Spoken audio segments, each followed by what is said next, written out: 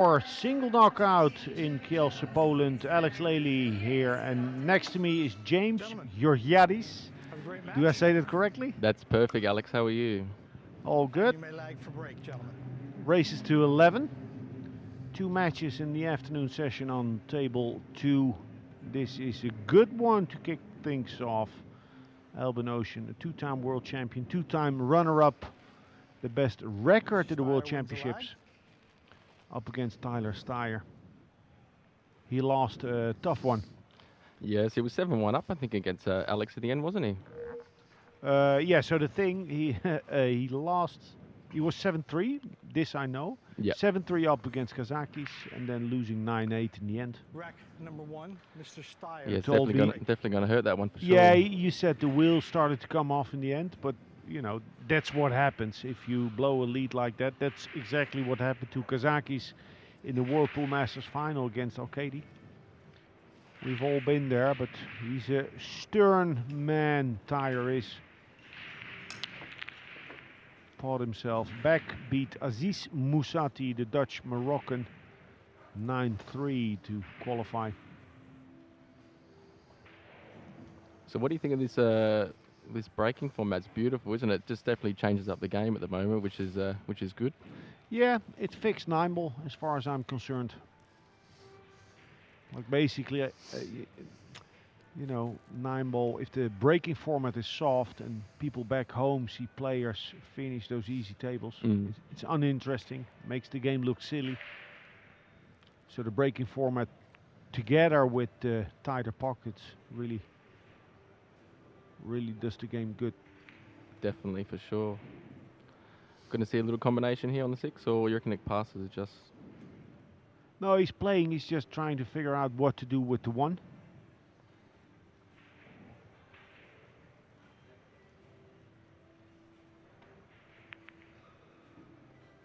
Nice.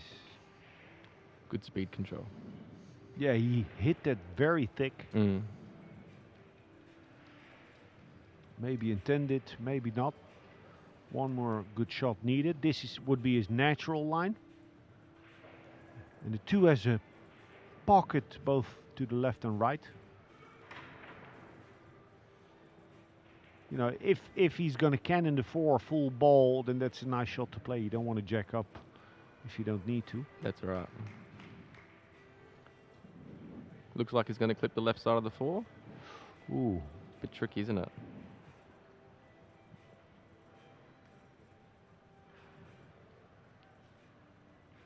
You can manipulate the deflection with speed. So still a level cue with more speed. He could contact the 4 ball fully. Nice. Very nice. So it was never on. No. He did shoot a little bit thin to the short rail as well, which helped manipulate that white ball a little bit.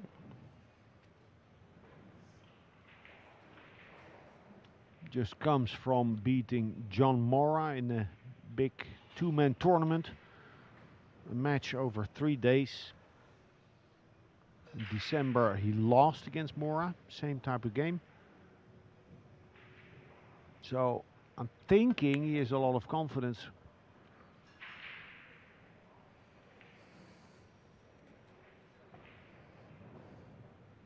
Played good in the Mosconi Cup as well, except for his last match. But we're not gonna judge a player on the one match. No. We'll let that to the player himself. That's you know, correct. that's what the players do. That's right. You can play a good tournament, play one bad match, and then go home thinking you suck.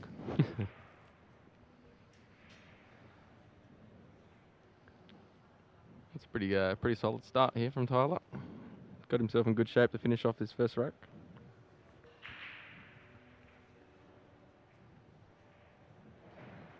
I think he has a little more angle than what it looks like from the overhead. Can't really punch this. Smooth stroke.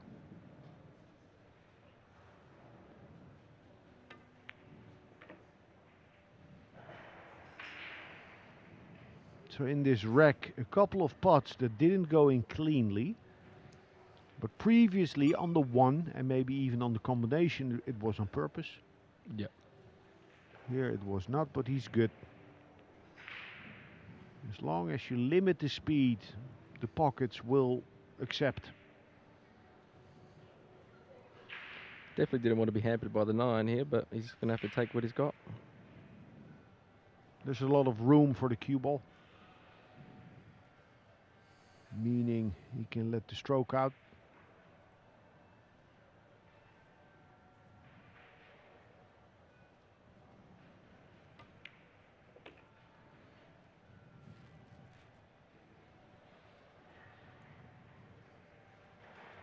Yeah, and there's something with the Matchroom arena. There's something with Tyler. He is a giant killer. Mm. I love that. He'll cherish the chance to beat Albin in this stage. Beat Federer on the TV table in the US Open. Mm. Got one on filler in Mosconi Cup history. Beat Niels in that big match in 2018 in the Mosconi Cup. Thank you.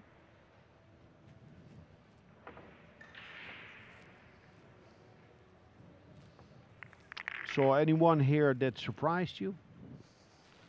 In terms of what way exactly? Well, in any way when it comes to pool. Well, there's lots of different strokes in this game. That's why this game's so beautiful to watch, I believe, in terms of the way that people strike the ball and the smoothness. Yeah, but don't you think that over the years, like that, it has become more uniform? Definitely, 100%, yeah. Especially with all the Europeans and in terms of their technique and style, they've just dramatically changed the game and the way, just how beautiful it looks as well. So, like in general, I think the norm now is small feathers, like small warm-up strokes, pause on the cue ball, even 3-4 seconds, and then a longer backswing. That's right, and yeah. Deliver. That's where before it was probably a bit more short, longer feathers. Yeah. Try and loosen up your stroke a little bit. Well, now it's just kind of feel yourself at the cue ball. It's a precision game. It's more of a precision game now. It's also because the pockets have become tighter. Yeah. And because the level is higher. Rack number 2. Our current score is 1-0 in favor of Mr. Steyer. Mr. Steyer. So you think it's better to apply a little bit of outside on the break or just trying to hit it flat with a bit of draw? Outside. Well, it depends. There are different schools of thought. Yeah, because most people are hitting it flat with draw, but then probably the one in every third person's hitting it with a touch a hair of outside. Yeah. He's just hitting it flat draw, isn't he? Yeah, you can bet your money that Tyler has to break down, that he is one of the better breakers in the field, because that's what he pays a lot of attention to in general. He's got a beautiful tempo break. Yeah, but, so he had that 2-man tournament match in December, and Mosconi Cup was finished. And I went to Griff's just to sit there, enjoy my coffee, and follow what was going on. And he was practicing his break 4 or 5 hours. Very consistent. I do like his pre-shot routine. He really tries to compose himself, and on pretty much most shots as well. So yeah. Obviously, that's where he finds his flow in terms of his speed within himself.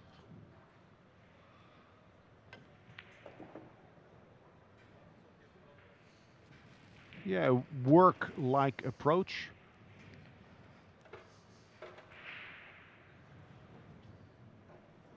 I think about Vajen before, Souquet, and Gorst, Kachi. Players who will always look to take their time on their shots, never rush, but still plays in a nice rhythm. Yeah, it's not slow, not fast. It's just pretty smooth and controlled, and he's got a really good chance here to get a nice early start against Albin. There's a good vibe, I feel, about the American team in this tournament. You see them more together. Definitely, which There's is more good. camaraderie. Or maybe that's far-fetched, I don't know, but they are just good colleagues. But they hang out more, they cheer for each other. Which is good, that's what we want to see. Yeah. 9 players, US players started in the 128 field. 5 qualified for the last 64. Shane Wolford, Shane van Boning, Tyler, Oscar, and one more. Help me out. Let me think. Let me go check.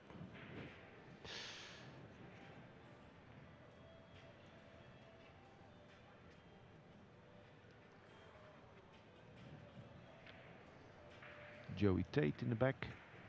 Got eliminated yesterday by Bezar Spayu from Albania.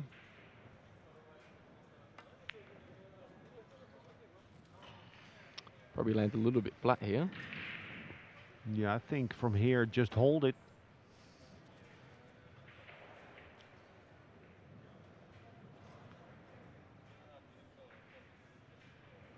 If he stops it, he can float the ball in, leave distance on the 8.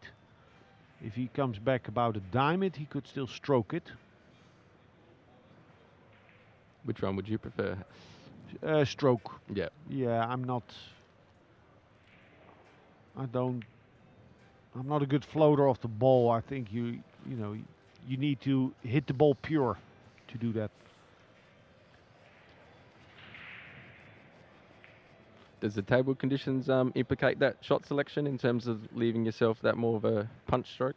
No, I think it's more a player thing. What his preference is. Tyler's very much known for preferring the low side of the cue ball opposed to the upper side.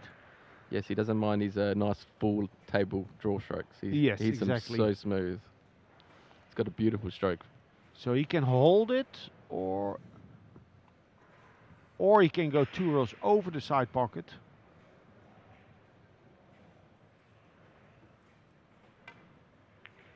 Very nice. Very nice. Got a bit red in the face preparing for that shot. That was a big one. But a very fine start. Very smooth. He's already tough. He's already a good player, but in 3, 4, 5 years from now, he's going to be, he'll get better gradually, keep on getting better because of his work ethic. He's going to be a very hard man on the pool table.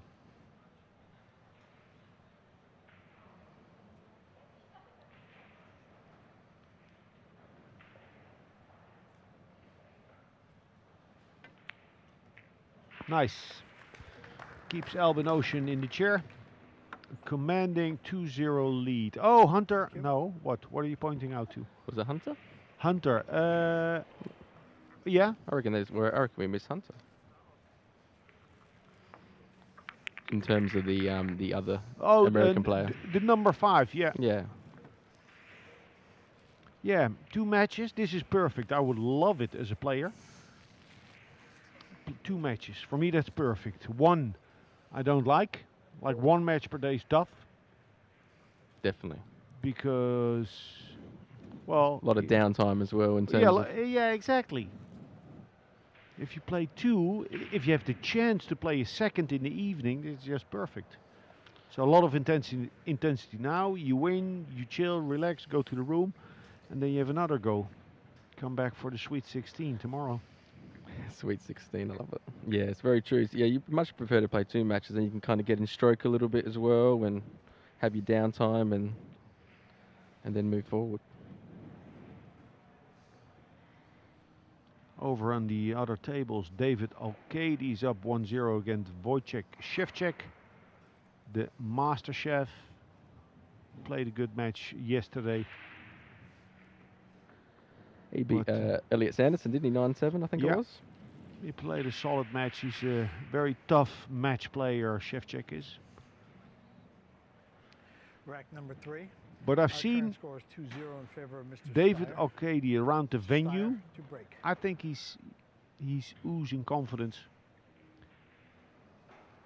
He's a very good all-round player. He would be like a dark horse. A tier 1 dark horse. Yeah. So you have tier 1 favorites for the titles, and then you have dark horses and in levels. He's just above that. Like Fayen is a dark horse. It's got good shape here. Not too bad. This is perfect. He's actually got the cue ball a little bit in from the line as well. Yeah, I see many people do that. I think the Coe brothers have just got it a hair in as well, just that little bit off the edge. Yeah, but I don't know if that really makes a difference. Well, it probably does.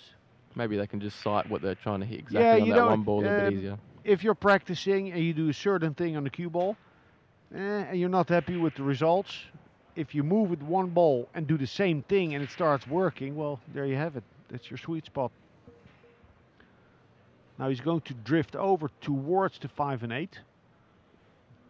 He needs to limit the speed. Or just play perfect. What a start. Now, it is a big match. And even though he's very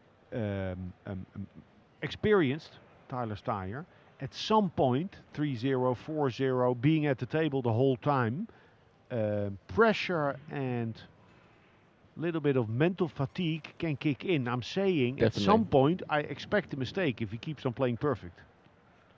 Would you say his speed around the table requires a lot more mental focus in terms of his speed around the table compared to other players? Yeah, he's being a bit more methodical, I should say. Yeah, but then again, he's used to it. That's right. So it's not like he's going to implode.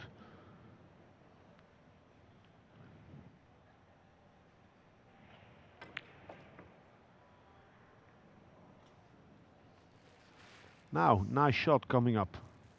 Nice little Z shot here, just before the side pocket on the long rail, low right. Yeah, and don't underestimate the value of the backspin on the ball. This is important to keep that backward motion alive.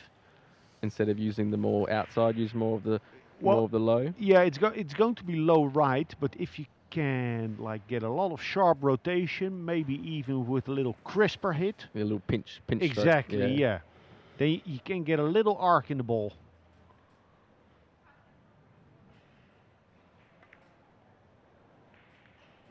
Yeah, it was a difficult shot.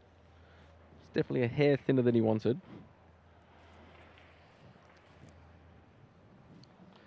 I actually remember Elliot trying to, I think it was second or third frame last night, Elliot tried to pinch the 6 ball in that corner pocket as well, and it did rattle against Wojciech. But there was the straight in. That's right. In the beginning. He tried to pinch it a little too much, I think yeah. So. Yeah. Well, actually, yeah. So we're not on television, it's live stream, so we get to be a little more detailed and technical. That shot from Elliot, I think he actually hit it slightly lower than topspin. Like a punch stun run, yes. Sort of, yeah, instead of a smoothing and that's maybe the same mistake as he made in that rack to go hill from the 2 to the 3. Yeah, I remember that shot. That's there was correct, a high right, and he ended up hitting center right, so he overran. Kicks like a mule, Albin does. He does. But no luck. Well, he needs to kick like a mule again. What does he have? He can play... it's difficult. What can he play? 2 rails. Yeah, I think he needs to play 2 rails. Long, short. And try and catch it fat towards the 8 ball, and hopefully don't catch the 8. Yeah, play good speed. If he's playing the 2 rails, long and short, you always play a little bit of left to try and kill the white ball? Keep it running. Well, yeah. it depends on the angle. So he is looking at the 1 railer, but the thing is that 7 ball's so big. Is it worth trying to kick it 1 rail and trying to make it in the low right? No. If he's kicking 1 rail, he would like to hit quarter ball and push the 6 towards the 3rd diamond. Yeah. The 2 rails are nice. The 8's just such a big ball, isn't it? 2 rail is nice, yeah, but you have to play good speed. Well, you always have to play good speed, but there's little margin. I think he needs to go 2 rails. So your thing, do you always play running side on a 2 railer? This is a natural angle, then you do. But if it's very flat, so if your entry is very straight into the 1st rail, then I wouldn't, because then a little bit of spin is super aggressive. You can also, if you don't see a shot, try and get lucky. With speed, Yeah, I don't go mind into that the shot. 9.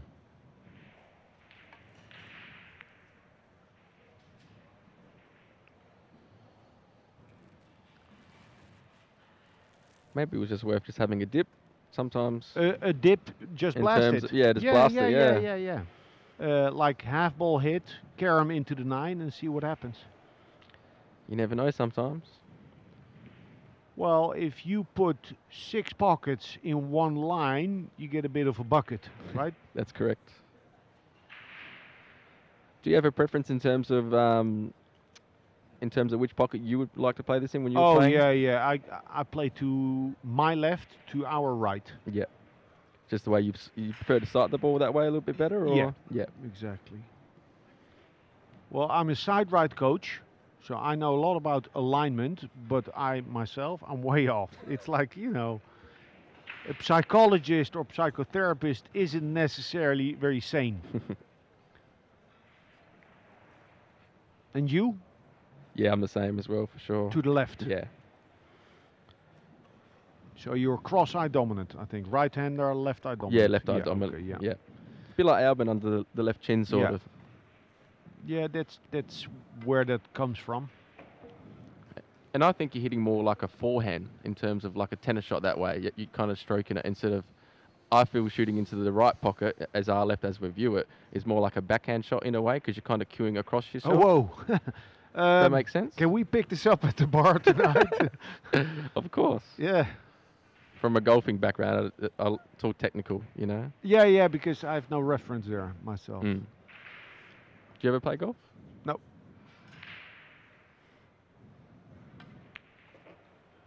Hit a couple of balls sometimes just to see if I were a once in a lifetime talent, once in a generation talent, I wasn't. But it must be nice, go outside. Hey, this is nice. USA all the way, 3-0 up against Albin Ocean. Good job. He did miss that 6, but that was a tough shot. A missable shot. Bit lucky to snooker behind the 8. Bit misfortune for Albin to be hooked on that. Which ball was it? Hooked by the 9 ball.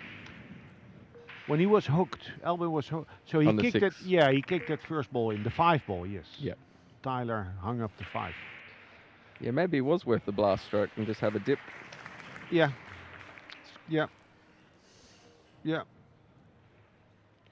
Because I guess it's kind of tricky to gain lots of speed out of that 6 ball off that 2 cushions. Like you said, you had to play the right speed. I don't know. Well, if I would play that shot, I would play it to just bunt it to the rail. In terms of the long rail? Yeah, just where the 8 ball was. Yep. Which is also tricky, but it's something when I used to work with the Dutch team that we worked on a lot to learn and trust that speed. But he's under the gun, Albin. It's tough. He has had very little table time. Tyler, thoughtful. Or not too much. Basically, in the chair, you don't want to be thoughtful. Would be perfect to, have no thoughts at all. Switch off. Katie's off to a pretty strong start as well on table 3. Looking to go 3-0. That would be the elimination of another Polish big gun.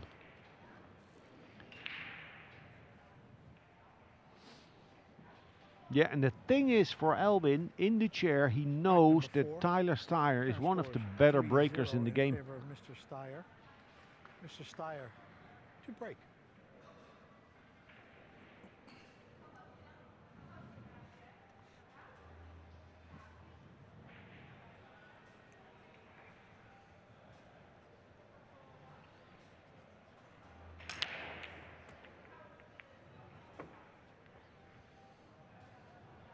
Okay. It's a race to 11.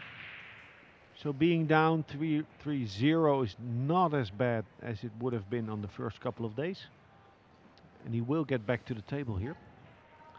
He's making that one nice in the side.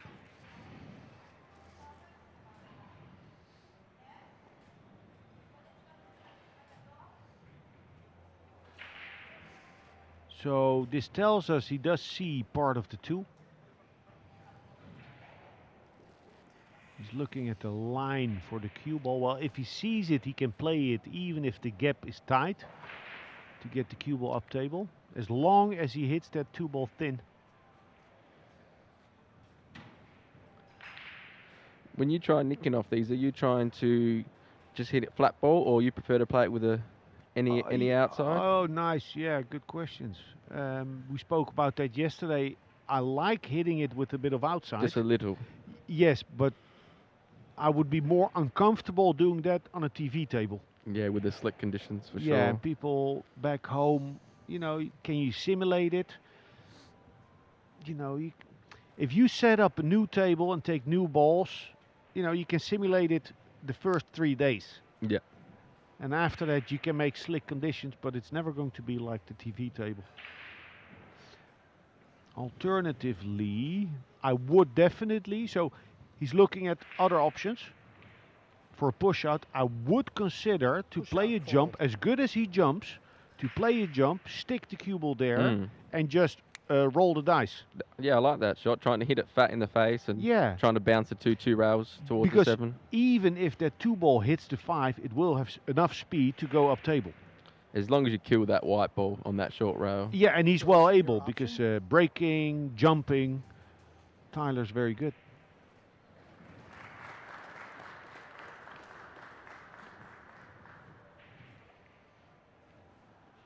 Yeah, he has to play it. He can bank the 2 towards the 3. Don't really think a kick shot is on.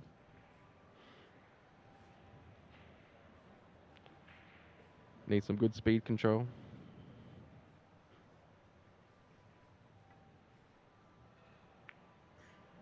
Yeah, good shot.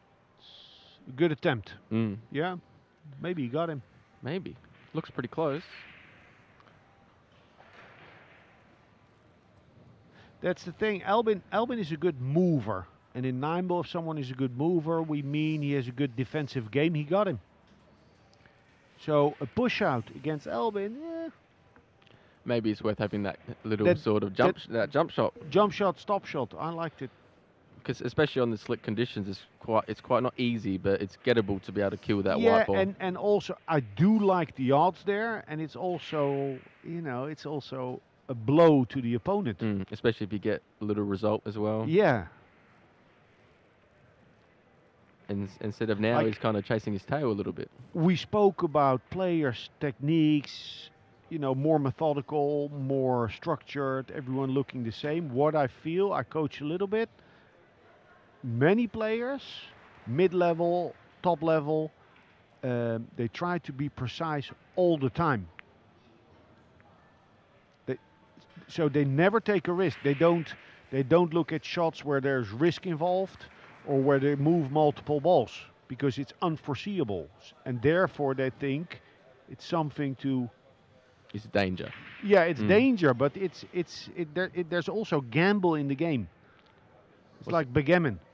Yeah? Yeah. In backgammon, you roll the dice, but a better player will win. Sometimes it's worth having a little crack. Because you like the odds. Well, in reality, would you say Albin's probably a slight advantage in terms of the kicking and, and the safety play, for sure? Yeah, definitely. So then, in terms of rolling the dice, maybe... Yeah, that was the point. Big shot. Wow, beauty. Very nicely hit. A little bit, well, is it misfortune? I wanted to say unlucky. That cue ball slowed down. So he played it with a high ball. And then because of the table conditions, the top spin slows down the cue ball a little bit. Hit it perfect in the pocket there. Oh yeah, beautiful. Beautiful stroke. Now go again or duck? He has ducking options. He can clip the 3 on the right, go down table with the cue ball. He can hit it full, put the 3 ball below the 8 and 9. He can thin it, also nice. Even better. I like the thin shot. Looks like he's going to be ducking.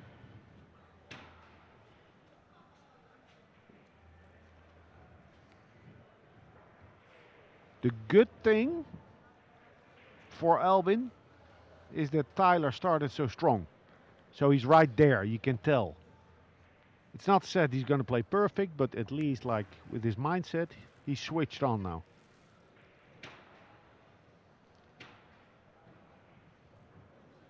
He might be even just chipping the 3 towards the back of the 8.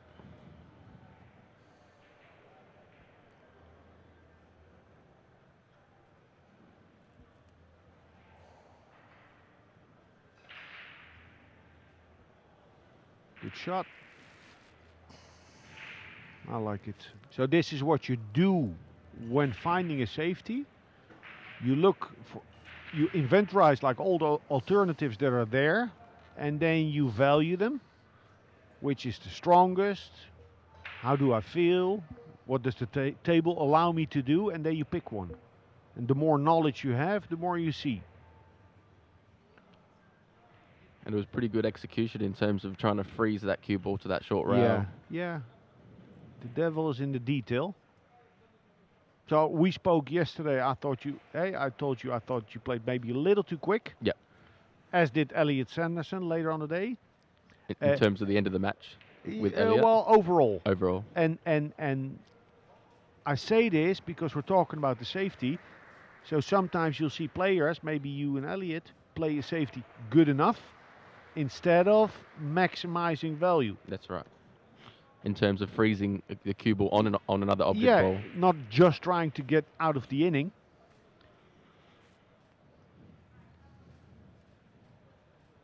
Wow, off of the short rail. I see that. It's a more difficult kick, but I see the thought behind it. There are 4 balls here down table. Bigger chance to get lucky.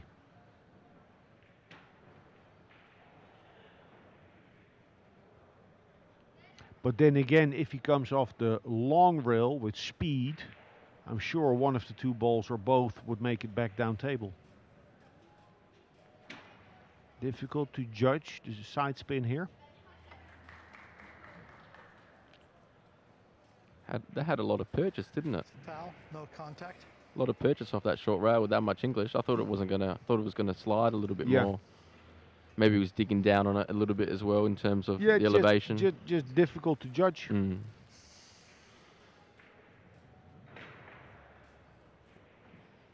So,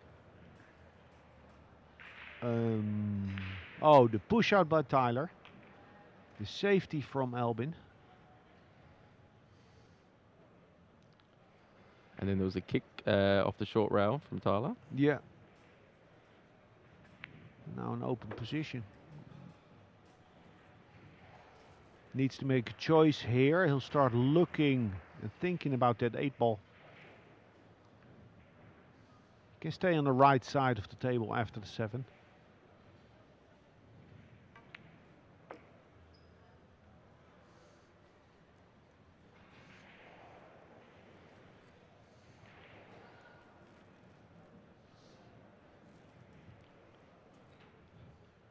I do love the way, I really feel Albin maximises in terms of the pocket size with the way that he plays his speed on his shots. Yeah, he's not a puncher.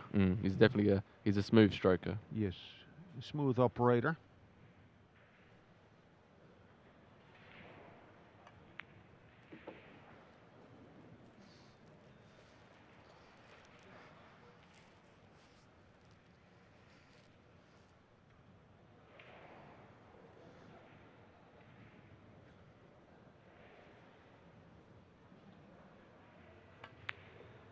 Wow.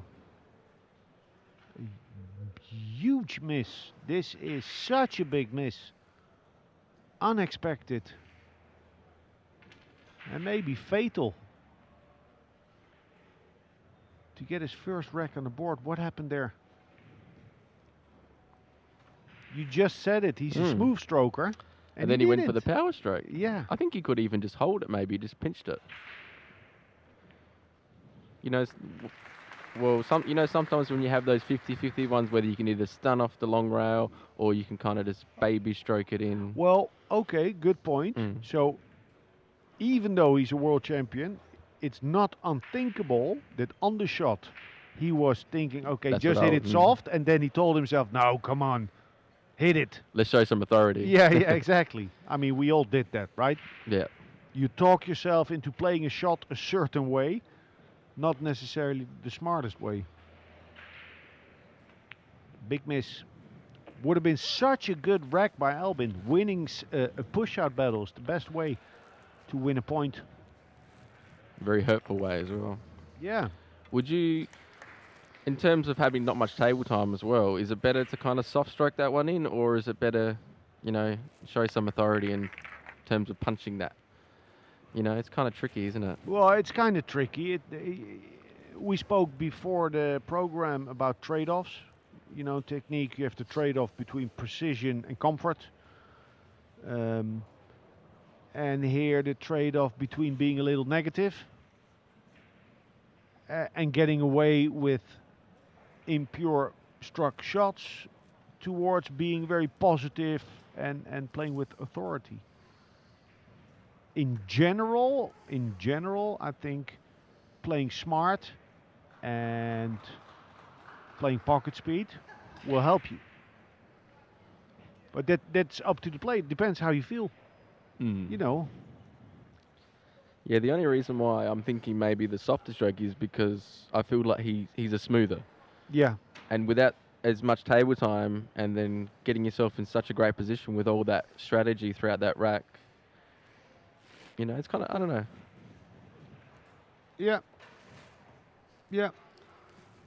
Well, the lesson Rack comes number after the 5. exam. The current score is 4-0 in favor of Mr. But Steyer. I think Mr. I Steyer. think he changed his mind a little bit on the shot. Yeah. We were surprised by the speed. Definitely. And that's for a reason, because we watch Albin play a lot, so we get a good sense of what his range is.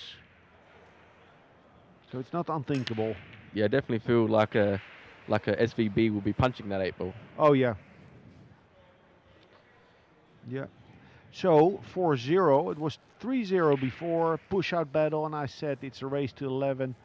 No reason to panic for Albin, but now there is. Could be very fatal. 4 and 8 tied up on the left. And a long shot on the 2. He'll be looking to play safe. He can cross this 2, bank it towards the 4 and 8, bring the cue ball back approximately to where it is now. He's looking at a thicker hit. Yeah, I do love that 2-rail bank towards the 4 and 8. You got a good chance of a couple of blockers in terms of the 5 and the 7 ball. Yeah. Well, he's choosing, I guess, the natural angle that helps him to get the cue ball back up table.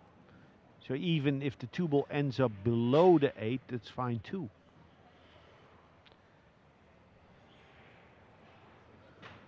Don't think there's a problem. He's just making sure. Making sure he likes the shot.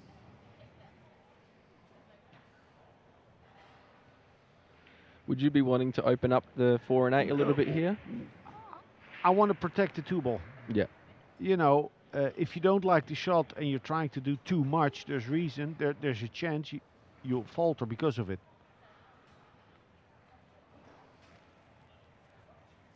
So basically let's see, the 2 ball has to pass the line of the 5-8 approximately, just that. And don't run into the 9 with the cue ball. That's all that I would try to do. Now for some reason he didn't like it.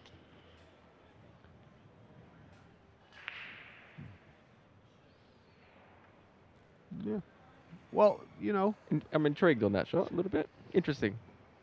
maybe it was thinner than what we thought.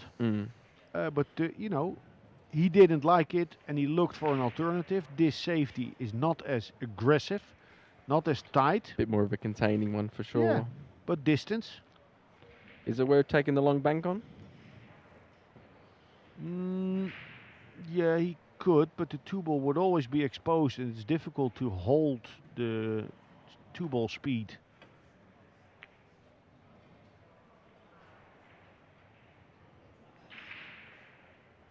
That works.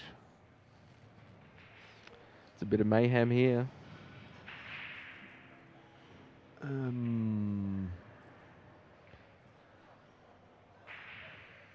Would you say either player has a little advantage at this present moment? Good question. No. You know what I'm going to do? What do you think? What do you reckon?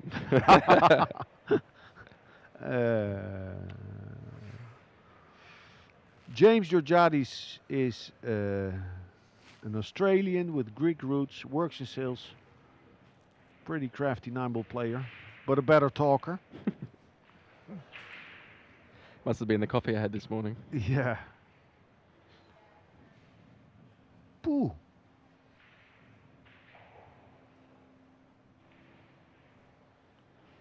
Oh, is he looking to draw back? You know, Try and stick the 2 where the 4 is somehow. well, stick it, just scramble, leave the 2 there, bring the cue ball back. I don't see it.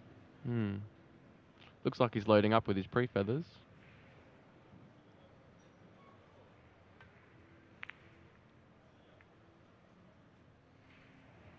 Nice try.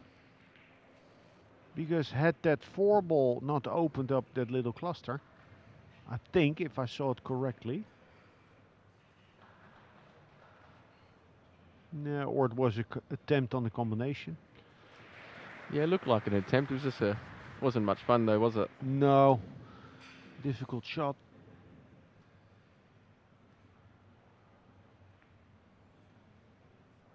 Now Albin tries to not give Tyler the long rail. Good shot. Maybe he can hit rail first, but he wanted to keep that 2 ball close to the rail. It looks like the 7's going to hamper that short rail up top potentially as well. There's a gap to the... Pooh. It's pretty tight. Pretty tight. And if he could go in between the 5 and 7 and then would left towards the cue ball. Well, he did have a similar shot before, so he should be able to have a feeling of how the rails are reacting. Yeah, but this is harder. He's much harder. Frozen on the rail. Would be nice to make it. You should have a shot on the 3 potentially. Foul. A little bit more speed in that one. Yeah. So, had a good chance, Albin, to win rack 4. This is almost a must-win chance for rack 5.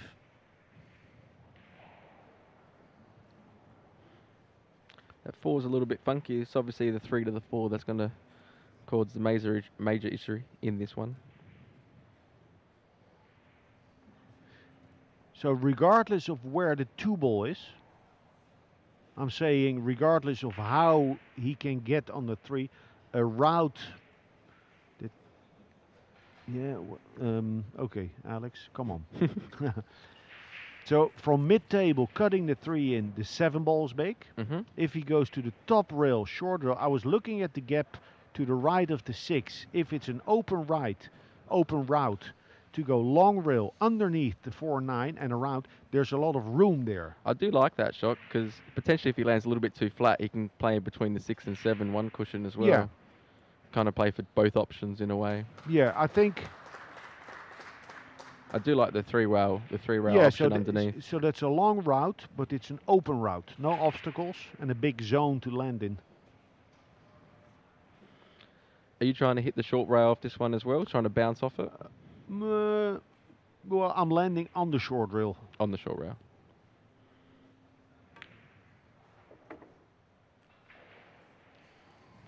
Such a beautiful shot to play on a slick table when that follow just arcs. Oh yeah, isn't yeah.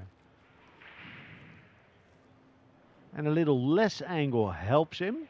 I would like it because then you can play more of a stun and it's easier to get a lot of spin on the ball. So it's easier to come around the 4 and 9 off of the short rail.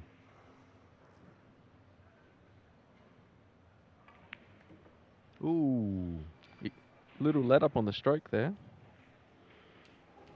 Or maybe not. Maybe not. It looked like it did. for a little bit, Mm. yeah. So, surely in the back of his head is that missed 8 ball. This is the shot.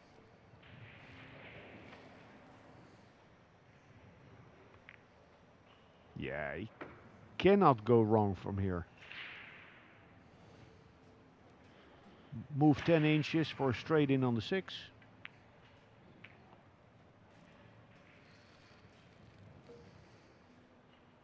So from the 8 to the 9, what would be your shot? I'm tempted to play short side on the 9 and play the 9 towards where the 6 is going, in terms of this on the slicker table. Yeah, and would that be a 2-rail route, a 3-rail route? Yeah, I reckon prefer to play 3 cushions. I reckon, in terms of playing maybe just pulling back a little bit on this one and then playing like a high. You don't need much English on the slick table, just the straight follow, and just let it arc off the long rail. I find it very important to make sure you pick either 2 rails or 3 cushions. You know, make a decision. Oh, you have to choose. Mm. Yeah, definitely. Yeah, otherwise you're going to be stuck on the rail with the cue ball. Maybe you can go around Yeah, it. it could go around.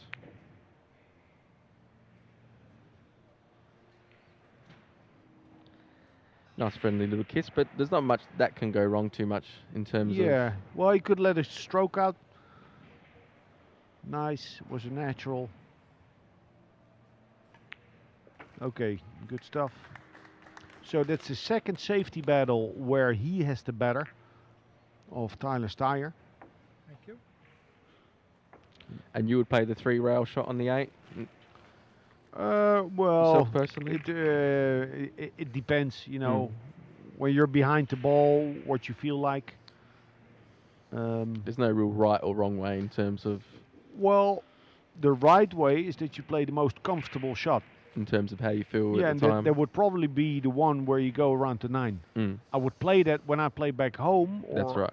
or a tournament with a little less pressure. I would play that shot because I like it, and not like it visually, like it come around the 9, but like it stroke-wise. Can definitely let the stroke out on that one. It always feels nice when you get on it good. On a good shot. Yeah. Definitely.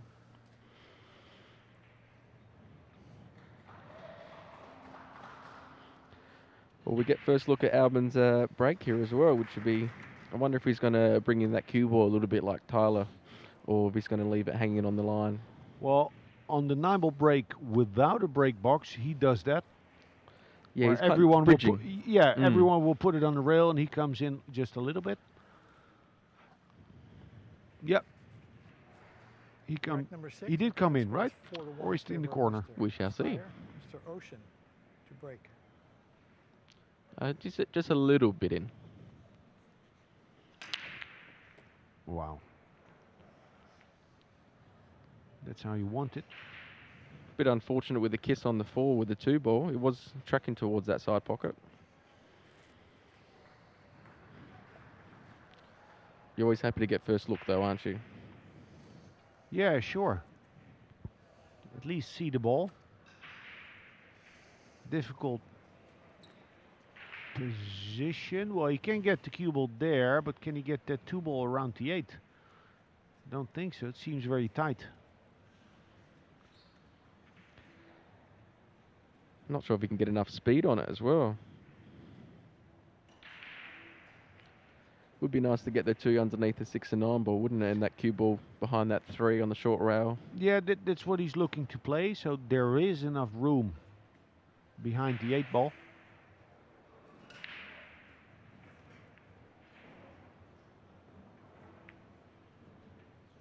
Nice. Smooth. The 8 ball complicating things for Tyler. Beautiful speed control.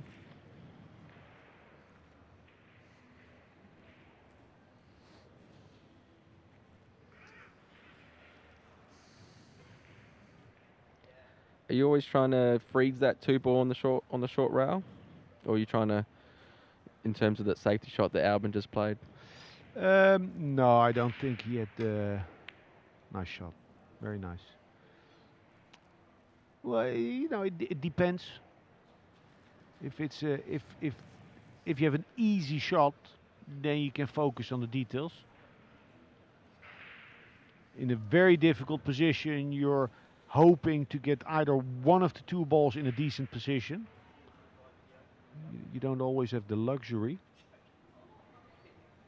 Albin checking his line to the side pocket, to the corner pocket on the 3.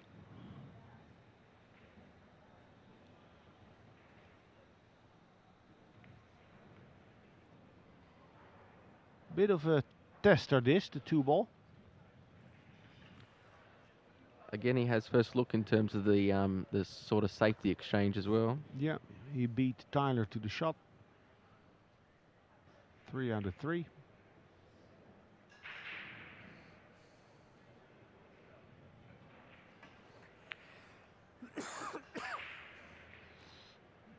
Yeah, that's quality. Tricky shot. Well, he played it just about right.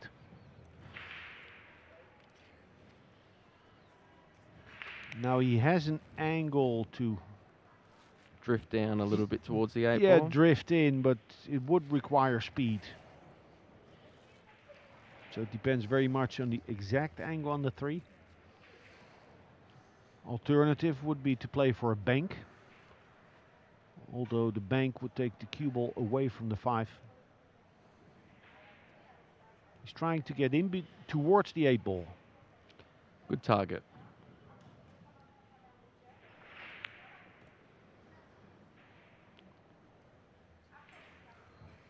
Just let up on the stroke a little bit, but he has got a little cross bank here. Yeah. It's makeable, surely, but I think he would need to overcut a little bit and then stiffen it, make it come short. By overcutting it, by punching the stroke a little bit. Yeah, to avoid the kiss.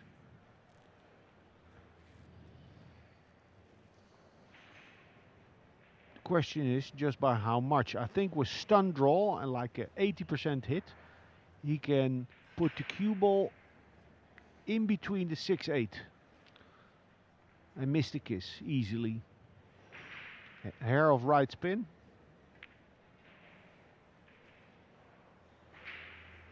Oh, that's a roll. Just needed to have more speed because he banked it long into the long jaw. Yeah. Bit more speed would have straightened that one up, and that would have been nice. Yeah, in general, on most banks, don't be cute, don't be shy. Hit him. Also, with a little more speed, it makes all the spin and hidden English, friction-induced throw, and all that little less sensitive. And you can kind of play the natural line a little bit more as well, in terms of the bank. Yeah, but the natural line would be one where you stiff. So the natural right, line is not angle in, angle out. So Tyler looking at angle in, angle out. Very sensitive this, if he's playing the slow speed kick shot. Do you like the slow one and try and use the 7? Well, I like executing it, you know, if I do, but it's very, very sensitive. Nice. Thinking why he chose to play it with left spin.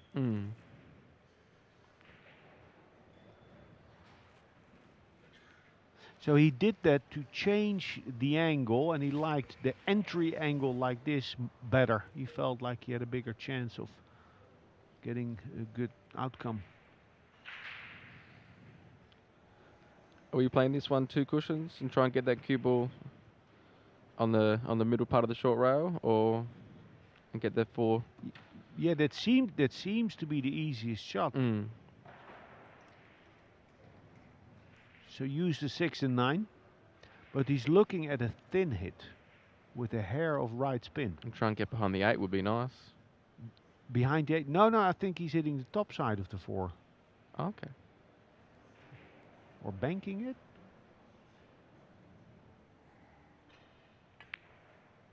Aha. Beautiful. Nice kiss as well. Sometimes you got to have a dip. Yeah. Wow.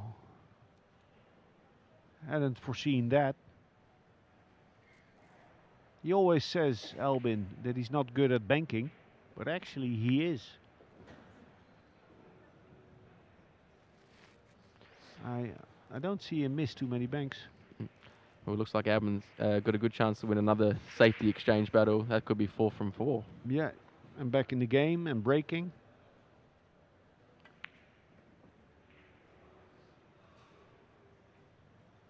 Yeah, for the pro players, it's so much better, this format.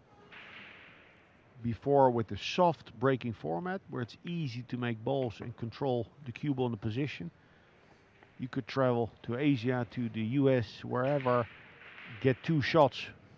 Sounds like fun. 2 shots, fly home, try again next year. No, it's definitely created a lot more safety exchanges. It's definitely a much better viewing perspective. Yeah. Yeah, beautiful wreck the 6th. Also some nice shots by Tyler Steyer. A little bit fortunate with the kiss, but in the end you're going to have a dip, and it was beautiful, beautiful bank shot. Yeah, he went through the front door, attacking that 4. Actually hadn't expected that. So the first scare, he got over it, Albin Ocean. He's breaking in rack 7, trailing by 2. Same score on the other table, Alcadi over Shevchek. And Chris Melling, after being down 2-0 against Yep, now 3-2 in front.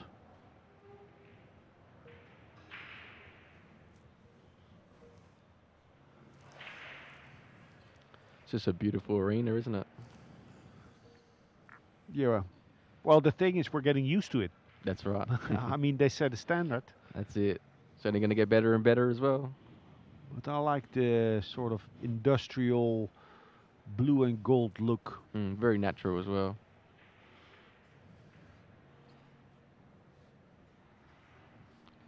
So when you fly home? Well, I was actually looking at changing my flights. Oh yeah.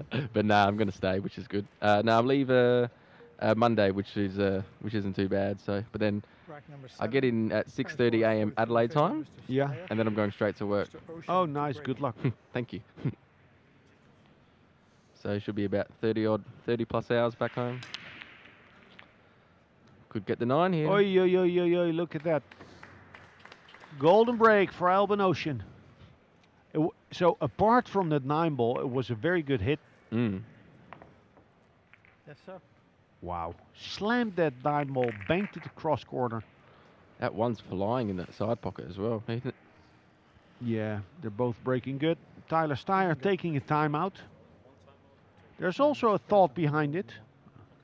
In terms of taking the time out? Of course, he's breaking Albin's momentum. Definitely, yeah. And some people, they'll say, yeah, but that's unsportsmanlike. It's part of the game. It's part of the game. It's part of the game. Wow. 4-0 and then to 4-3. Quality by Albin. Game on. Game on, yeah. And what will make Albin feel good about himself is the amount of times he beat Tyler to the shot. That's big. That's two big like parameters in a match when you're playing someone. How's your break working? And do you beat your man to the shot? Yep. He's definitely 4 from 4 in that scenario. Yeah. What would be another one? Your long game? Making that 2 was nice. In that Yeah. Oh yeah, the long shot. long that was 2 a good ball. one. And also that long cut. Was it the 3 ball that he Swished along the rail, yeah. There's definitely those big shots in terms of those ones which are game changers. So break, beating your guy to the shot, long shots, anything else? Fitness always helps, doesn't it? Fitness helps. Mental attitude.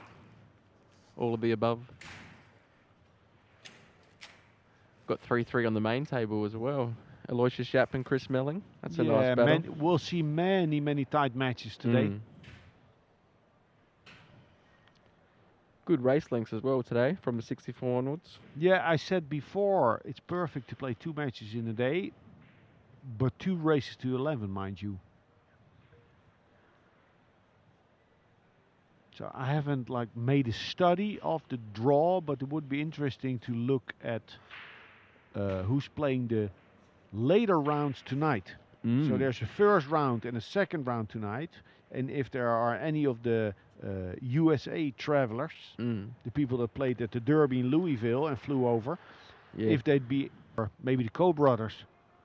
Yeah, in terms of the, a lot of people are definitely struggling with a little bit of jet lag. Yes. And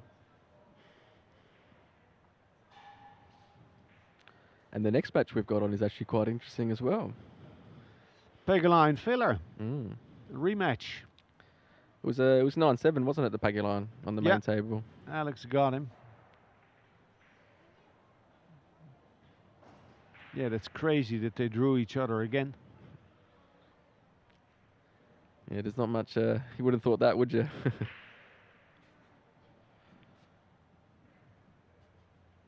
Did they play in Derby? I'm not sure if they played in Derby. Yeah, they played in the 9-ball as well, and Pegula won there as well. Oh, 2 from 2. Can he make it 3 from 3? Yeah, well, I will tell that, that, you know, as good as Josh is, sometimes,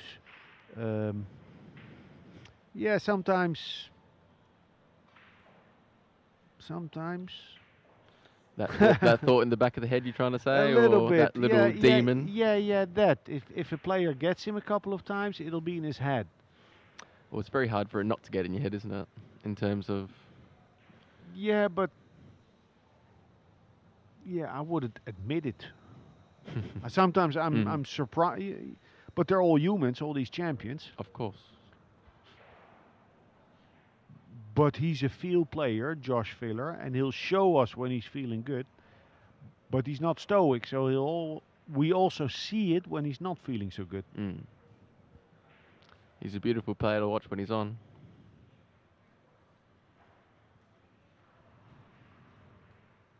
A little bit of an extended toilet break.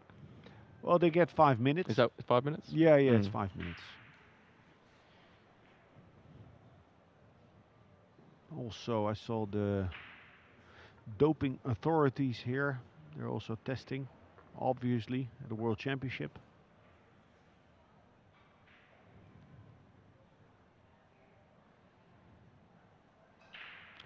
So you were saying before, Alex, that it's good to, when you're in this moment in the chair, it's good to not think too much.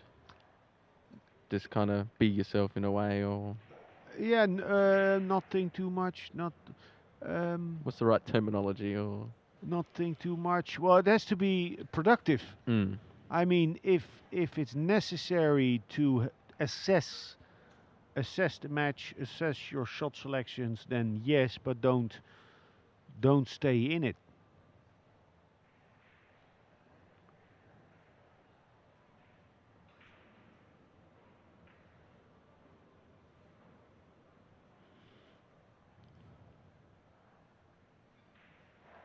Mr. Ocean just broke the 9-ball. Now looking to do more damage. Wow. Perfect cue ball.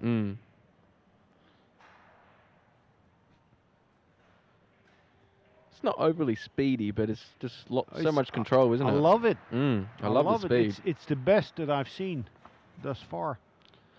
He's obviously hitting that flat. There's pretty much no spin. He's just drawing it off each long rail.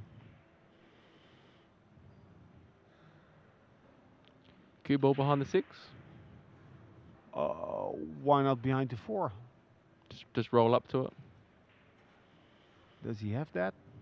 Not sure if the kiss is there. Can also thin the 2-ball, put the 2-ball below the 4. And even if the 2 would stick out a little bit, would be very difficult for Tyler to do something. with the 6 and 9 there. Looks like he's thinning it underneath.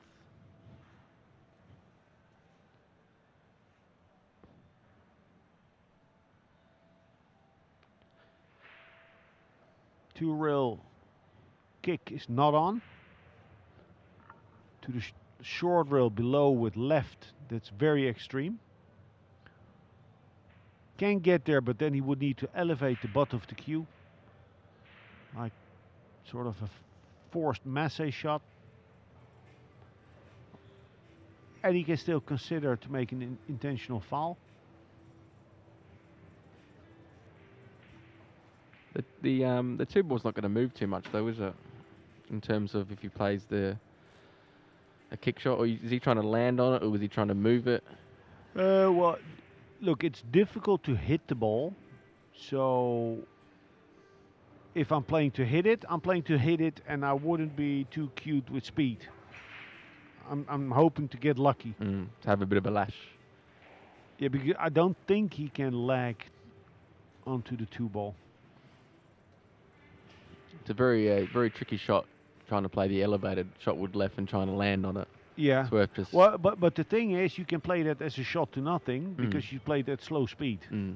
So if you don't get there, make sure to not hit it.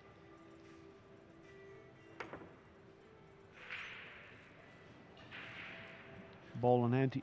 If there's room in between the 2 and 4, if there's room, he could put the cue ball there and mass. No, there's no room.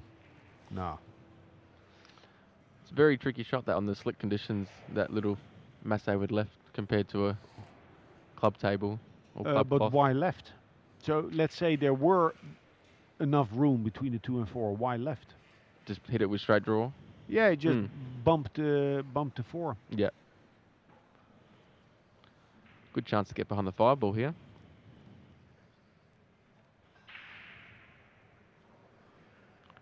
This is why this breaking format's just made the game just much more beautiful to watch, I believe. More of these types of situations.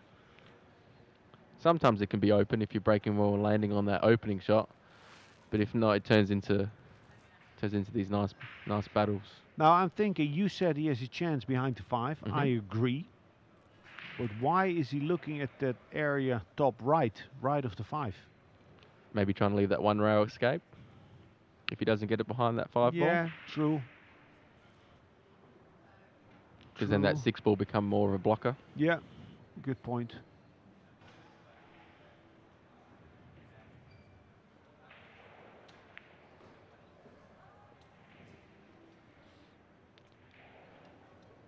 Yeah, we spoke about, we said break is important to feel comfortable, beating your guy to the shot, your long game. And how about getting your opponent on 3 fouls? That always feels good. Especially after just making the 9 ball as well. Oh my God. Definitely hurts.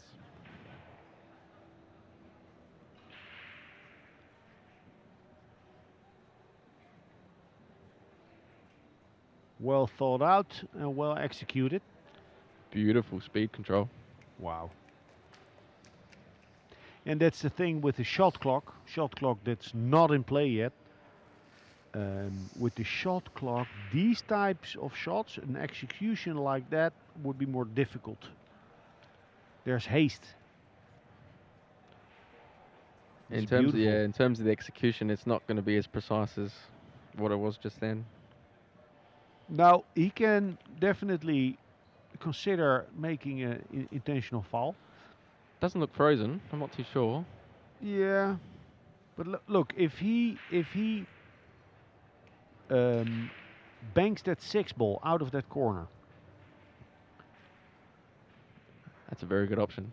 Yeah, what could Albin do? Well, then he has to kind of freeze that cue ball to the 5, doesn't he? Yeah, and then the next shot would be easier to get to the 2, probably, unless he's hooked behind the 5. But at least it opens up his options a little bit. This is a swerve 2-railer, what he's looking at. So, to the left of the 8 ball, below the side pocket, with swerve, open the angle.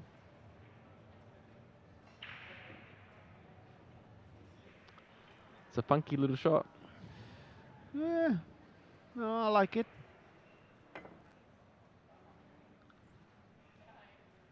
Oh, Nice. beautiful. Oh, what a match we're watching.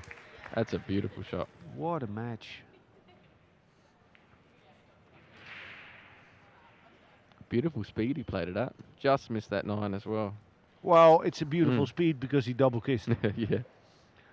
But even hitting the low side of the 2, he had a big chance of not leaving anything. Yeah, even just trying to clip that long rail first, then nudge the 2 into the 4. Yeah. Had good chances in getting a good result. Very nice hit. Now, Albin doesn't seem to have a whole lot.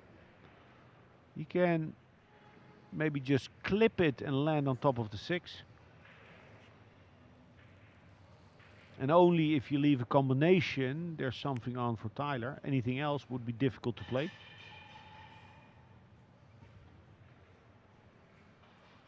Yeah, as long as you don't leave it wide, you'll be quite pleased with it. I don't think you can get the cue ball out much.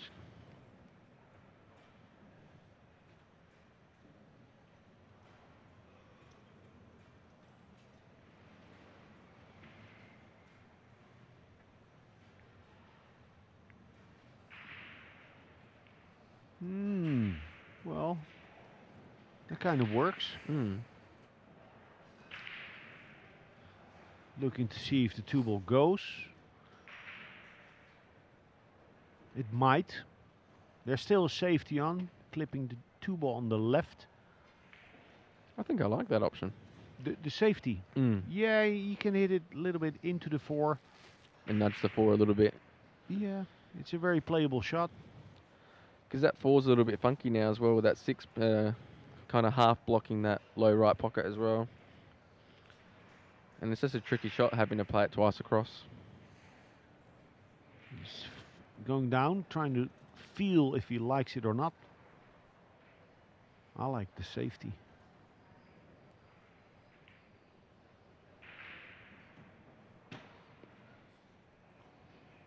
Especially for the way this match has been played thus far. You don't go for a flyer. It's just by all the safety exchanges, the stakes of each rack go up. Is he going to lash at this one and try and make the 4? Good one. No, I think just fall on top of the 2 ball.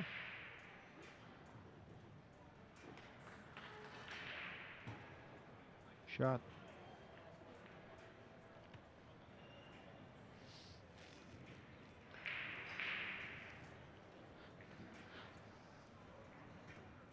You see how much spin that cue ball needed. It's easily twice as much as you would have needed on the club table. Like you said, remember that shot that Tyler had, that the 4 ball? Yeah. Oh, sorry, the 5, when you said you got to kind of generate that draw, that early draw? Yeah. Very similar to that sort of executional shot, hey?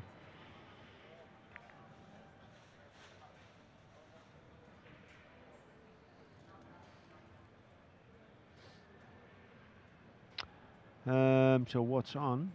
If the 9 is not in the way, there's enough room behind the 2 for a kick and stick. He's looking at it. So it's on. Little more difficult than the standard kick and stick off of the short rail. How would you play this one? Just Well, flat ball or still with a bit of high? No, it needs high. You Yep. you roll the ball, maybe a little bit of left. Focus on the 2 ball. Try and get that 2 towards that 5 would be nice. Yeah, and the bonus would be to stay behind the 4. Even get that, like that extra follow towards glide towards that 4 ball. Looks like he's digging on it a little bit. Yeah, I want to know why.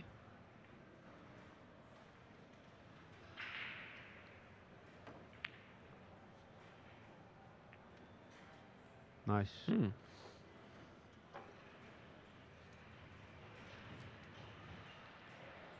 Looks like Albin's got a good chance to get 5 from 5 in terms of having first look. Yeah, but there was a good shot. There was very little room to pass that 4. It's a beautiful wreck. Gee.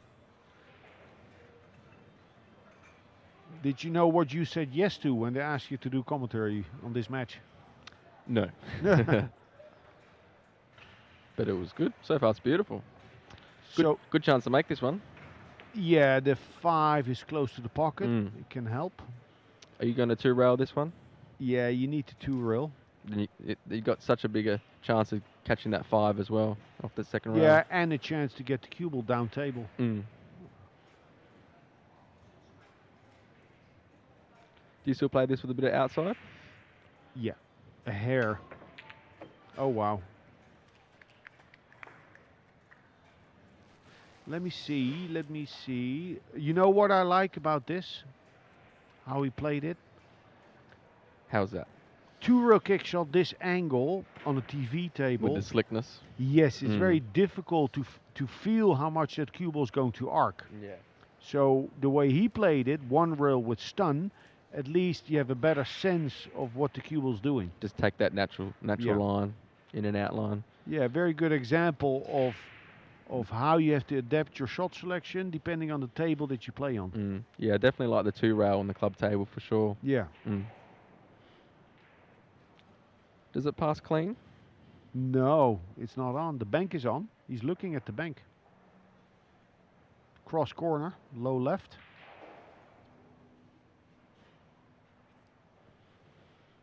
Wouldn't this be a nice one to steal? Oh, yeah. Big stroke this.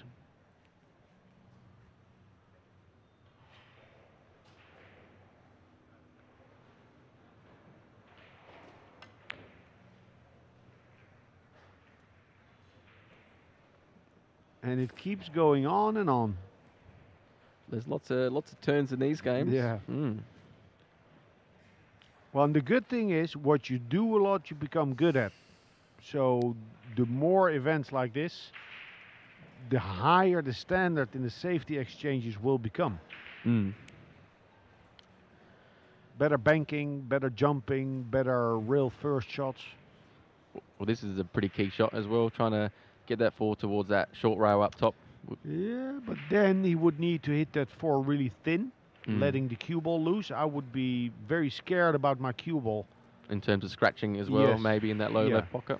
Maybe I would try and hit the top side of the 4 and bring the cue ball up table. So that you don't need as much speed as well? Or Well, it just feels like it takes the scare of the scratch away. Foul. You're giving me a look. What are you thinking? Speechless.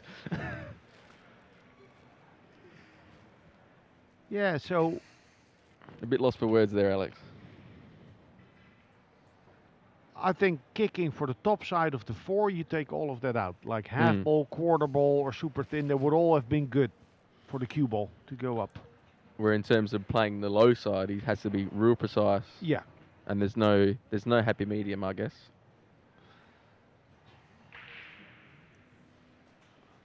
Little bit of fortune for Tyler, lucking that safety when he missed the bank, but it's going back and forth. They both had their slices of fortune. Still got to make sure you got a hit off that kick though. Could be costly. Yeah. Yeah, exactly. Try and land where it is now. And then get 2 rails in between the 7-9.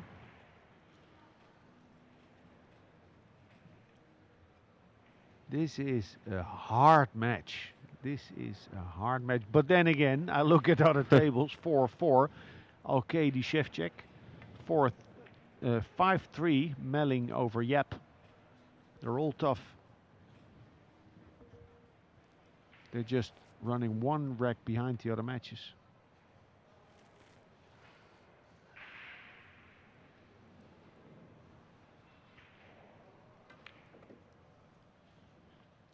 He definitely likes to draw the ball a lot more, doesn't he? Oh, yeah.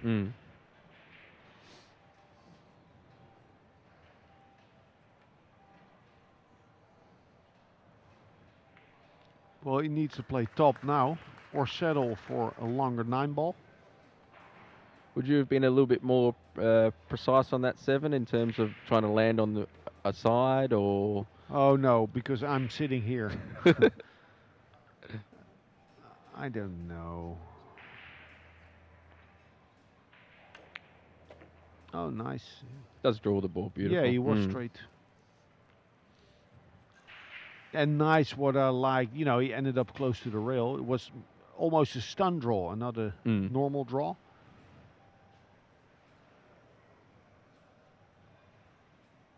To extend his lead.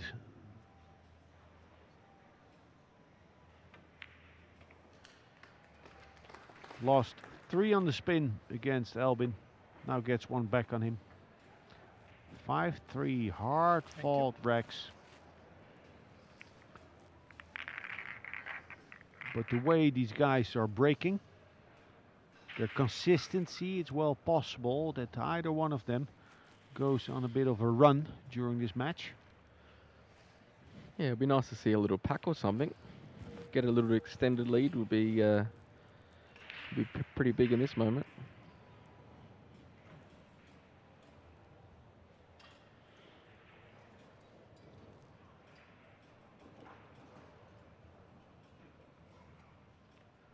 How about yourself? When do you head back home? Monday. Yeah. Yeah. A little shorter trip than me. A little shorter trip than you. Yeah. Well, you know, I have the same as you had now when I fly to Australia every time. I never went there, but I would have. How about New Zealand? It's further. Yeah. It's another 10. Oh, a little bit, yeah. You're from Adelaide? Adelaide, yeah. That's on the west side? It's down the bottom, south. Oh, southern. okay. Yeah.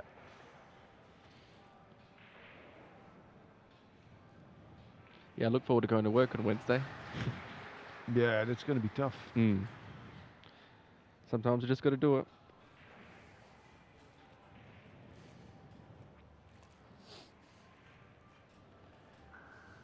So, and in Australia, you're the number 1 for the past Rack number 9. years? Current score is Or not? 5-3 Sorry? in For the favor of last- Mr. I don't know. Yeah, How for the last probably year or Steyr. two, maybe, I would suggest. Yeah, we just had a new federation take over the old federation, and we got some tournaments going, which is good. Yeah. Yeah, so yeah, I won the 10 ball and the 9 ball, which was good. Good break. Where's the 2? Oh, that's a bad roll. Oh my. That's hurt. You know why? A little bit why too it's much even draw. worse? Because the cube was coming back up table. And the 2 was in the open as well. You don't see it like that a lot. That's harsh.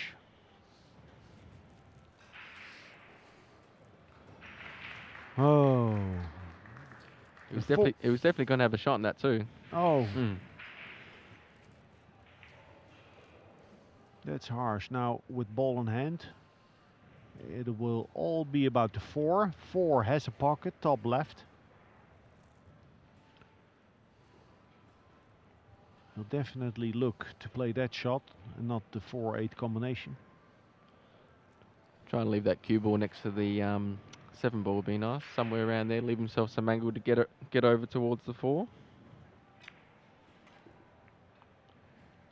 That's the way I was thinking of playing it. I'm not sure about yourself. At least he's committing to a stroke and Yeah. It's always nice, sure. Don't know if you can play this with a high ball. Just roll the cue ball. That would be easiest. Looks like it. Maybe trace of left spin. much nicer playing it high left compared to stunning it, isn't it? Perfect. Beautiful.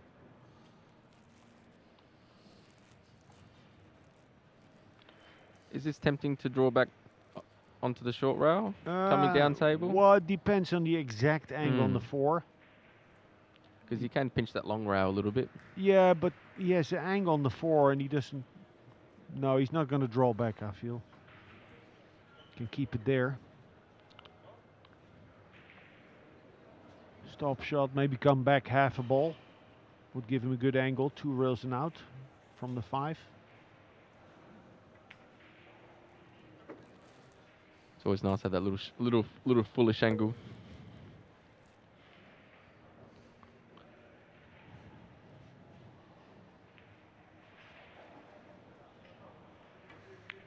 He's always been very left eye dominant, hasn't he? Yeah. Yeah.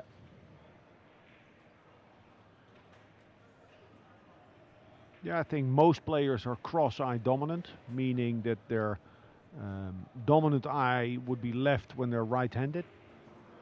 But then again, a misunderstanding, I feel, now I know, is that players think the cue should be under their dominant eye, but it needs to be under your vision center. So if you're left eye dominant, your vision centers, probably you showed me somewhere between your nose and your eye, but on the left side. Yeah. And ideally, you see a player, if he's standing behind the shot, he's coming down straight in the line. And you saw here with Albin, if he sets himself up for a more demanding shot, like on the 8, he sets himself up square, making sure he gets that good visual. Mm.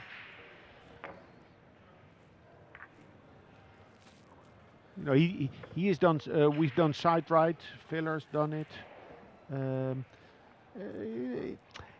But it does break into your pre-shot routine. Yeah.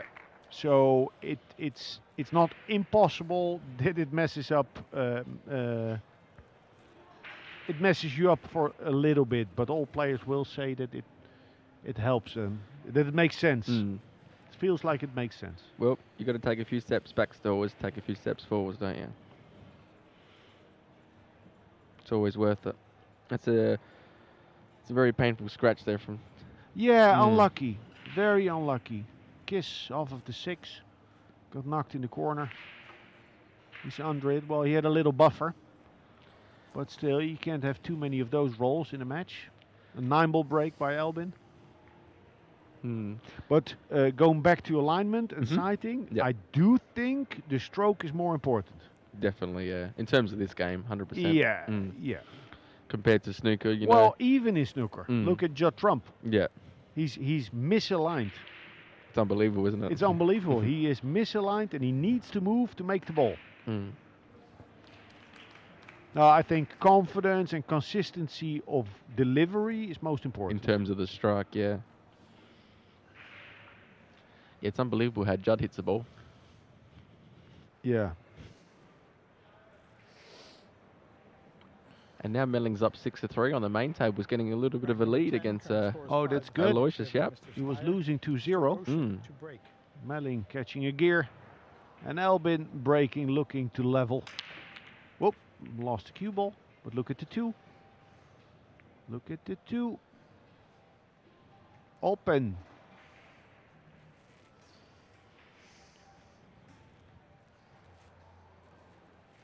Forced. It looked like he forced it, trying to put extra speed into the break, and in so doing losing the cue ball somewhat. Yeah, definitely didn't strike it as smooth as the other ones. So a slight angle.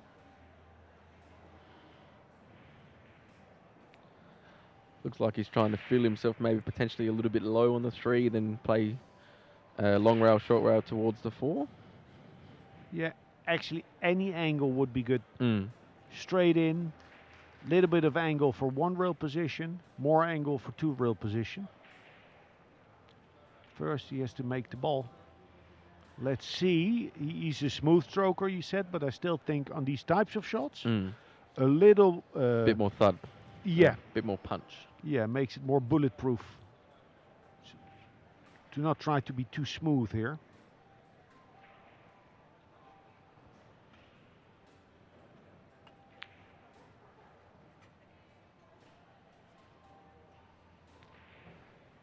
Definitely try to smooth it in.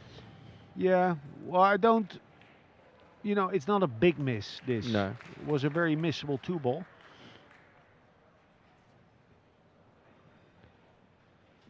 Especially considering the ferocity of all the safety battles. And I guess with all the safety battles, you can lose your stroke potentially a little bit as well. Listen, I like the chess variant on the pool table. I'm very aware.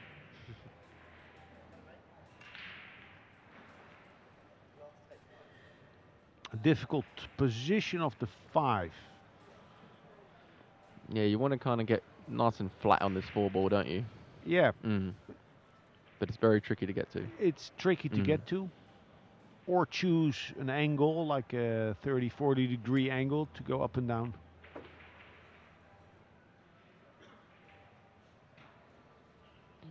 You can play one rail from here.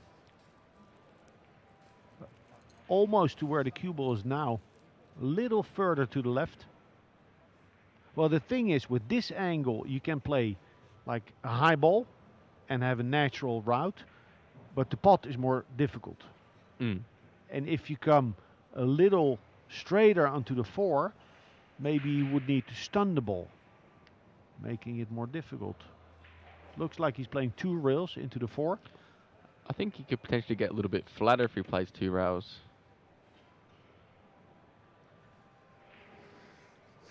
Just a little understroked it.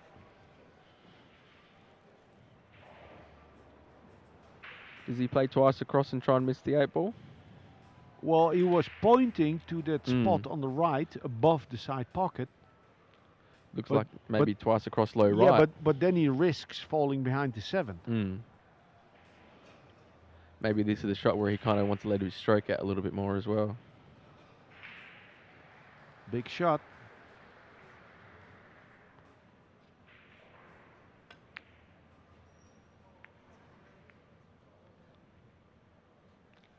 Definitely wanted to try and let his stroke out, didn't he? Yeah. A difficult 2 ball missed by Ocean. A difficult 4 ball missed by Tyler. Kind of got a little bit fortunate as well. Yeah. Combination is nasty. 2 ways to play it. Back cut to 4 into the 5, or it's almost straight in the face. Bank to 4 into the rail. There's still a safety on. He can play the 4 across, like long rail, and swing the cue ball down table. But for me, that 4-5 combination with banking the 4 into the rail is sitting good enough. It's still a nasty shot. Yeah. It's still a nasty shot, but it's sitting nicely. He's now eyeing up. Maybe trying to hit the 4 towards the 7 and swing the white around 3 rails. Yeah. He can bank it across the 4 like a half ball hit, low right. The 4 would go towards the first diamond on a long rail on the right, and bounce back to the middle of the short rail. I do like banking into the rail here and trying to make the 5. It's just a funky shot. Well, he's now looking at back cutting the 4.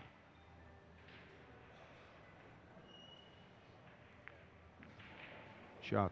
Beautiful. Good speed. Trying to maximize that pocket as well.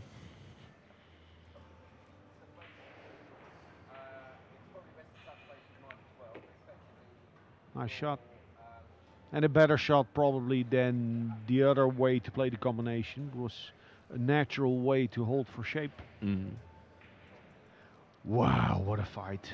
This is a very interesting match, isn't it? Oh, whoa. The first of 4 on table 2. Peg a line filler. The next one up. And then tonight 2 matches, but we don't know yet who will be playing. We'll have to wait and see. So Albin misses that opening 2 ball. A little tricky over a long distance. And then Tyler has that first chance between that 4 and 5, which was a bit tricky to get out from.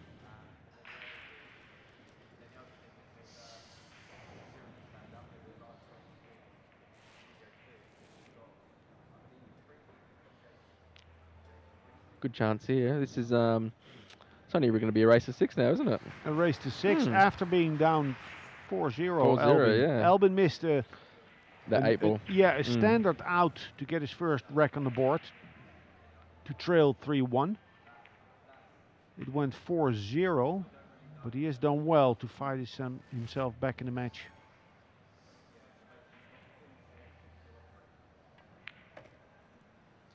(5-5) and breaking.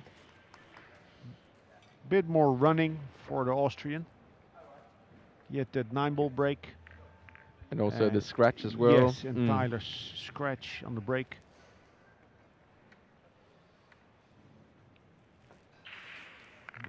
But all you got to do, all Tyler can do is hang tough, keep his composure.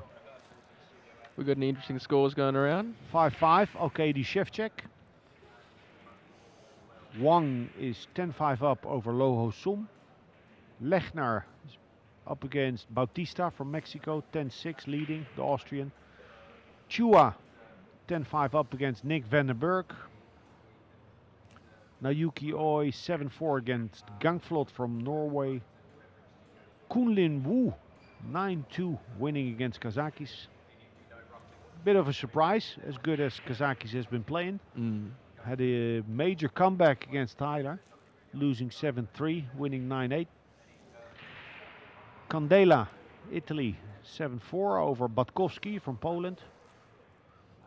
Aranas and Al Obaidi, 6-6. Majid the Maharaja, 6-4 up over the Iceman Immonen. Rack number 11. Sufi, We're currently 8-6 tied at against 5 games Konechny. apiece. Mr. And Ocean, Lars Koekherm, 8-5 up against Gerson Martinez. That's a good one. We'll leave it at that for now. Okay, last call. Daniel Machol, 9-6 over Dimitri Jungo. Crazy good. Very talented young Machol, left-hander. And we have our first drive break for the match. Oh, you hit one on the point. I think just caught it a hair too full in the face on the one. And an opening shot on the one. It will be difficult to get that cue ball southwest of the two ball. So he needs to.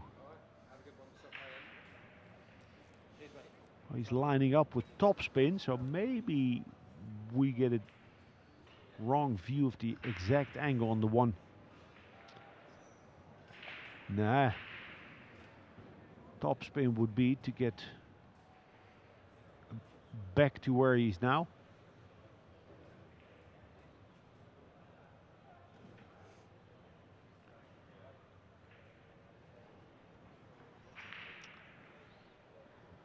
Would be nice.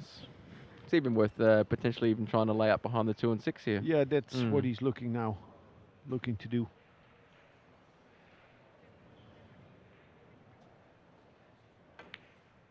Oh, excuse me. Beautiful stroke. Yeah, beautiful stroke. Probably overplayed it just a little bit, to be honest. Oh, it looked for a little bit that he changed his mind. No, good shot. A little bit of a tester.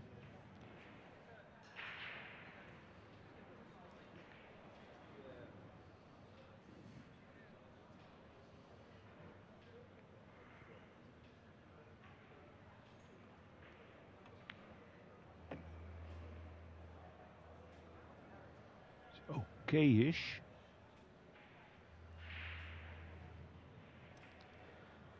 Probably would have liked it a little bit more fuller than this. It's 5-5, James. This is, I mean, if every match or most matches are going to be like this, it's a grueling format. Yeah, I wonder if we're going to get any blowaways today, you know? Shane against Jani Uski. That's going to be a nice game. The most likely to do just that. But watch me, Jani Uski is dangerous. Definitely. He's a good shooter. You know him? Yeah? Yeah, nice guy. Is it worth trying to hit this just one, you know, just kind of flat in the side and leaving yourself short side on the 4 here? Yeah, he has to find something that works. I think making the ball is the most important. No, I'm sure that making the ball is the most important. Even if it's on to the side, topspin, go back to center table, short long. Yeah. He might be even trying to crash into the 4. Yeah, trying to crash into the 4. Yeah, good shout.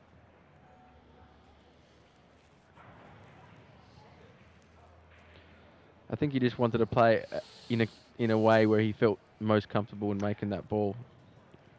And maybe instead of trying to hit it flat. Yeah. I don't know how Tyler's fitness is at the moment. I see him early at breakfast every day. Seems to be doing all right. But those matches, those 3-day challenge matches that he has played against Mora in December 1 and in January 1, I think those really help him. He's had a crack at the long bank.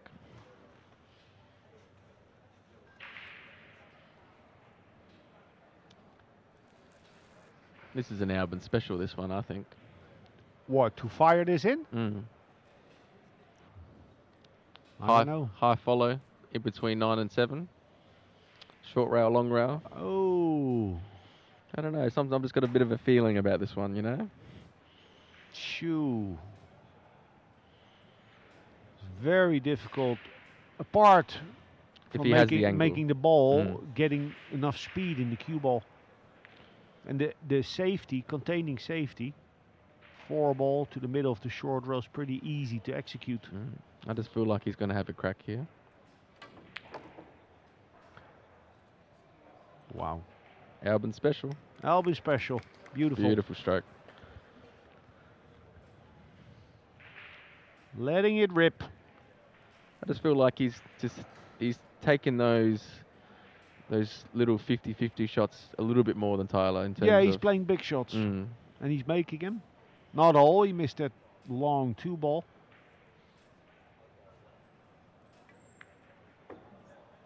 It always hurts more when, you know, you take it on this sort of, not necessarily 2-way shot, or, you know, this sort of long bank, and then you've left a half on, and then Albin just gone bang. Oh, yes. Well, it's 9 ball, and it's the World Championship, so you have to take the game to your opponent.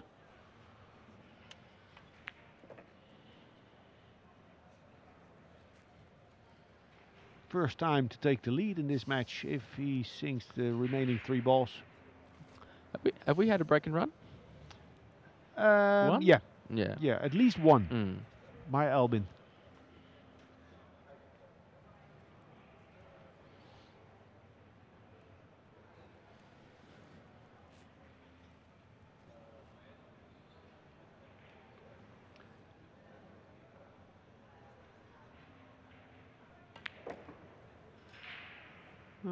Should be okay, but it's not what you play for. Mid-distance, straight in. He'll have a slight angle. Probably wants the cue ball a couple inches more to the left, so he can just play 2 rails out.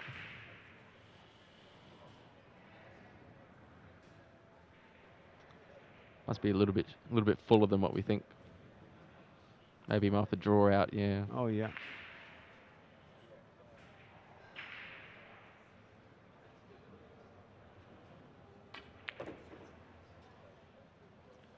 Didn't quite get through that one. Yeah, you could tell by the sound when he hit that little ball. heavy contact maybe. Well, heavy or not really low on the cue ball. No zing, no zip, no juice.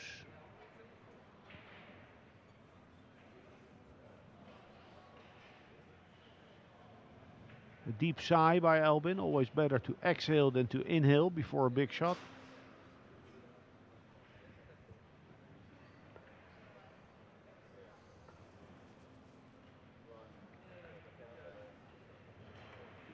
Nice one. Beautiful. Yeah, 6-5 up. His first lead in this last 64 match. And I said always better to exhale than to inhale. We're all going to do both, but you sometimes see these players before a big shot like taking a big grasp of air. It's not wise. The format suits Albin Ocean. He has a good, very good defensive game. And the 4-0 lead, or the quick 3-0 lead by Tyler also helped Ocean to immediately find that deep concentration. He's made three finals or 4 finals? 4 finals. 4 finals, yeah. 4 finals in 10 years. His first final in 9 years, actually. His first final was in 2014 when he lost to Fayen. 1 in 2016. Won 2 years ago and lost last year the final against Shane.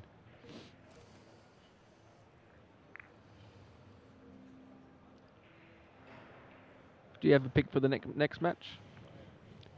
A filler peg line? Filler. Yep. Yeah. Yeah.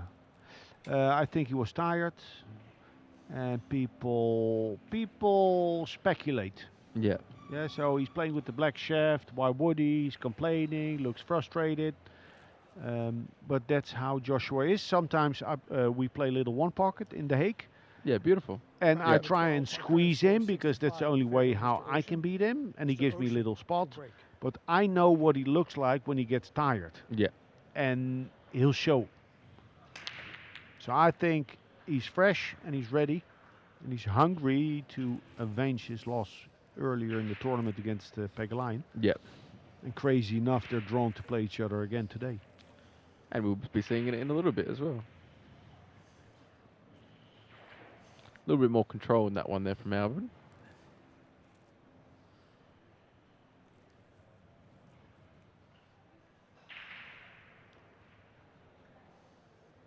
What do we see here? Well, he has a roll up just behind the 5. But that's a nasty little shot to play.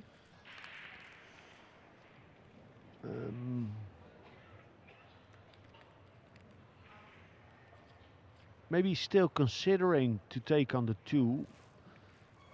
It depends. If he can take on the 2 and not hit the 5, you know, played with the hair of right spin, he could play it. But from this camera angle, we can see how thin it is.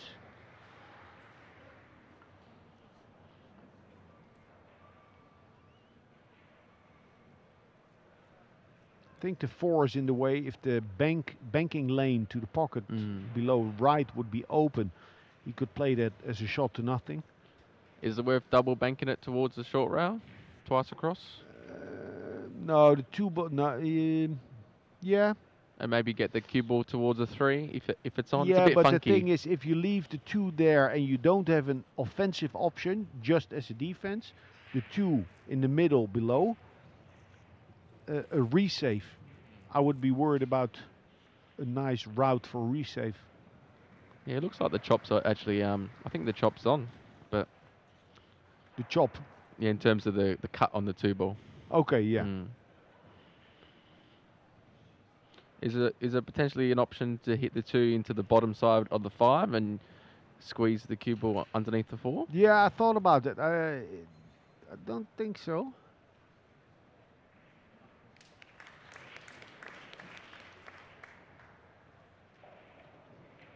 So in the end, he played the roll-up, which was a nasty shot to play. That's why he took all that time to look for alternatives. This was harder than one could think at home. Has he blocked off the long rail? No, I don't think so.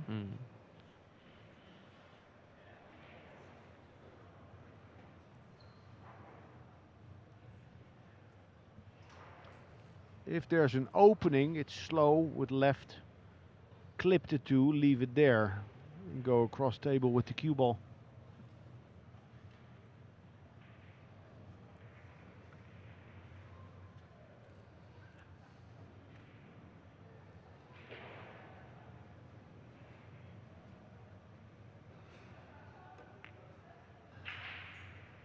Nice.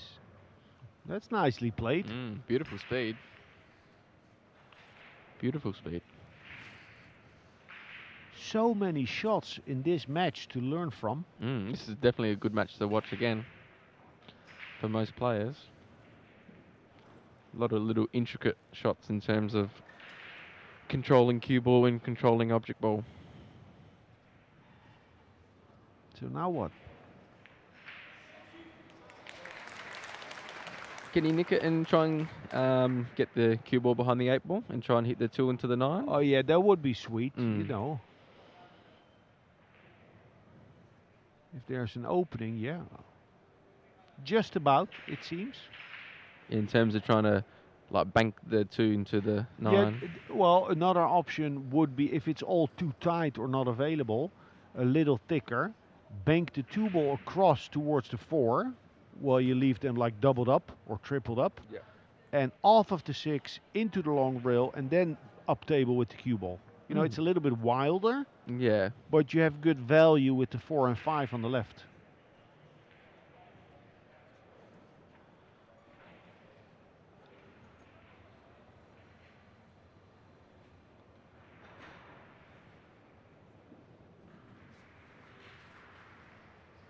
Shot. Wow. I'm getting nausea watching this match. They like no breath. No breath. I think I'm more mentally fatigued than them. Jesus.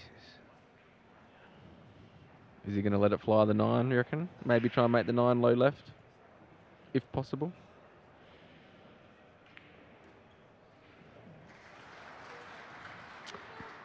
And Aloysius Yaps has gone from 6-3 down to 6-all on the main table. Yeah, and 6-6 chef check against On table Al-Kaidi. 3. Oh my. Crazy. Great. Yes. Well, this is how 9 ball is going to be. Yeah. It's going to be a lot of small leads, and then Yeah. people are going to gain some control. And surely players will get better at that break, but the nature of that break, the cut on the 1 ball and the speed of the break will make it uncontrollable, unforeseeable. he's kind of let it fly. Yeah, well, I like it. I like it. Mm. You know, as a top player, you need to know. As a pool player, you need to guess right. You can't control everything all the time. Sometimes you just got to let it fly.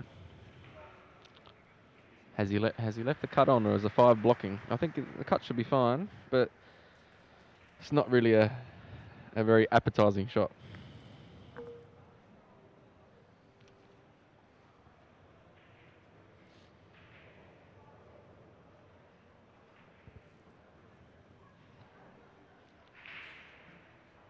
Is this the type of shot where you're just gonna, slow roller over basically full table length?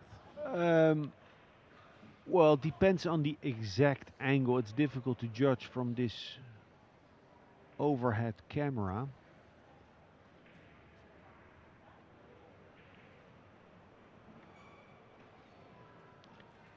Could he potentially even make it off the 3? Yeah. Mm. Well, he would need speed. So he can try and bend the 2 off the 3? Yeah, the 2 needs to hold its line. Mm. No, it's on. 3/4 ball on the 2, medium plus.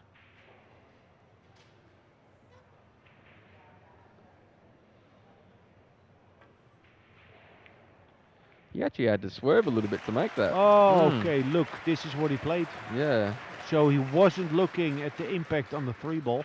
that's beautiful. He was looking at how much room he had to the left of the 3. That's a beautiful execution there. Yeah.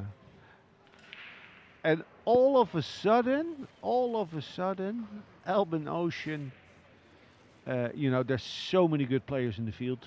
It's still early days, but he likes this type of pool. He does. He loves it.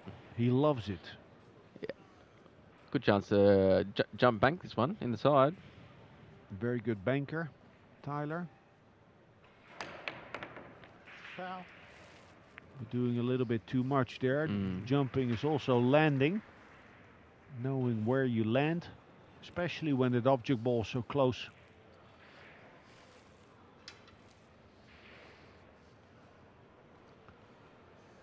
Not an easy table, far from it.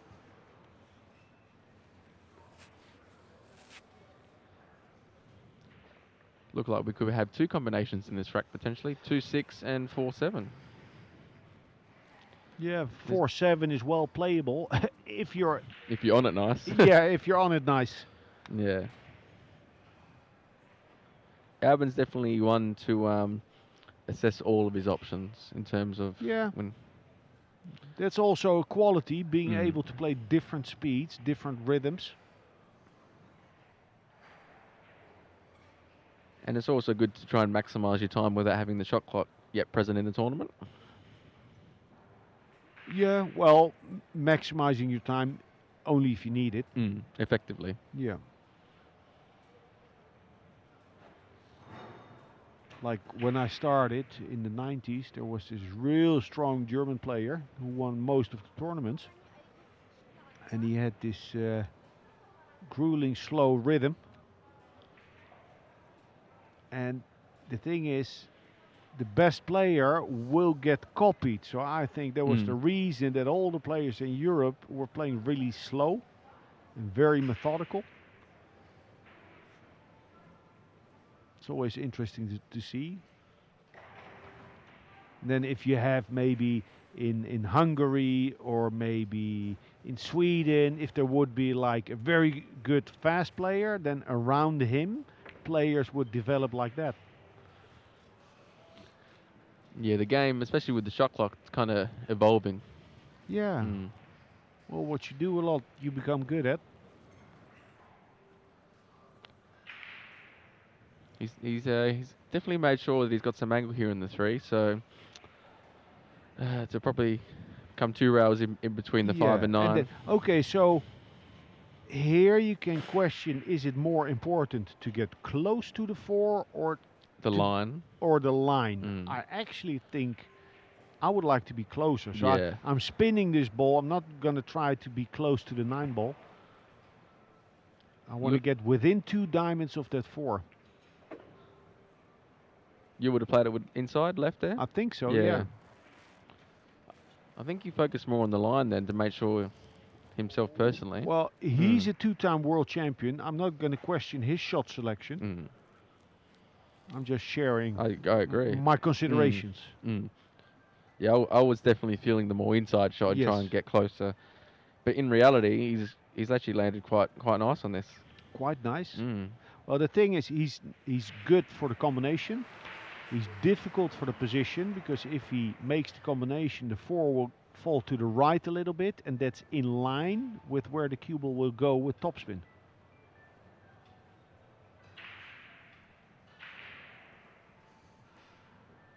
So I think from here, play a stop shot and make the 4 ball come out. Yeah. And try and get it for the low right pocket. That's not going to cut it, I think. I think towards the side pocket. I'll hit it with a bit more speed. Yeah, a bit more. Yeah. Or maybe draw. Draw would put topspin on the 4. And get it moving a little bit easier. Yeah, but now we're thinking of all these things to keep position, but he needs to make the combo. Looks like he's just hitting it with a flat ball. Just soft. He might run into the 4 a second time. Oh, wow. And he played it. Did you see that? He did, yeah. You can tell by his body language. Yeah. That shoulder push. Nice. Isn't that what you just said? It's beautiful. You can tell by his body, see? Yeah. He definitely played it. Gorgeous shot. Well, beautifully worked out. He probably got to the point, okay, I can do this, play a stop shot, let the 4 go. And then he thought, well, that's a lot of hard work. If it's so difficult to avoid the second kiss, why not manipulate it?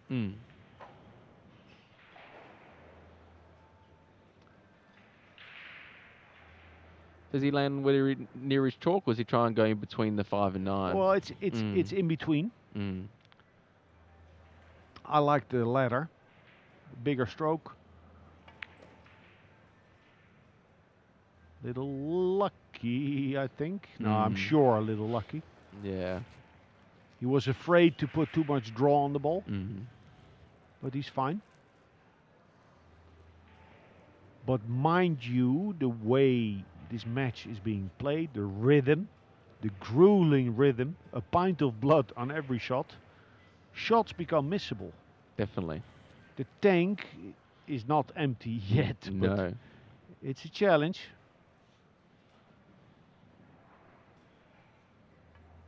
Shot. No. Didn't quite get into that one enough, did he? Just really focused on the obstacle more than the Yeah, he de-accelerated a little bit, I think. And you can tell with the slide with the slippery cloth. But he's good enough. Do you like to play that 5 there, like stunned with outside or kind of like high outside. Well, the difficult that Mm. I don't like to play it with a slow stun and No. outside. It's not fun, is it? It's not fun, yeah. So 3 rails. Don't overhit this. Oh, this is good. Better there than too far. Always stay on the high side. Many ways to play this. It depends on the exact angle. High ball, end up below the 9, spin it in, come to the right of the 9. Some players would play it with speed, go 4 rails.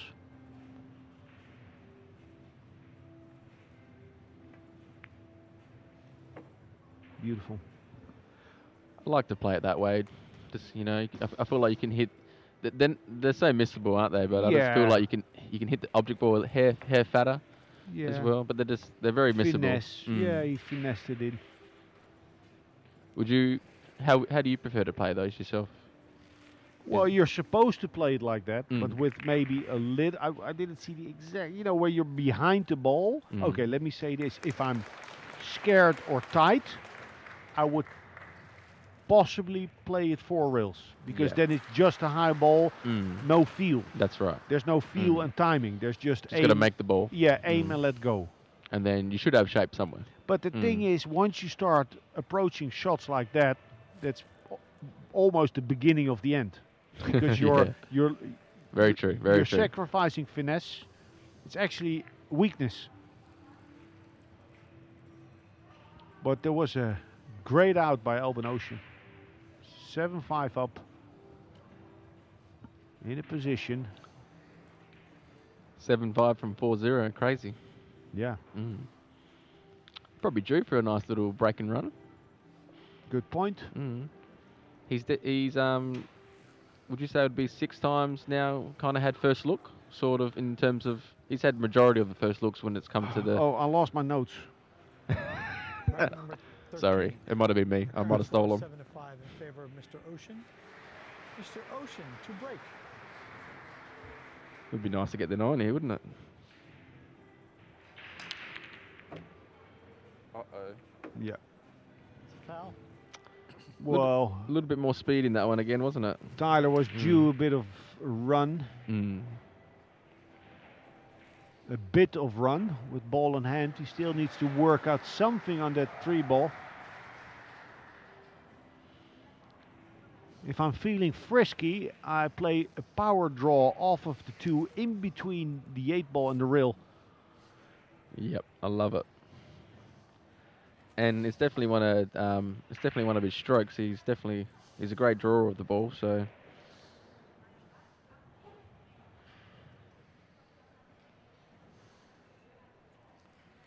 Difficult to judge though on the TV table. it's pretty It's- tricky to get in well- between the rail and the 8 on the Well, slick cloth, yeah, isn't it? but with the speed that he's going to play it with, the cue ball can jump out of line easily, Mm. can deflect to the side. So is it better to hit a bit smooth, not as powerful? No, maybe? you need. You want to need power gi- it still? Yeah, I would give speed here. Just clip the middle jaw there. You got to be very precise on the pot angle, don't you, on those shots? Yeah, the pot angle Mm. or even a hair of side spin In will trouble. will make the cue ball Mm. deflect.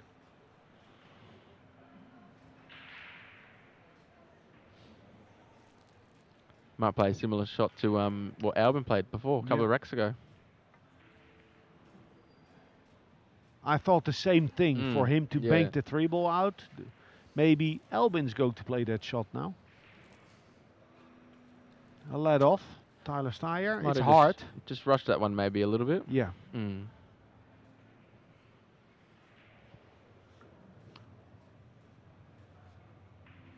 It's not like the players will be fatigued, especially not Ocean and Steyer, because they're both in top shape. Yeah. Yeah, they're athletes. But it's a long haul, this match. We're well past the 2-hour mark. Mm. Is there any pillows around here? Now, but I'm saying Tyler playing that shot on the 3, it looked like he rushed it a little bit. Yeah. I think that's due to mental, Little fatigue. let's say the start of mental fatigue. Mm.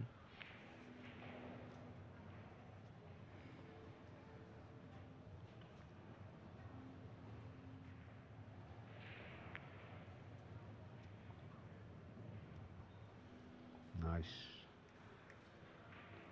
Got the 3 in a good spot. Nearly got the cue ball plumb behind that 9 ball. Yeah, that would have been a killer safety. That would have been beautiful.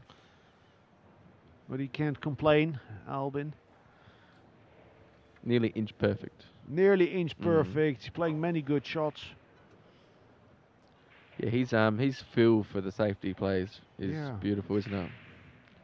Can he stick it from underneath? Can he get to that point? No, he's clipping this. Touchy shot.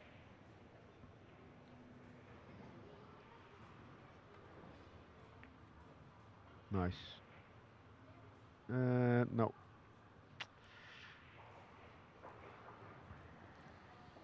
Now, big shot in the context of the match. We've seen a long comeback from 4-0 down.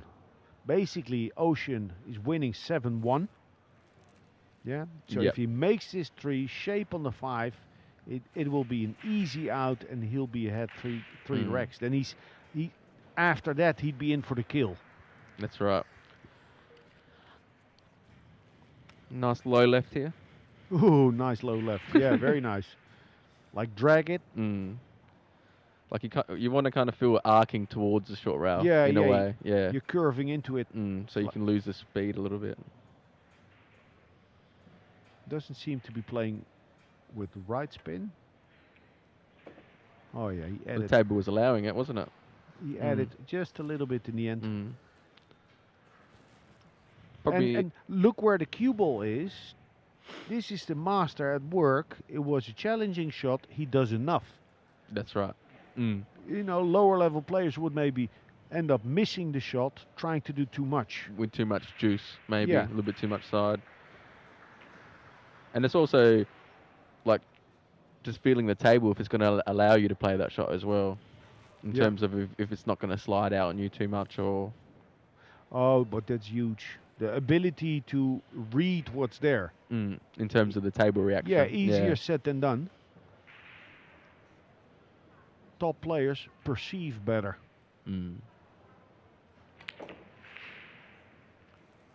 Stun run through. Had to play it like that. Wouldn't be playing it like a club table like that, would you? No. No. Club table, you would load it up with more right, opening up the angle off of the long rail.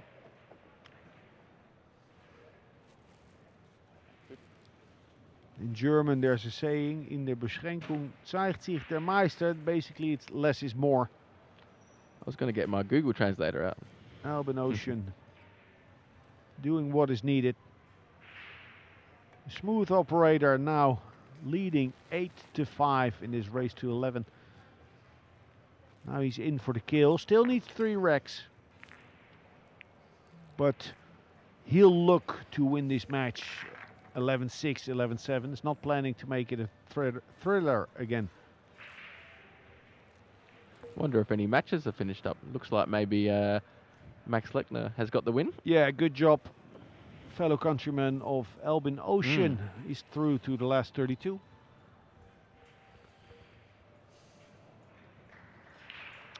Chris Melling's just got one back after losing 3 on the spin against Aloysius Yap. Up 7-6 on the main table.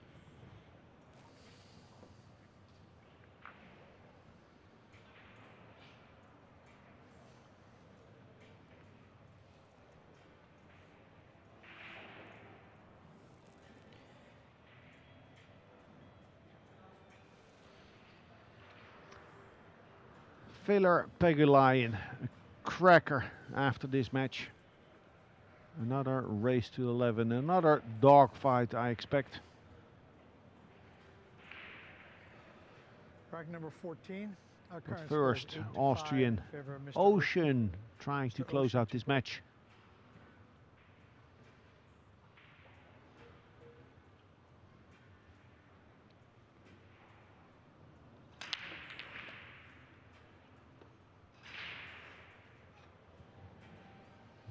Here. Look This at looks that. good. The best layout in the match. Definitely the best one so far. A walk in the park. But do you dare to walk if you've been climbing, crawling for over 2 hours?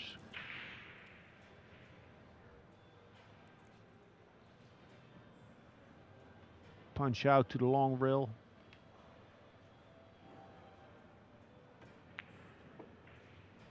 Angle's good. This looks pretty plumbed. It's a nice connector in terms of the 6 to the 7 as well. With Yeah. with the 6 hanging over that side. Yeah, good point. 7 in the most difficult position on the table.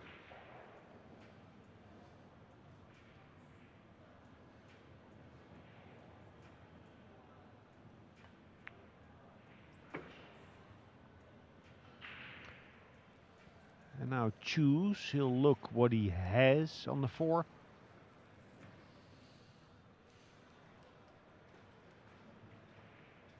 Playing to draw back. Where it is now would be nice, wouldn't it?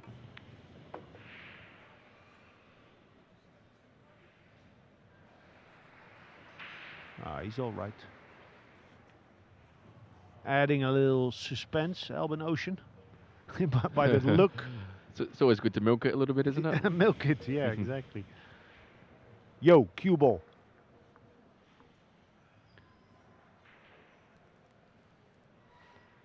Is this one where he punches, or is this one where he soft holds? Well, he'll punch. Straight draw. A Yeah. thing that club players can have trouble with.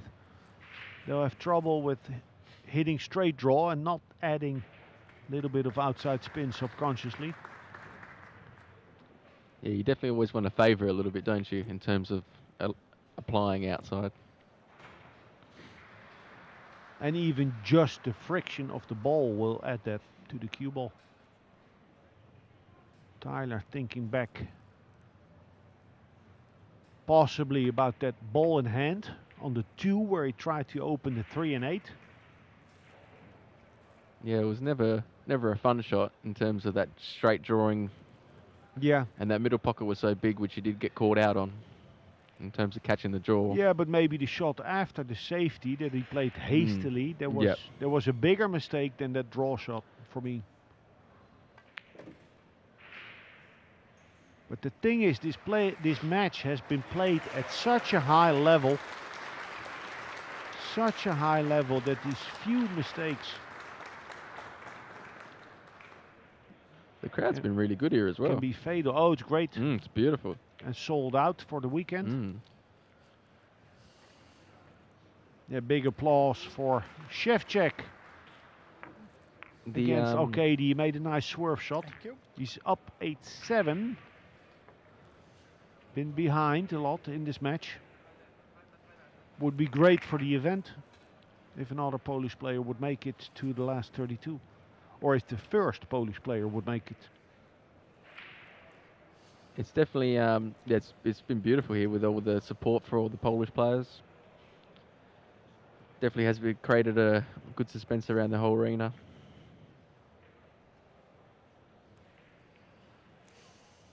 Made me think about the Matchroom World Championship in the early days, the first one in 99, 2000, where they organized schools and classes to come and watch on the first few days just to fill the arena, and exactly the same thing was done here. It's good. Yes, Yeah, great. very good. More the better, that's for sure. The more the merrier. Aloysius Yap's got a good chance to get to 7-7. Close games everywhere. It's beautiful. Yeah. 9-5. 15, our current score is 9-5. in favor of Within Mr. range. Mr. Ocean to break. Within range.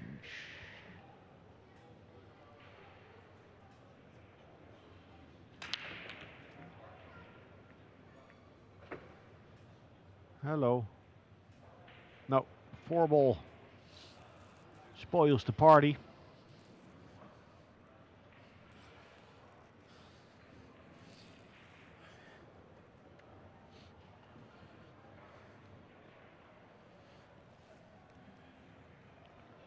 Looking to play a push. Where do we see pushing to on this one? Somewhere down table. Well, it's a very difficult push out with those 6 balls down table. Push out call. So anywhere on the table with sight on that 2 ball, there's a cut on. There will be a cut on and many balls to hide behind.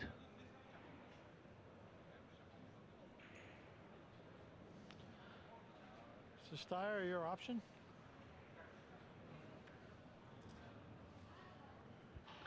Johan Chua just got up against Nick Vandenberg, 11-5.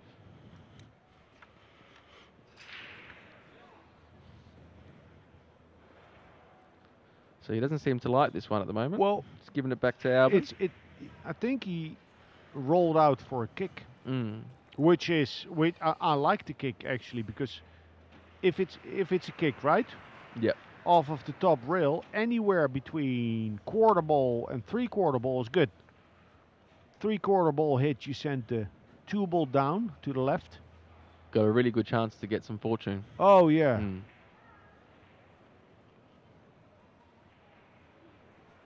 Thin is good. Oh, he had a shot on the way in. I'm surprised Tyler didn't take that. Yeah.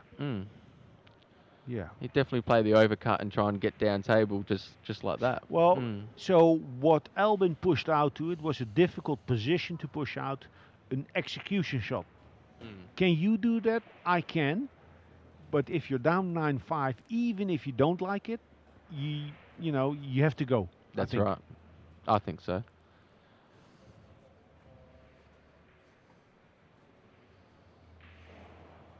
Looks like he's going to be kicking this from underneath. Well, he's not applying left spin. Oh yeah, good shot. Yeah, this is the type of shot I was talking about. That little clip. Yeah, for Albin.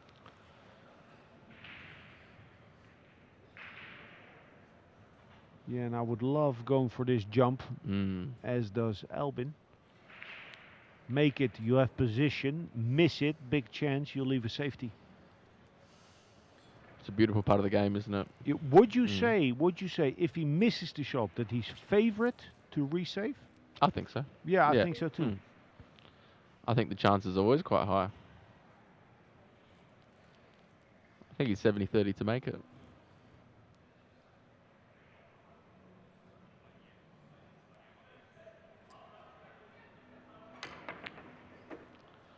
Oh, he's hit that. Beautiful.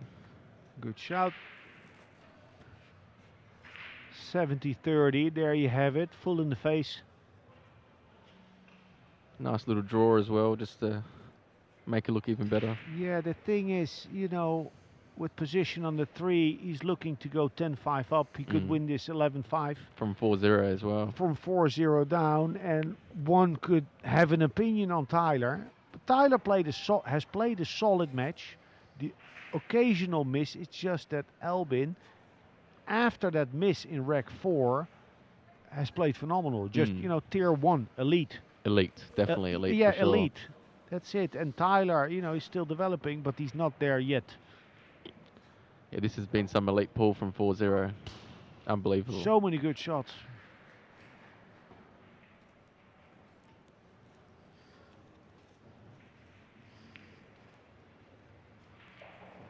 He definitely, it's like he thrives off this format, in a way. Well, also, with the Mosconi Cup, I've worked with him one-on-one and in a team, and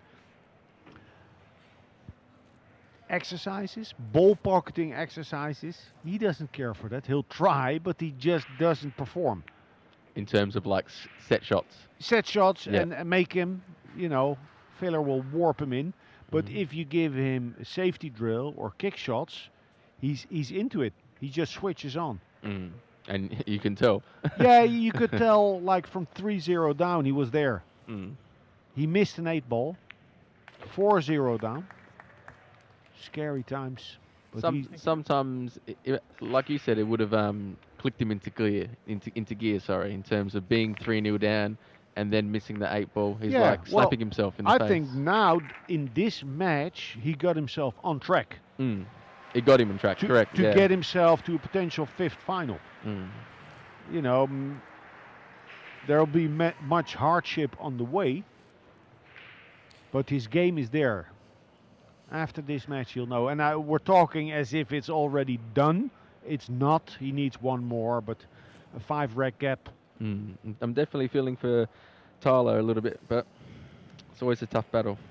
Yeah, he didn't get the rolls. And the thing is that mistake that I alluded to on the 3. The safety mistake. Yeah, that was after some 20 minutes where Albin was dominating at the table. Unlucky rolls for Tyler. Where he had that sort of half chance and after Albin scratched off the break. Yeah.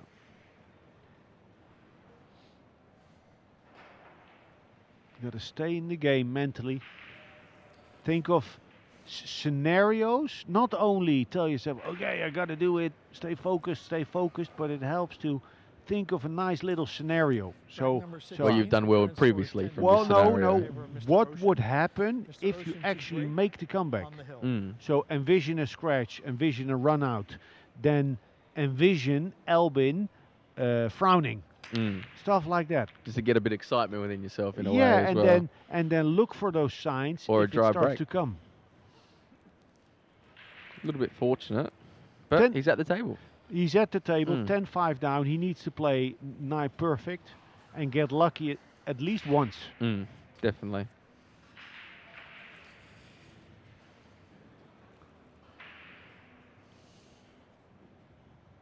Decides quickly what to play. He's kicking. Can hit the top side of the 1.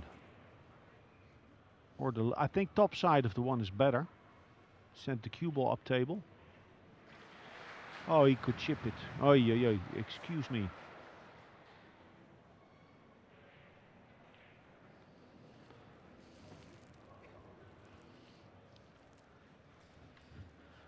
Look, maybe just a little rush of blood there again. Yeah. Seems like it. He hasn't left too much, to be honest. Maybe only only the edge of the 2. Sorry, edge of the 1 ball. Yeah, not even an easy safety. Actually, He might be able to get it behind the 9 and 6, the cue ball. wow. Just nick it. That thin. No. Don't like it? No. If he can thin it like that, he'll go up table between the 3 and 4, I feel. Yeah. Bit like that? Something like that, yeah. Beautiful speed again. Easy to get to the 1. Pretty good chance. In making it as well? Yeah, well, he could make it. He'll play this with a little bit of overspeed. He won't blast it. Let's say impact plus 4 diamonds, something like that. Or blast it. But he needs to open the angle. But make sure to hit it.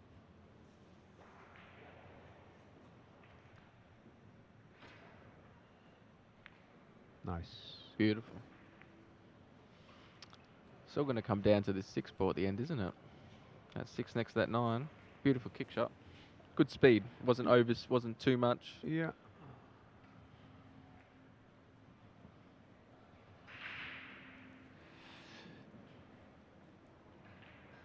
Does he bank at the left side of the 7 and try and send the white past the 3 on the left side? That's what he will have looked at, but it depends if that cue ball would avoid contacting the 3.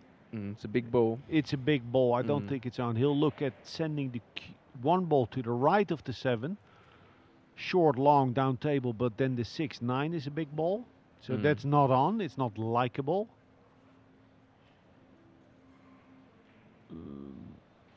Wow.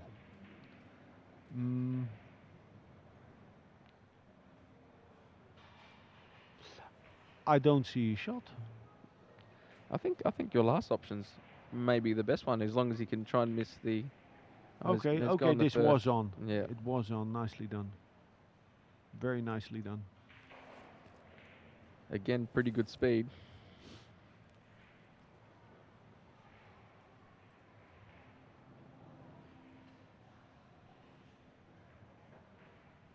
Even if he sees it, the kick shot maybe a better option. Because if he sees it and cuts the one ball, that 9-6 is huge. Now kicking, I would like to try and hit the left side of the one. And send the one more up table towards the 7 ball and try and use the 5 as a blocker. 5 and 4. It's got to hit a rail. So in this match, he has had difficulty with judging the amount of side on one railers. This is like the 3rd or 4th time that he's missed it twice over sort larger of distance. mishits it. It's not an easy shot. No. But it's something to take away from this match. And it can sort of get in your head after you miss it, or start contemplating whether I should allow more, should allow less. Yeah. Wojciech gets on the hill against Arcady 10-7, as you can probably hear from the crowd. Oh, they'll let us hear it. Deservedly so. Okay, what's on? What is he looking at? The half ball hit on the 1 on the right side. And stun draw the cue ball in between the 3 and 7. And the 1 off of the 8 ball will maybe even bank in the side or just stay on the left side of the table here. Very nice, very creative. He doesn't want to make the 8.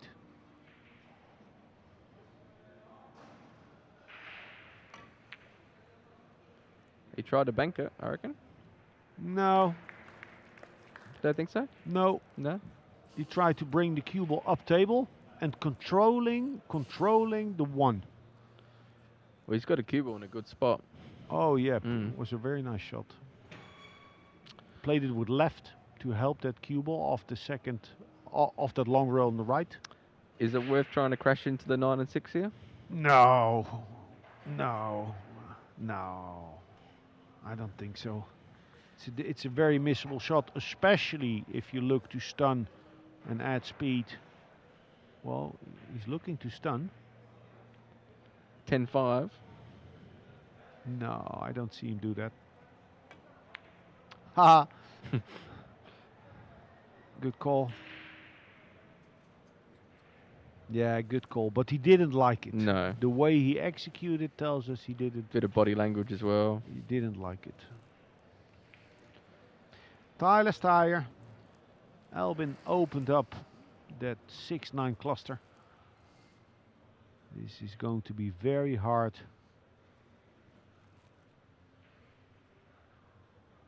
Easy on the speed.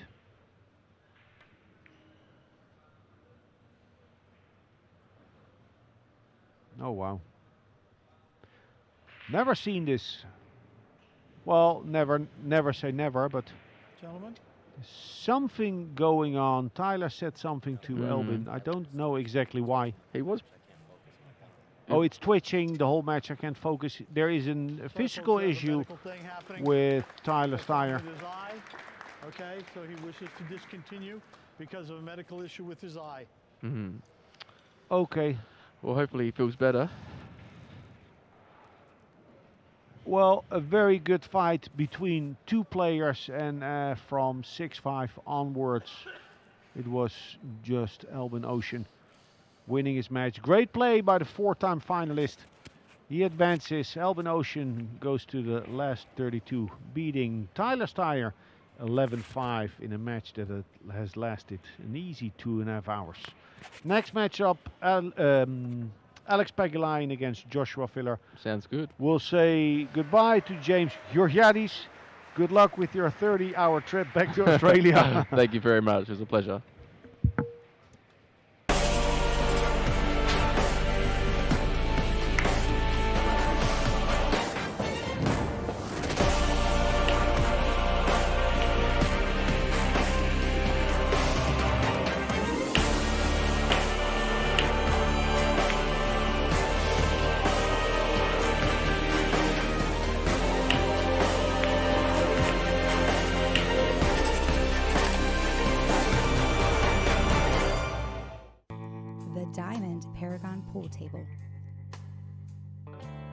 Diamond tables are designed and manufactured from the highest quality, sustainable hardwoods, utilizing world-renowned designs. Diamond tables are unparalleled for playability and durability. After all, they are designed by players for players.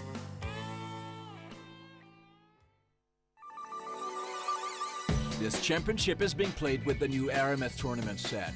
Featuring a unique molecular structure, it guarantees razor-sharp precision and unsurpassed longevity. Unquestionably the best pool balls in the world, this set is available in a TV and a value pack version, as well as in the new My Aramith Ranger of Ball and cue cases.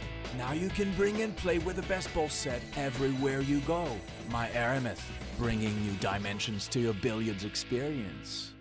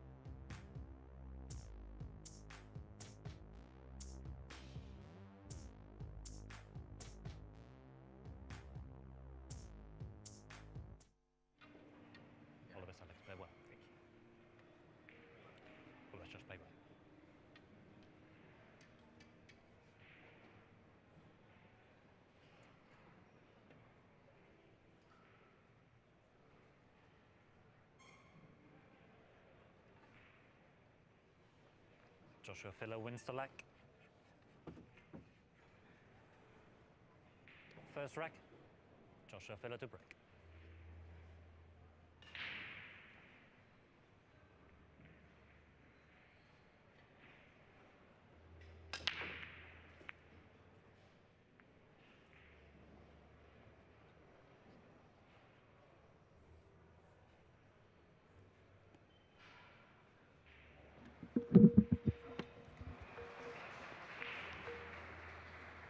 Last 64 action on day 3, the World 9-Ball Championships. Joshua Filler for the 3rd time in little over a week against Alex Pagulayan. Doesn't want it to be 3 times lucky for the Filipino. First 2 went to the 44-year-old. The Filler will be hungry to avenge his loss in the double elimination phase. I'm together with James Georgiadis. I was told that's how you pronounce it, but back home in Australia they probably say something like Georgiadis. Spot on. Spot on. Yeah, that's correct. How are you? Are you well? Yeah, I'm well. Trying to shove some money in between the matches. Yes, this is so yeah. So last 2 times, Alex has got Joshua. Can he make it 3, or can Joshua get up? Nah, I would bet Filler. Wow.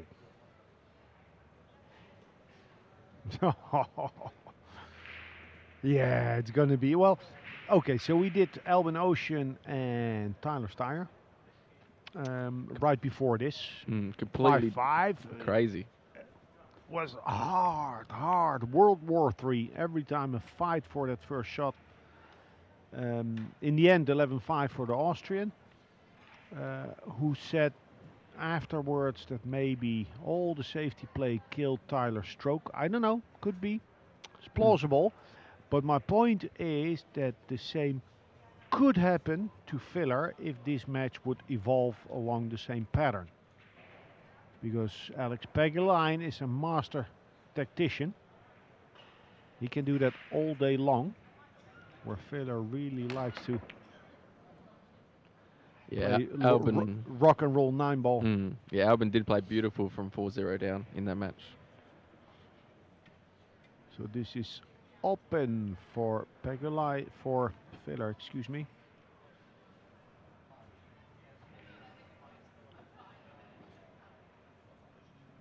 Doesn't want to drift too far. Stay close to the 3. Because the next shot to the 4 is not easy. Far from easy.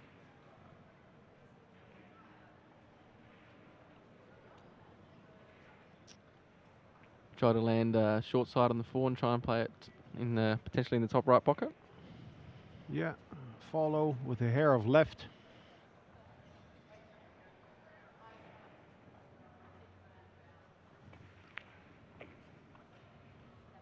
No left. No, you should play it with a bit of right, if anything. Try to square it up off that long rail.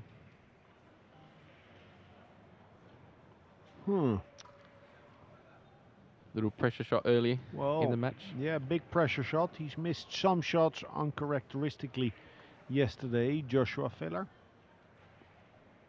Fueling talk about the black chef that he switched to.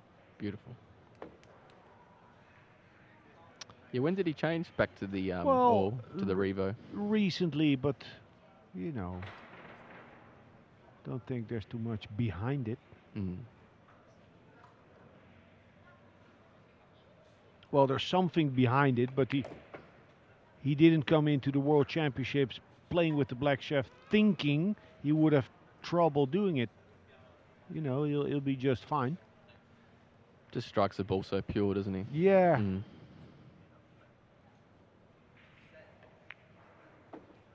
Just needs to get his energy right.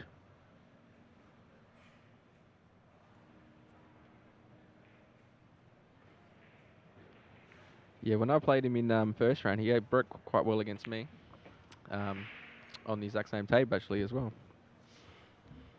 So it'll be interesting to see how he starts off with breaking in this match against Alex.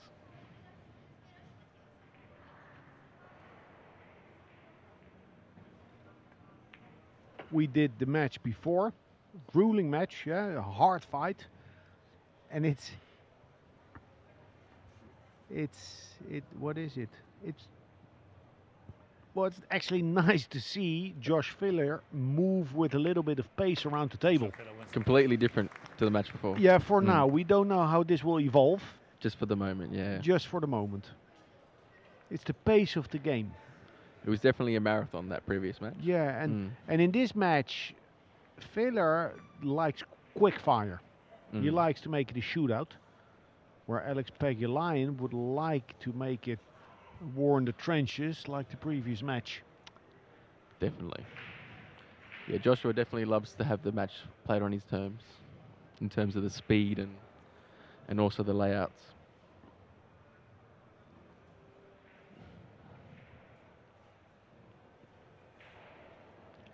Aloysius Schapp is 10-8 up on Chris Melling from 6-3 down as well The second rack, Joshua Filler to break, on the main table.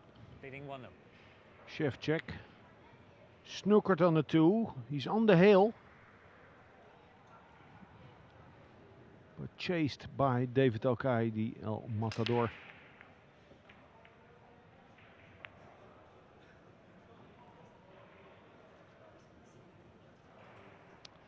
Slightly a little bit too much thin on that first break from Joshua. Had the cue ball flying around the table. Nearly got a nice result on the kiss as well. Might have a bank shot. Yeah, the bank is on for sure. But it's off angle. So cue ball will be flying around. Yeah, or open the bank. That's what he's looking at. Open the bank with right spin. Then the cue ball will be slow, but it'll be a judgment shot. A feel shot. How much will it open? Beautiful. Nice, yeah. Beautiful. Pocket's always going to open up at that speed nicely as well. Yeah, such a great natural banker. Do you, like, in terms of applying the outside, just a little bit, or? Well, it depends on speed, Mm. but in general, players will overdo the spin in banking. So twisting the object ball too much, or like throwing it? Well, it's almost as if too much spin, like with a fast rotating cue ball, there's little grip between the balls. It's Yeah. almost like with a little bit of spin, you turn the ball more than with a lot. Just get better contact. Yeah, more Mm. torque. Yep. Beats Melling. Great win. Great comeback. Looked for a long time like Melling, the magician, was going to steal that match. Left himself a nice angle here to float down off that long rail. Just a nice little stun.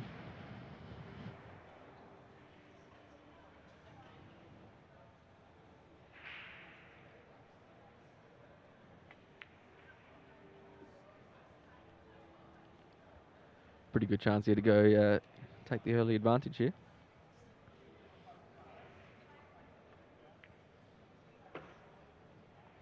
Yeah, good start by Filler. Nice and pacey.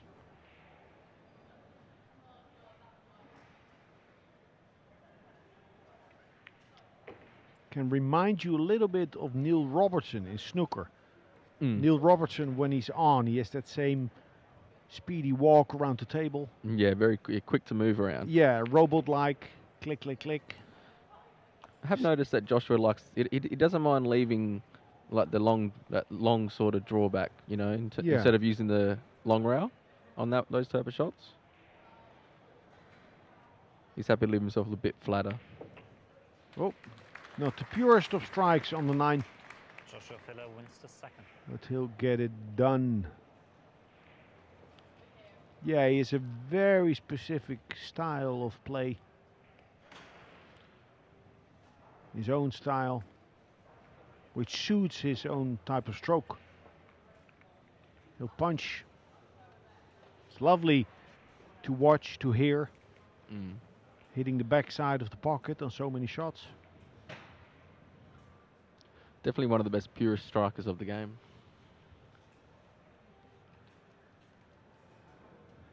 Katie's got a tricky one on table 3.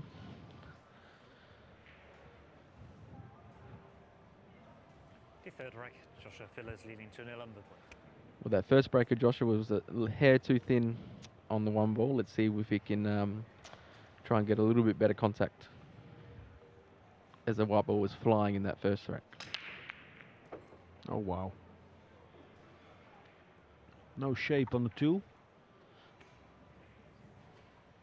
But he has no difficulty to make balls on the break. Threatening the pocket with the 9. He has no natural angle to come off the right side of the 2. Fall behind the 4-9. So it needs to be like a sliding cue ball. Like a drag, sort of. With Yeah, it's difficult, but the good thing that the 2 ball was catched by the 7. So he only needed to focus on cue ball and tip position. Beautiful. Beautiful speed control. Did he put a little bit of running? I think he would have, yeah. I was thinking to play with a little bit of, to make it slide in towards that 5-9 as well. Awesome shot. Let's see what the kicking master's got here.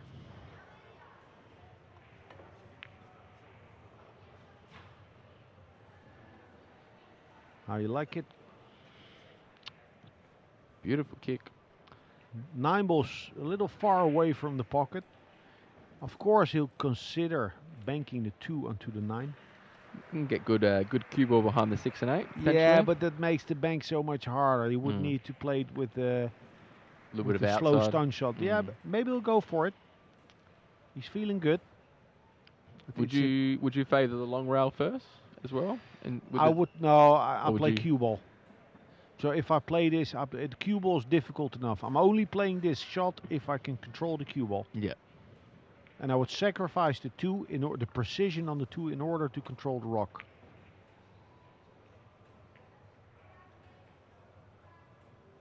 Lucky.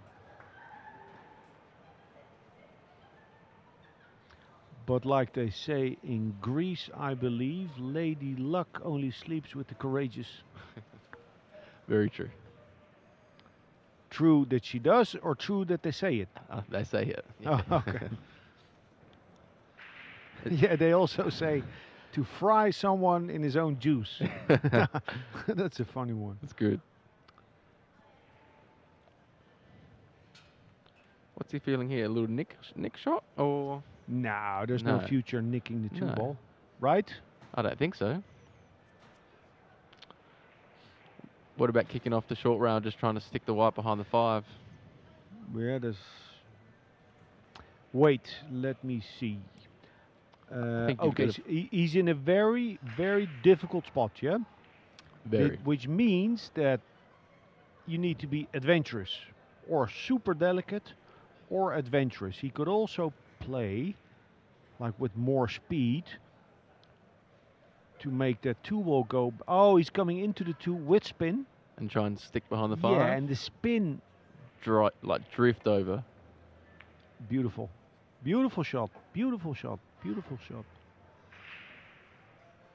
So by using so much spin, he changes the angle of the cue ball, creating this angle. Got the 2 in a good spot as well. Good control. Alex has his kicking boots on. He might have actually left an edge here. Yeah, but still, it was a good shot. Definitely. Try and sort of double the 2 off the long rail onto the short rail. Or was it a little bit too thin to gain too much speed out of the 2? That's what he looked at.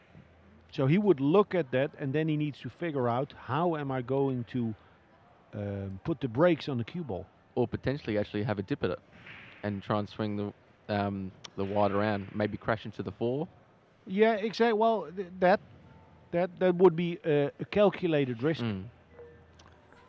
It's maybe even worth taking it on more compared to playing the safety. If it's on.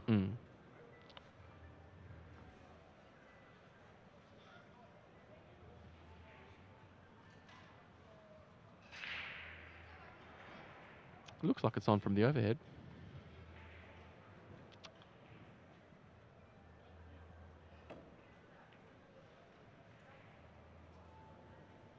I think he tried maybe as a two-way shot, like he swerved into the ball a bit. He might have thought maybe make it, maybe break Catch it a bit fitter, Yeah, a bit fatter, sorry. put it behind the 6-8. Well, we get first look at Pagaline on the table. Yeah, he'll be all right. I think so.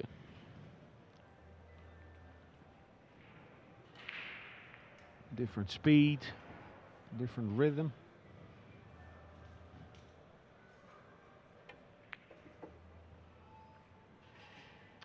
I must say, he doesn't make it look easy. Especially not compared to Josh Filler. What year did Pagaline win the World Nightball? 05. Yeah. Kaohsiung. He lost 2 years before that. He lost the final against Thorsten Homan. And the year he won it, he was up against Taiwanese Pei Wei Cheng.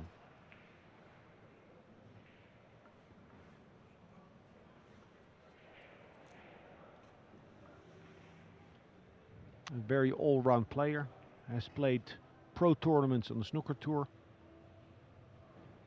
He didn't qualify for the main tour. He just fell short in Q School events. But then there were some events where they, where he could enter. Do I say it correctly? I think so. Yeah. I think he did play a couple. Yeah, he did. Yeah. Like maybe qualifications to get into the main draw.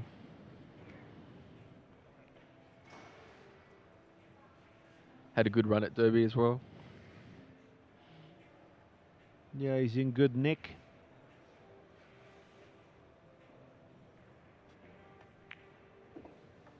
Very minimalistic style. Short pullback, little backswing. Now the backswing, the more you pull back, it's like loading a gun or pulling a bow, opening a bow. You generate speed. By being so compact, sometimes, and I'm sure we'll see that later in the match, sometimes he doesn't, it seems like he doesn't generate enough speed and power, and he'll like squeeze and jump and try to generating more speed. Yeah, try and tweak some speed in the ball. He's always had a short stroke. Yeah. Yeah. That's another exchange in pull. Shorter backswing, more compact is more precision. More length is more smoothness.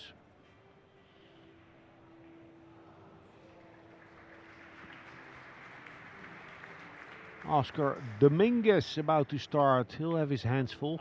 He's up against the terror of 2022 FSR. What a beautiful year he had. Yeah, and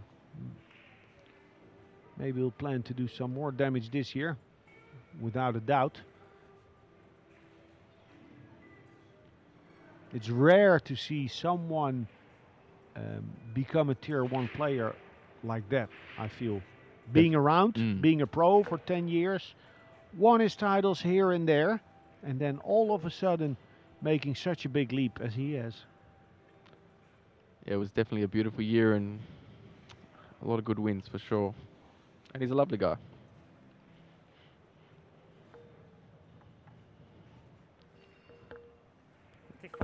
Let's see what Pagaline's got with his break here.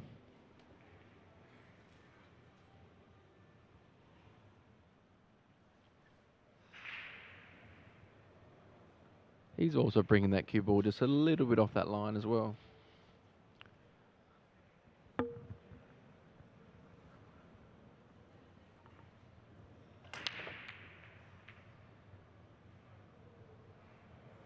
Maybe the 7. He needs the 7. Not a nice spread. They didn't open up nicely. And that in regard to making a possible wild ball, but basically they all aim to make the 1 in the side.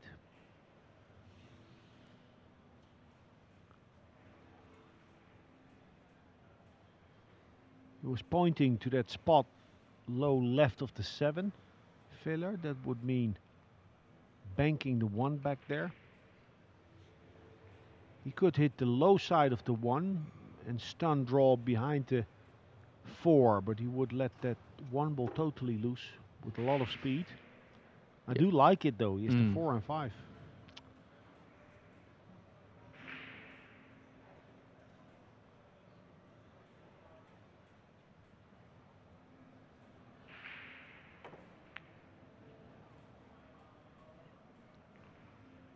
Yeah, that was the only issue trying to...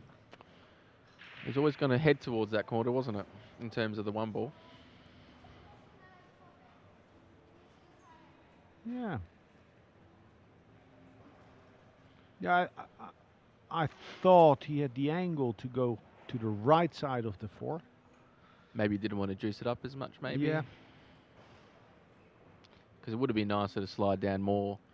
But do you notice that already it feels like a different rhythm? We had those 2 racks from Villa, boom chuck, boom chuck, boom chuck. And then it's like, Yeah, and Let's now there's the slow music. let's have a cup of tea or something. Yes. Talk about a Sunday or a bit of a Have- stroll. Have a seat, Josh Villa.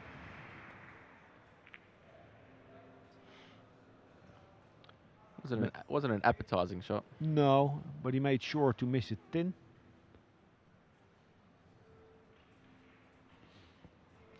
Yeah, Paguline's definitely going to be trying in his best nature to slow the game down.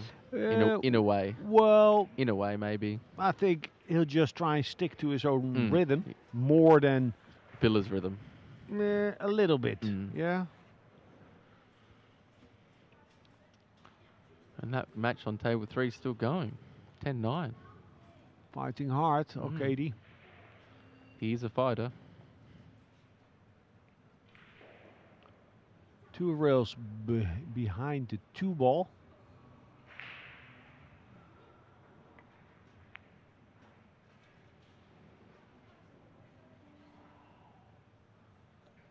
Nice shot. I mean, not perfect, but it was difficult. Difficult to have that 1 ball avoid the 7, not give it enough speed, create an angle with the cue ball. We've already seen some crafty kick shots by Paguline. Yeah, what are we feeling here? Try and nick it maybe. Hit this one maybe 2 rails. Try and nick the right side of the 1. And set it towards the 8 ball maybe. Yeah. It's kind of a bit. Or played into the gap. That's nice as well. Or a ticky. Wow. Very soft. Use the 8 ball.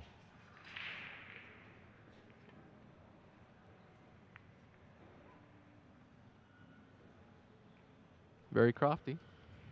Yeah, and that's why it's probably a good shot selection, because he didn't hit it nowhere near where he wanted it to. But he's And still got a good chance of. still comes out good. Yeah, that's what players will look for in general. Shots that give them margin.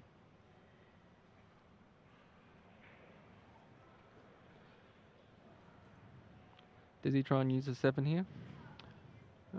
Depends on how much he sees. Or The the thing is, 2. this is a nice shot.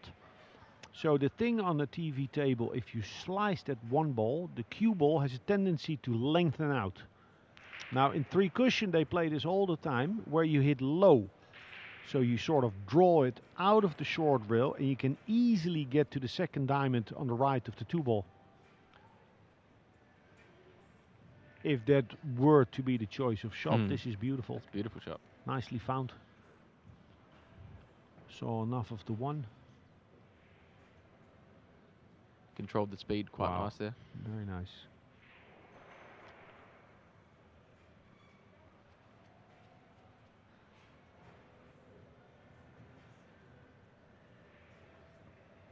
Could even try and make this one. And worst case scenario, he hits the short rail and it still bounces up to a similar spot to where it is Yeah. now. Watch out for the cue ball though here. Good scratch. False stroke. Illegal contact. Oh, ball. Filler will be happy with that.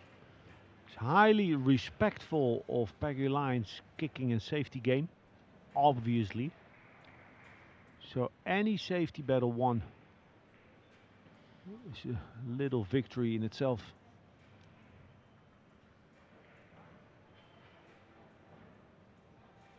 It's all about the first 3 balls.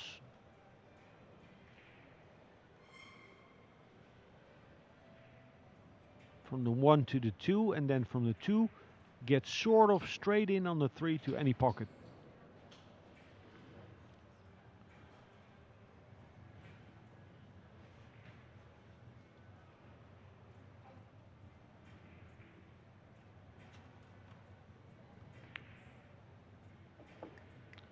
He has to be one of the best stunners of the ball.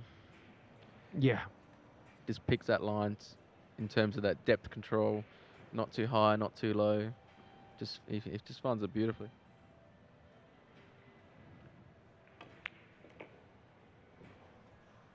So no, not straight enough. We'll go off table with a lot of room. I like 2 rails here. Coming in. Yeah, into the you come line. in towards the 4. Can't go wrong there. And you're not too scared of hooking yourself at all, because there's no real chance of hooking yourself going 2 cushions. Yeah. Or 2 rails. 5 to the same pocket.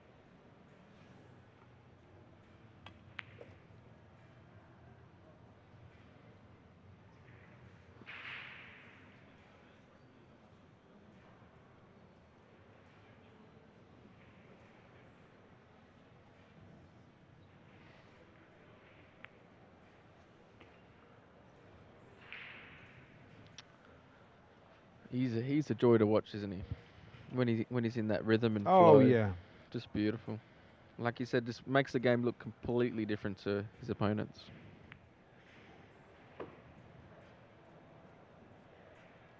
I wonder how they broke in the other night when they played each other. I wonder how if there was any there was any packs or not too sure. Well, when they played each other the other day, I haven't watched. What I heard was that it was a high quality affair with some uncharacteristic misses by Filler. Yeah. He's fired up. And as little reset, and now thump it in Filler style. 3-1 up, a nice finish, safety battle 1, resulting in a missed kick by Pegulayan. Race to 11, but a good start by the young German, 25 years old. Still young.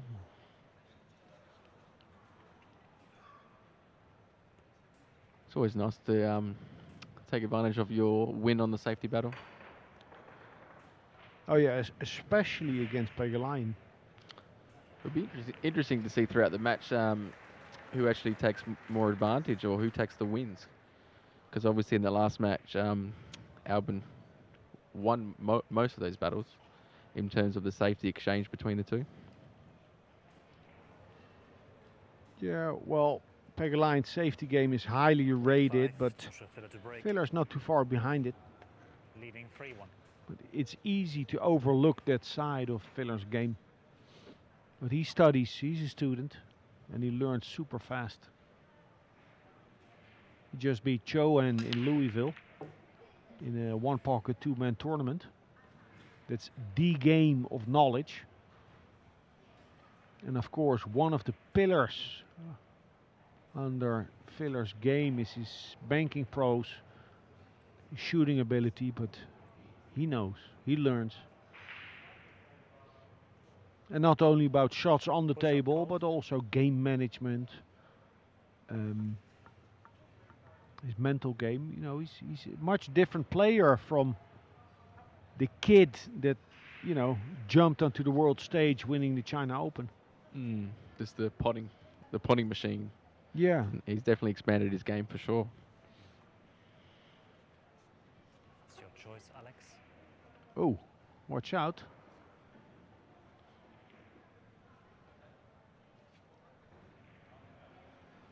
little bit funky, this one, isn't it? Yeah. It looks like it's one of those execution push outs. You know, a push out where you bluff. Do you want it, or should I take it? I can thin it. Can you? He could even use a 6 here, couldn't he, as well? Yeah. Now, the longer the opponent looks, the more likely it is that he'll give it back. I don't think I would take it. How about yourself? Well, he can also look at banking the 2 towards that part left side of the 8, Again, please, Joshua. if that's on. It's not frozen. No, it's not frozen. But I think it was just a push for a thin clip. He might be arcing this as well. Yeah, trying to arc it with a slide. Oh, wow, nice. Easy, yeah. Use that little bit of right hand just to try and kill the white. Yeah, so then that makes you think, why wouldn't Peggy Lyon have liked that shot? Definitely a lot more easier compared to thinning it.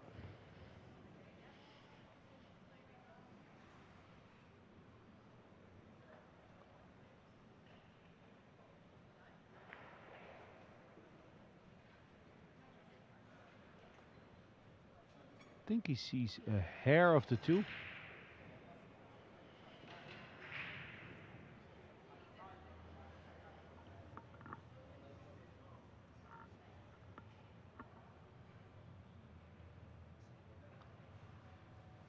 Perfect. Good shot. Can he see enough of the 2 where he can Well, clip look. the 9 in? Oh, well, the 2, 8 and cue ball are not in one line. And this is the sound of a pole advancing to the last 32. A beautiful, hard-fought victory. Wojciech Szewczak eliminates David O'Cady. I got goosebumps from that sound. Yeah. It's nice, isn't it? It's nice. It's nice to have the crowds here. He's had a lash of the 9. Good speed on the 2. Yeah. Recognized it was playable as a shot to nothing. Good speed. Bank takes the cue ball away from the 3 ball.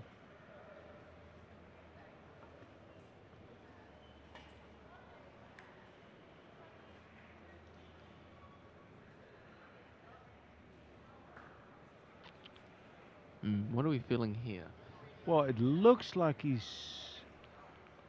eyeing up safety.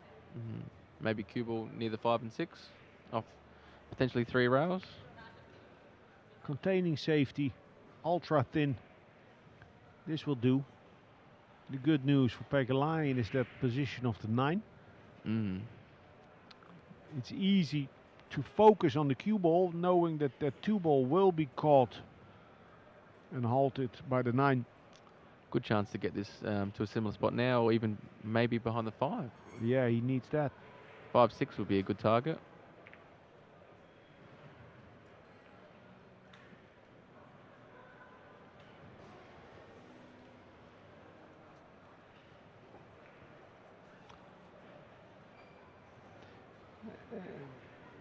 He's decided quickly, Filler.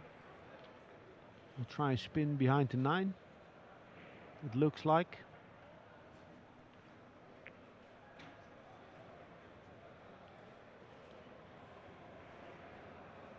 It's a good shot. It's not easy over distance.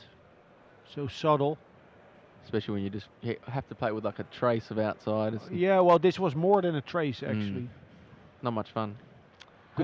Good chance to get the white in the bottom right corner here. Yeah, but the worry is the 2 might be the 2. But then sell out. again, it's such a big catcher's mitt that's a reason to play it. But he's pointing. He might to, even play the bank. Yeah, he was pointing to where he would get to the long rail, playing the bank. So he'll swing the cue ball round if he's attacking the 2.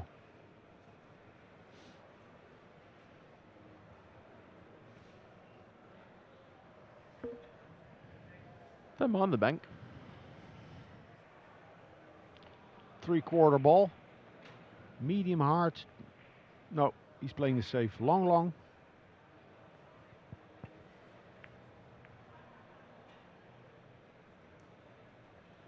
Foul stroke, ball in hand. Yeah, a big let off. So here, look at the cue ball. It arcs after the long rail. That's that top spin that I spoke about earlier. In terms of the slickness of the table. Yes. Something he will have tried to account for, Pegalion. It's very easy to hit that shot a hair too thick than you want Yeah. to. It's almost like when the object ball is so close to the rail, the thickness is multiplied.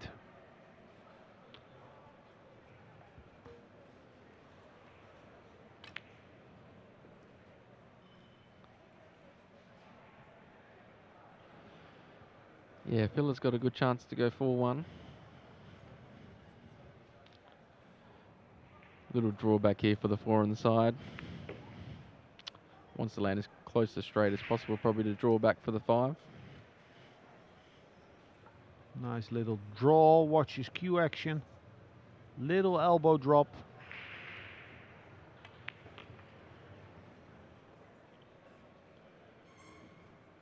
Crisp. It's got beautiful touch. Oh yeah.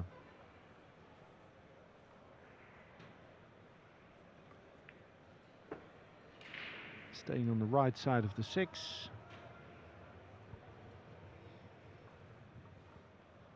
Little float down off the long rail. And it should be 4-1.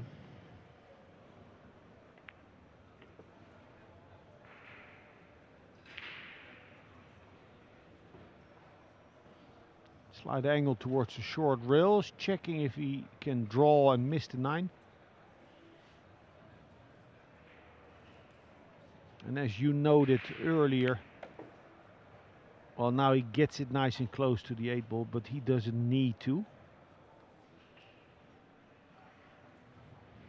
Compared to other professional top players, on average, on the 8 or 9, you know, he'll leave it a diamond further away from the ball. Yeah, he's definitely not scared to leave himself a little bit of length. No, as long as he can punch.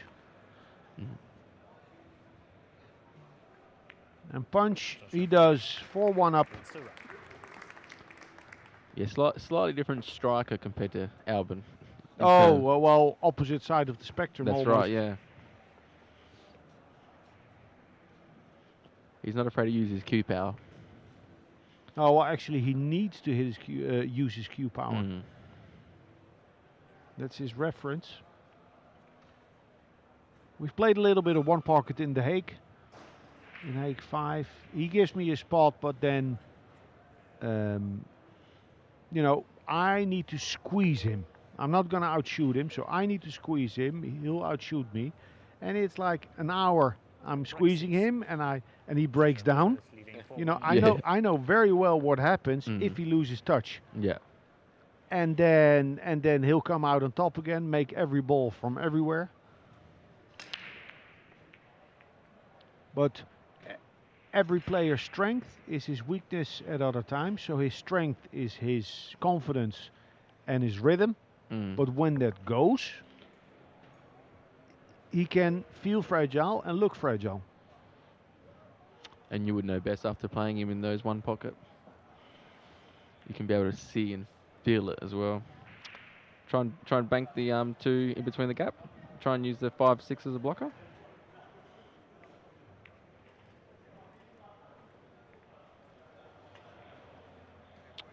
This 9 could be flying.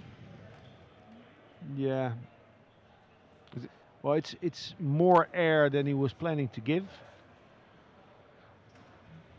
Is it worth having a crack? Well, I would almost be happy to give my opponent a bit of view from this side, alongside the 6, because otherwise it would be 100% guaranteed that he would kick for the 2-9 combination. Yeah.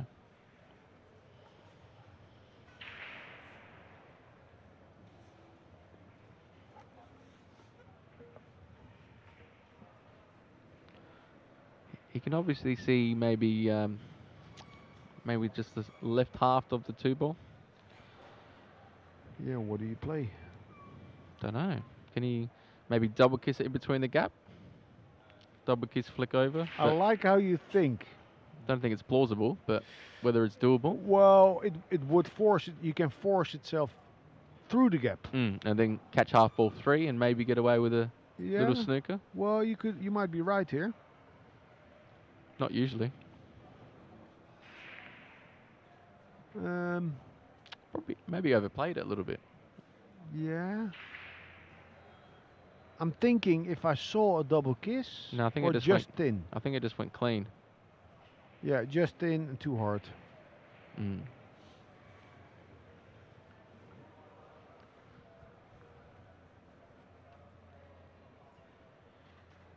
Needs a bit of spin this to avoid the side pocket.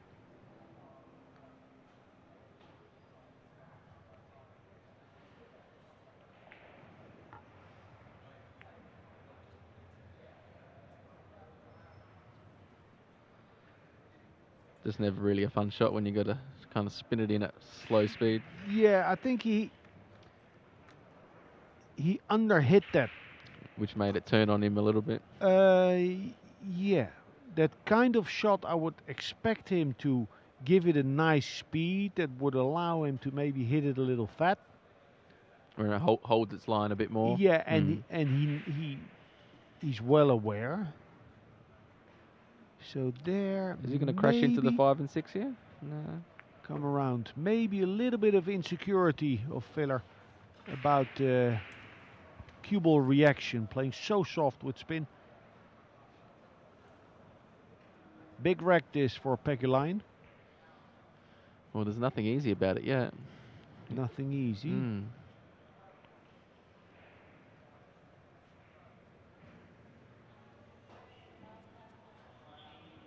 But there's nothing too difficult for Pekka. Correct. He's a genius on the 4.5 by 9.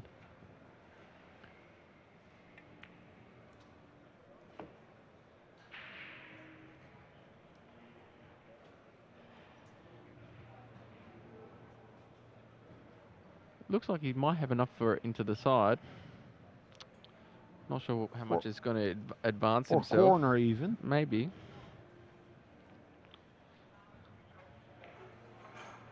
Checking to see if it goes. It does. Would require a big stroke.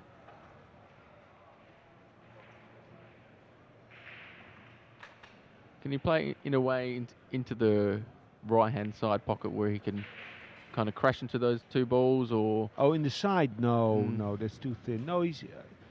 I think he's attacking the corner.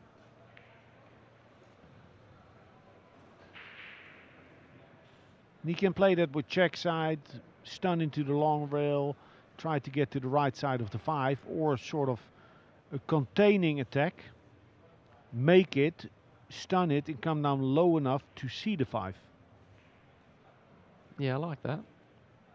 You know, if he sees the 5, he has a good chance to stick the cue ball behind the 6. I'm not sure if it's actually a full accessible pocket into the low right. Looks like he's trying to spin it, if anything.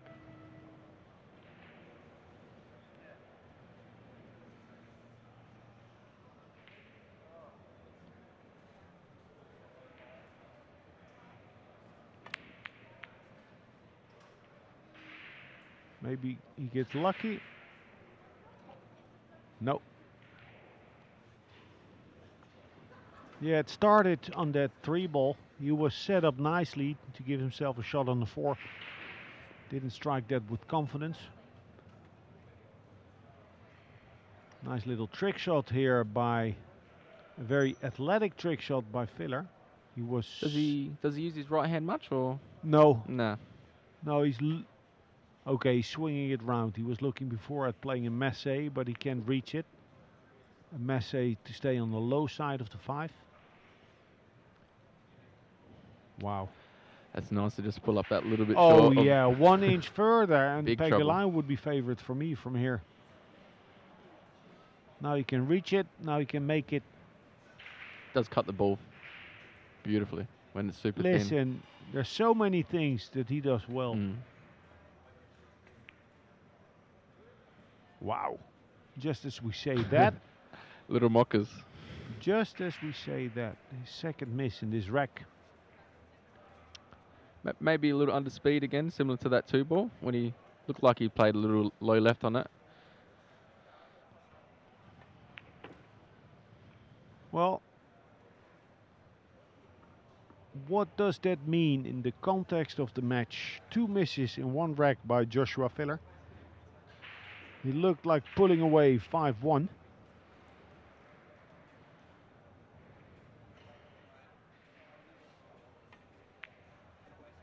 These 3 balls a necessity,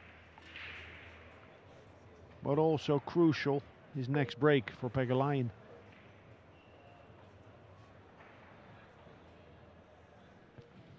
He's yes, that miss was a bit. Wow, ladies and yeah. gentlemen, James Georgiadis is lost for words. Big That's game changer. That's how you will sound when you get back home and have to work right the next day. It does not sound good, does it? No. Does not sound good, but got to do what we got to do. I wonder when the last time Alex played in a snooker tournament. Yeah, that's like 7 years ago. It's been a while, yeah. It's a big steal, 5-1 to 4-2. It's huge. And especially the way in which Pegalayan got himself back to the table. Snowing like crazy out there as well. Snow's been beautiful here. Finally, all these snow warnings. Alex Pagalainen wins the rack. Long way to go, a race to 11. But Filler's mental game, his resilience will be tested.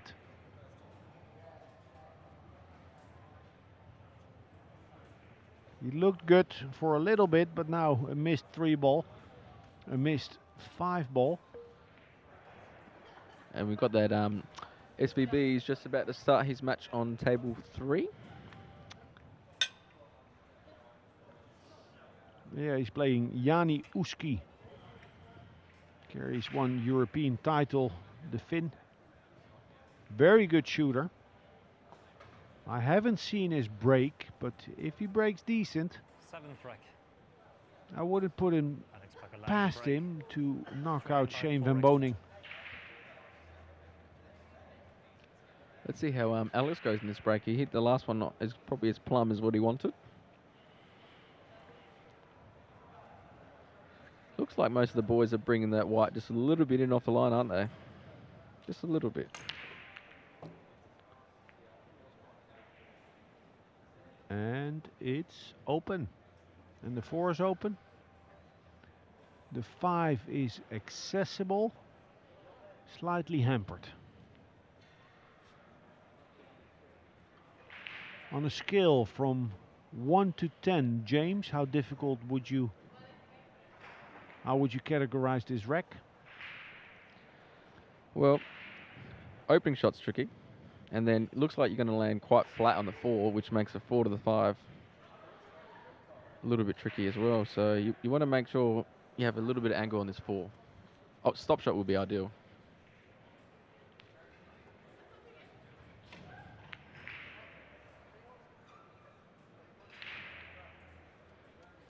Tricky shot. Yeah. I'm actually surprised he played a stop shot instead of going forward with the cue ball. Mm. He could have had the same angle. This just makes the pocket that little bit smaller playing it that way, doesn't it? Now the same challenge for Filler. Needs an angle on the 4 or get close. That's another approach. Just put myself close to the 4. That's nice. And I'll have things to do from there. That's good control there with the ball Yeah. over the hole. They're always tricky. Now we spoke about his style of play where he often leaves himself long, so he doesn't need to get close. Just in between the 7 and 9 would do. Yeah, the 6 is pretty much hanging over that corner. Oi. Is that a bit? Did he shoot that a bit fat into the long rail? Or a Little bit like a lot. Third mistake in 5 minutes. Mm.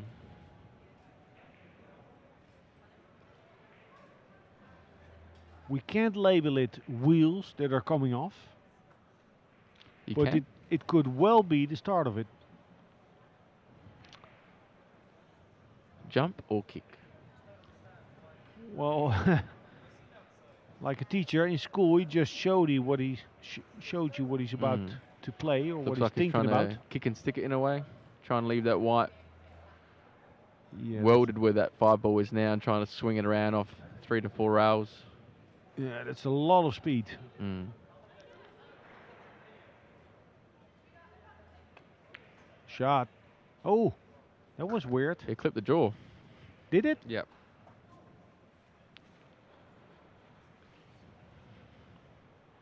Just clipped the jaw. Oh no. Just laid it it was short. reverse spin. Yeah. That 4 ball picked up a lot of reverse spin. Surprisingly so. I hadn't foreseen that. Mm. Nor did Filler. I thought he hit it good. It looked like it did clip the jaw, but it just created so much spin. It's another let off.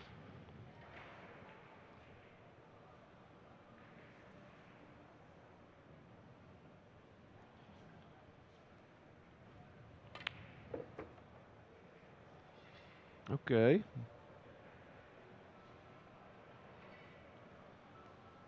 Sounds like you weren't quite feeling that shot.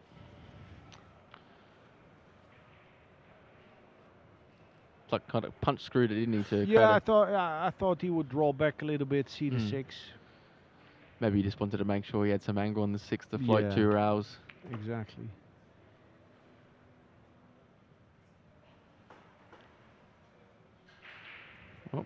What's that? Three mistakes from 3 Filler? mistakes Mm. in 5 minutes.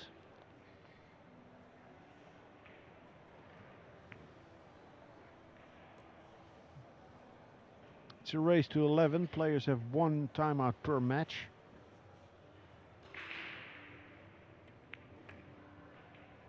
It could be a good time to take a little break for Filler.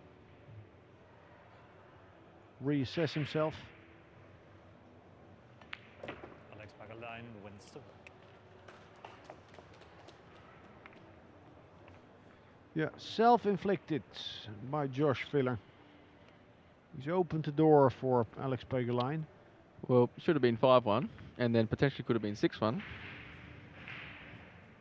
Instead, we got 4-3 now. Yeah, and Alex Pagelain's not really playing good.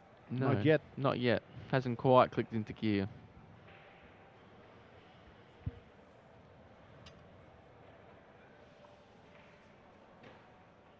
And FSR is off to a hot start against Austin Dominguez on table 1. the 8th rack. Has got the 8-9 to take a nice strong 4-1 lead. Trailing 4-3.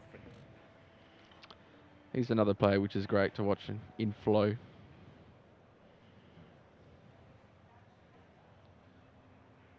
Let's see what Pagelain's got in this break of his. Hasn't quite found the spot yet. Let's see what he's got.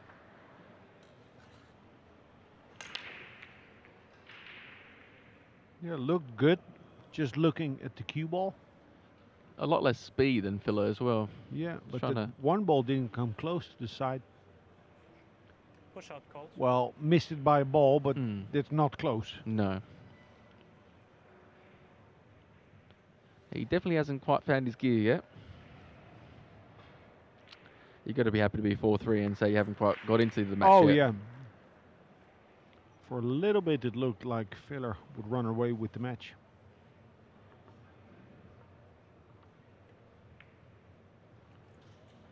Your choice, Alex. I'm sure Filler will attack the 1 ball. Yeah, I reckon he'll try and clip it in if he gets it back for sure. Yeah, rail first. Cue ball will track down towards the 3-6 if he hits rail first. He always Or got a good close. chance of getting a result as well. Yeah, or close to the ball. He'll track towards the 2-8.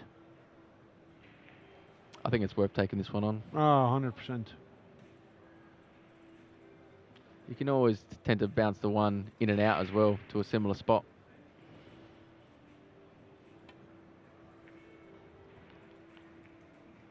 How good's the kiss? Misses a kiss. Beautiful.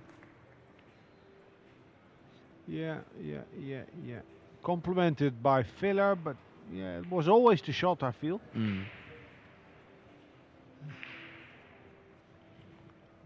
Not sure if he's got a full pocket, but I'm sure he played this one at nice speed into the top right pocket past the 5 to try and maximise the pocket size.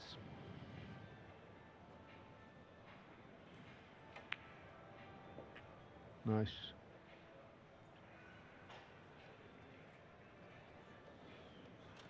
Okay, I think I see signs of Pegline starting to feel good. It's always nice when you pull off that one ball and land nice to give yourself a good link. Got to find some good energy within yourself. Yeah, he's on. It's on. 2 rails, try and land good for the side pocket, or you Yeah, try and land. missed the 8 ball. Try and land pretty much straight in. Would be good.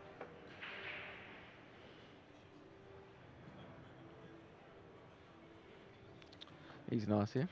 Yeah, little off straight, but he can hold the cue ball. Nice little common Z shot here. Off long rail towards the coming down towards the 7 ball. Look at his back arm. I want to mention it. Look at his back arm. It's overhooked, so it's over 90 degrees. Where in pool you'll see most players being underhooked. If you look at snooker players, often they're overhooked. Gives you a little more cue to push through. He's got a bit more flow now as well. Oh yeah, he's there. He's there. After making that 1 ball, he's there. And from here, 4-4, seeing him, knowing Alex Pegulayan, his legacy, and those 3 mistakes by Filler within 5 minutes, I'd make Pegulayan the favorite. Yeah? Yeah. He gets his break going as well. Hasn't had a good break or a good layout yet. He's had to kind of grind himself away. And that's a lovely finish from the opening 1 ball from the push out from Joshua.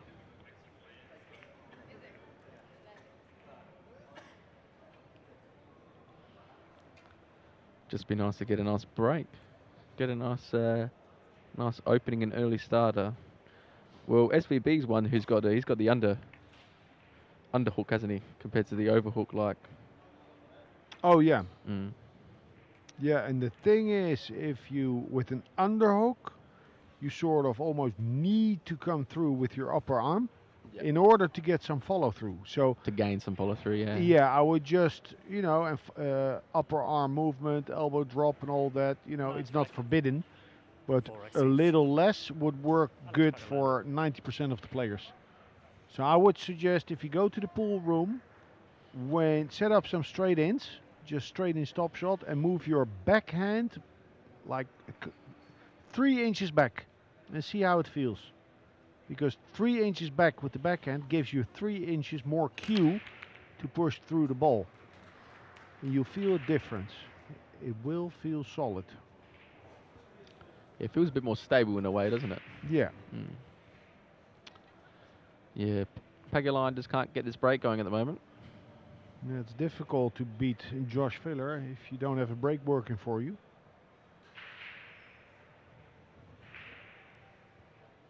Ooh, Mika Immonen scraped through against Imran Majid. 11-10. 11-10, that's Wow. a good win. Yeah, I said yesterday that I feel Immonen is, for some time now, for 2 years, he's close to hitting, you know, very good form. I don't put him past him. He's close. And that was a nice little kiss to land. Pretty reasonable on this too. Hey, Shane Wolford, USA against Little Ko. Ping Chung Ko is trailing 5-9 against Shane Wolford. Wolford's really doing good. The man from Virginia earns his living with pool and poker. Pretty bright mind. Knows what he wants.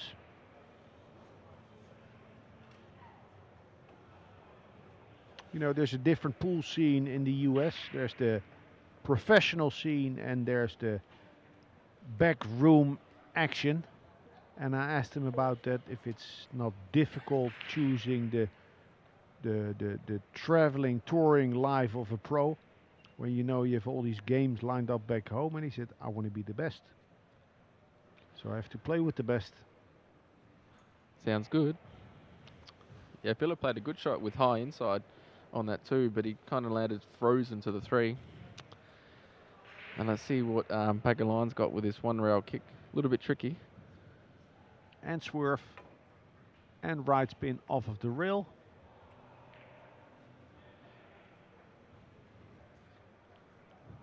That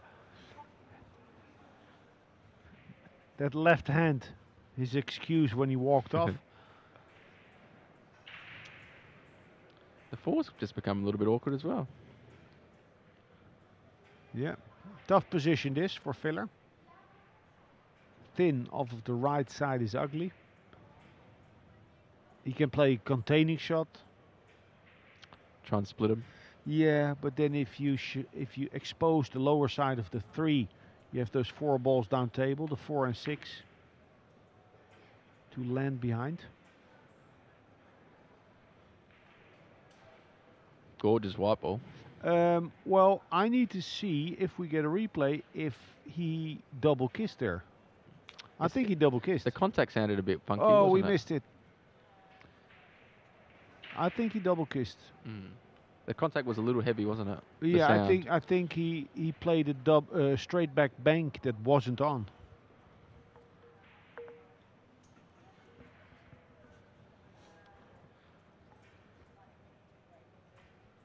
Is he attacking here, Yeah, good question. or was he swinging it around? Definitely playing the swing around. Shot. That's beautiful. It's not a jury sport. And I'm saying that because some strokes of Alex Pagulain wouldn't get the highest notes. But it's all about the cue ball.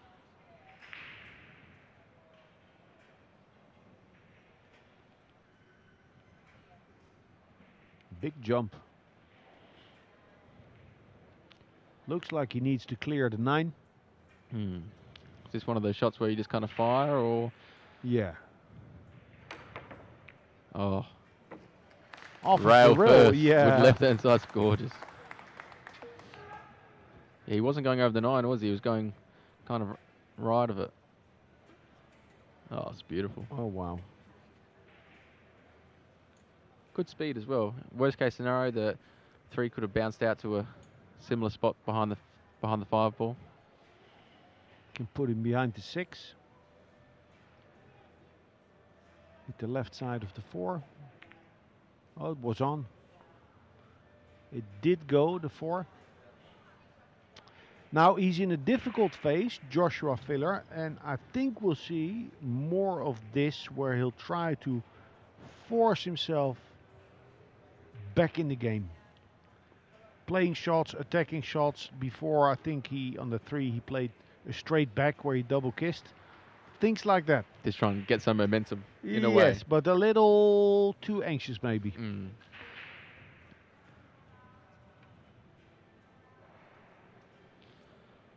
Do we attack, or do we bank it up and down table with a bit of maybe check side? No, you need to attack here.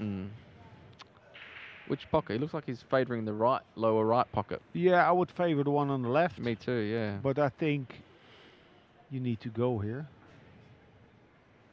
Now looking at the safety.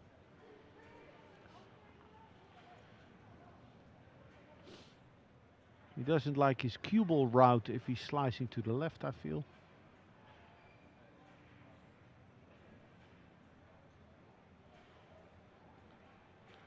thing is, if he slices, if he attacks the 4 to the left with right spin, he has a very speedy cue ball. With inside, he would need to avoid the 5. You know what he says? I'll duck.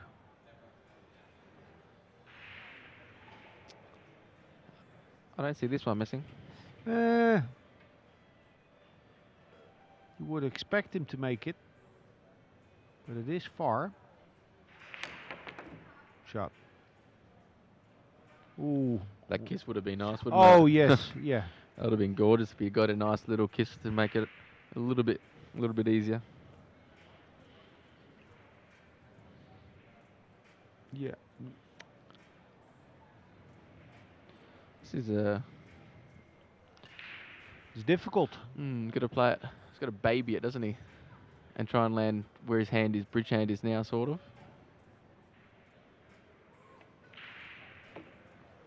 He's going to land down. Nice shot. That's nice. Still difficult. Looks like being on the wrong side of the 6. Let's see if he addresses high, he can follow. Yeah, he's straighter. Maybe just a little nudge on the 9. Beautiful. Nice. Was a good shot on the 5. Swung it round. Found space. And the thing is, he didn't get some sort of position. He got in prime position. Probably the best spot he could have landed, really. Straight follow, and he's on his next ball. Taking the extension out as of tomorrow. Last 16 in Kielce, Poland will have a shot clock. Nice. 30 seconds per shot, 1 extension per rack. Today, the players can still use all the time in the world, but it's to the discretion of the referee to allow them or to ask them to please speed it up a little bit.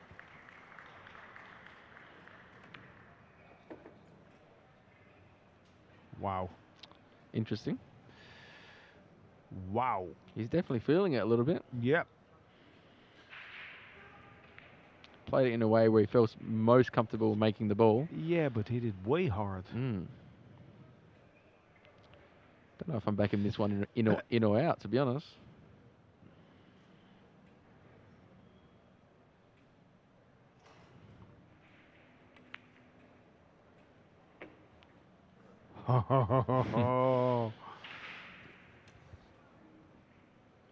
Wow.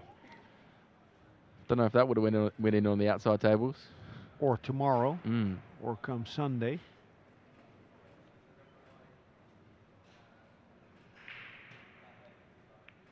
Yeah, showing a lot of heart and resilience, Joshua Filler. He's working hard, grinding. Balls are not going in clean. His cue ball's not landing where he wants. It's a fight. He's fighting himself. He's fighting the table. And on table 1, FSR is off to a hot start, 7-1. I'm guessing he's maybe run a little pack, maybe potentially. Yeah, probably. That's pretty quick. That's his newfound hobby.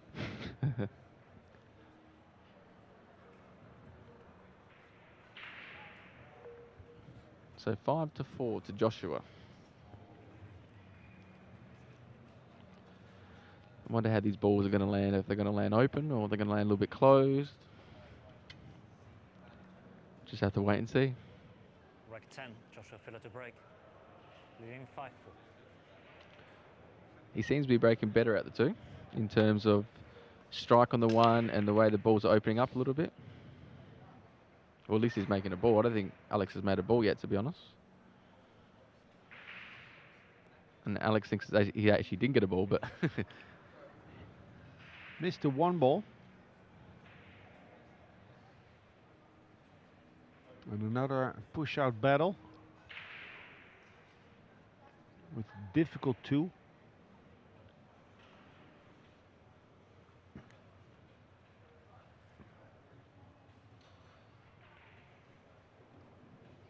push out called.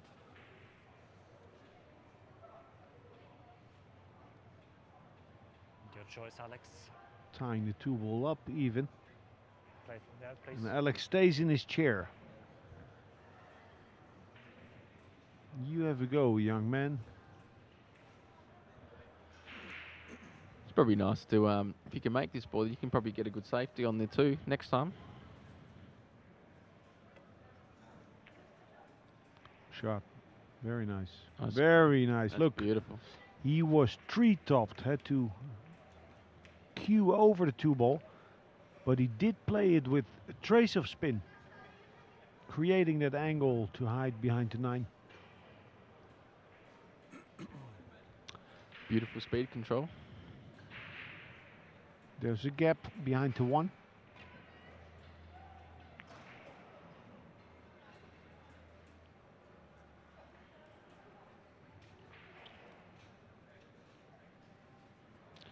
Has he got the angle to punch into these balls? Yeah, if he plays with top and speed, Let it sort of arc around the 8 yeah, ball? he can just come around the 8. He'll be having a crack.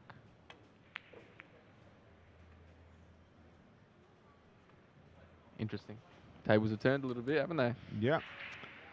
The 8 ball in the previous rack, you know, was potentially going to hang, and this cue ball hangs. Oh, where he wobbled the 8. He and wobbled the 8. Ended up making it, yeah. And the 9 just lands okay for the side pocket. And then that white ball just doesn't want to go in.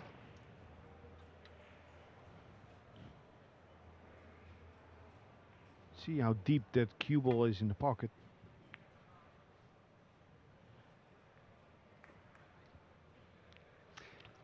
I feel with Pagalion that he's, you know, he's so smart. It's also, it's not unlikely he plays a certain style to sabotage Viller's concentration. There's definitely some sort of strategy behind it. Look at this. Nice little run.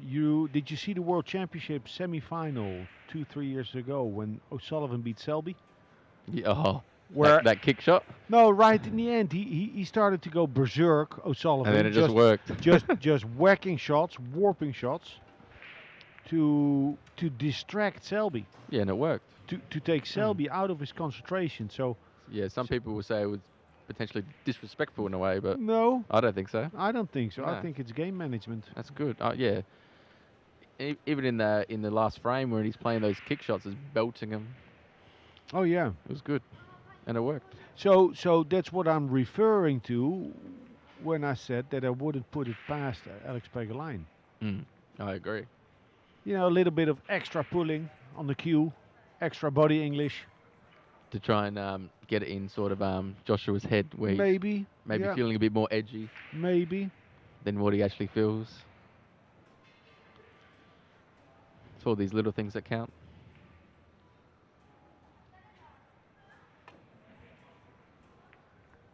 Oh, this is lovely. I wonder who's got the... It's kind of tricky. Oh, Yeah, he has a cut, and the cue ball would track towards the 2. he might be able to give him a little bit of movement here Yeah, but I do think the side pocket is big. on the right long rail. Definitely, yeah. Yeah. So I- if he wants to track towards the 2, the side pocket will be a danger. Or does he just make it then play safe? Smart. Yeah. Can kind of swing this one around 3-4 rails here. Juice it up with a bit of left.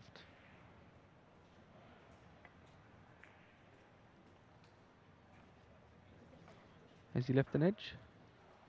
No. Plum. Nice return.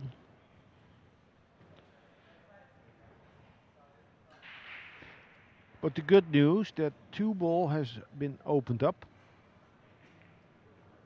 So from here on, one mistake could prove to be fatal. 2 rails kick here. 2 rails kicky, James, but how?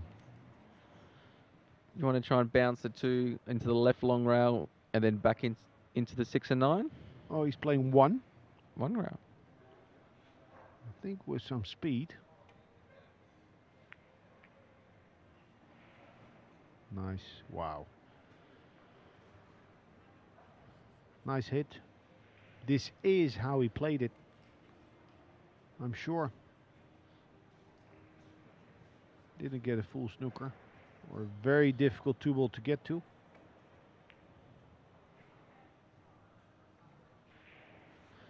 We've got an edge. They're playing a bit quicker. So before this we had Ocean against Steyer.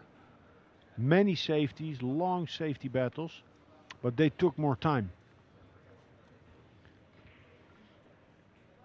Yeah, definitely. This is everything's coming a bit more quicker, in a way. First advantage goes to Pagaline in this rack.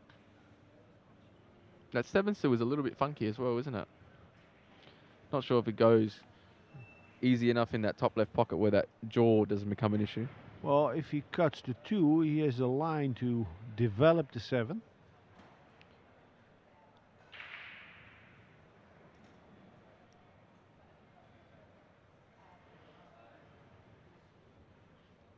Is it worth playing this one at more speed and just letting the cue ball fly? Well, you don't want to risk missing the ball and trying to be too cute. So whatever you do, choose something that you can commit to. Ideally, he pockets a 2, bumps the 7, and gives himself shape on the 4.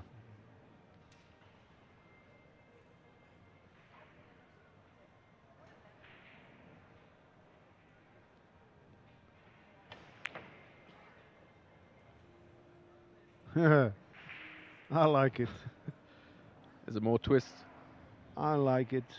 He didn't like the just like babying it maybe in that top right pocket in a way. Yeah, I like his choice, and he played it at, you know, a lot of speed, but this was a triple speed.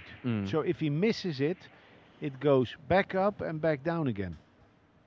So a lot of thinking, a lot of knowledge behind that shot. And that 4 was always going to be a big blocker, wasn't it?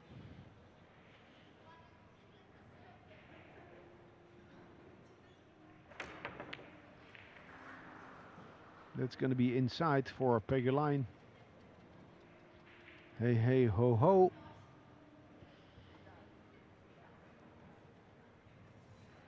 Still, that 7 close to the side pocket, close to the rail. Yeah, is it worth getting on an angle where you can kind of bump the 7 and still land on the 5? Or I think that's it's kind of risky though, yeah. I would like to play this. Well, he looked at giving himself more angle, but with an angle that he can still consider to do it if he really likes what he sees. Huh. Just trying to let the stroke out a little there. Yeah, or he had more angle than we thought he had. This is no gimme rack. This one. Well, he'll rub his belly. He'll rub the back of his head. He'll look, he'll sigh.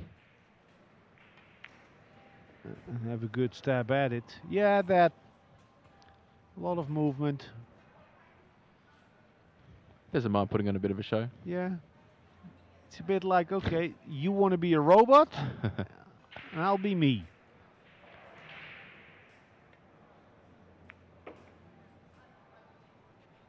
Or you can kind of land straight in on yeah, the 7. this is perfect because now float across to that long rail.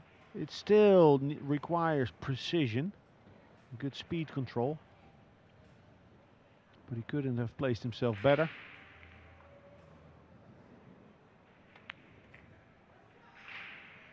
Nice.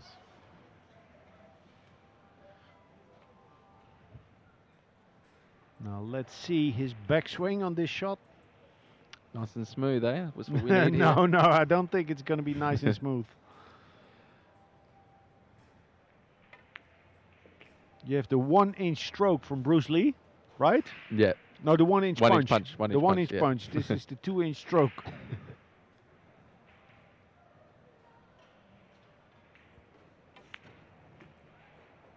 Shot. He's there. A smart shot, and many players will have been surprised in how he did not attack that 2-ball. Alex Baggerlein wins two. Looked like a wild shot, but it got him the win. And looks like we've got a toilet break as well for Alex. And for us, be back in a little bit.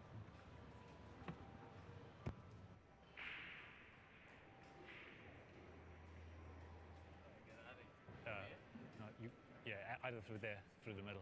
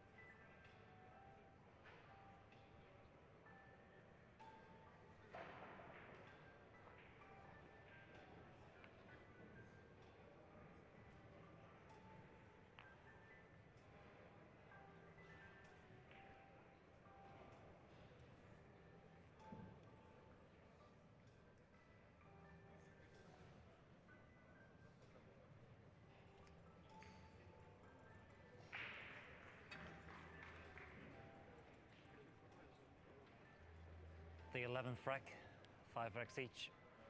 Alex Baggerlein the break.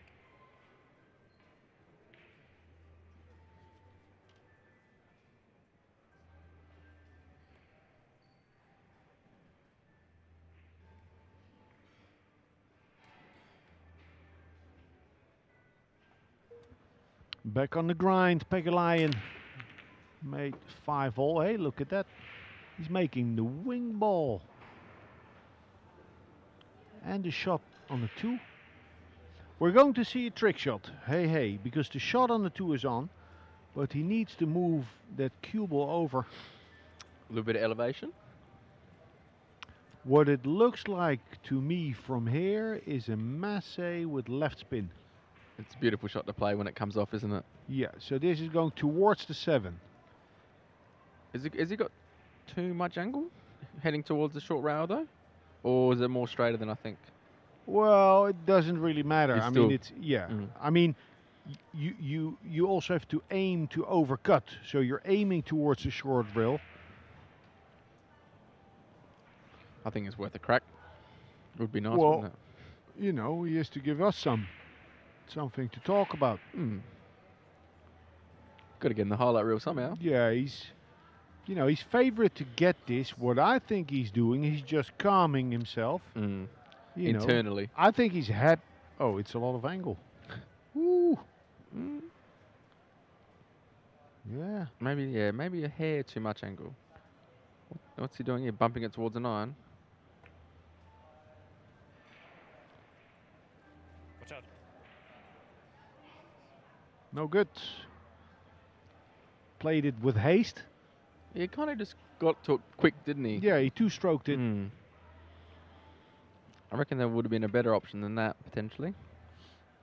Well, I like him playing the safety, sticking to his guns, you know, keeping it a tight affair.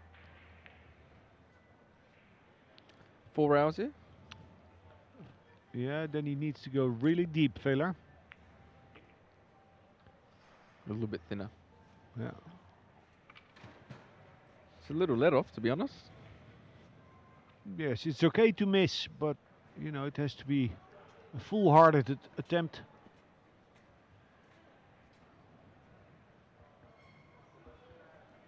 So it looks like trading blows back and forth. And Shane's off to a hot start as well on table 3. 6-1. Wonder how his break's going. It's normally quite strong. Quite strong. That's an understatement. Yeah.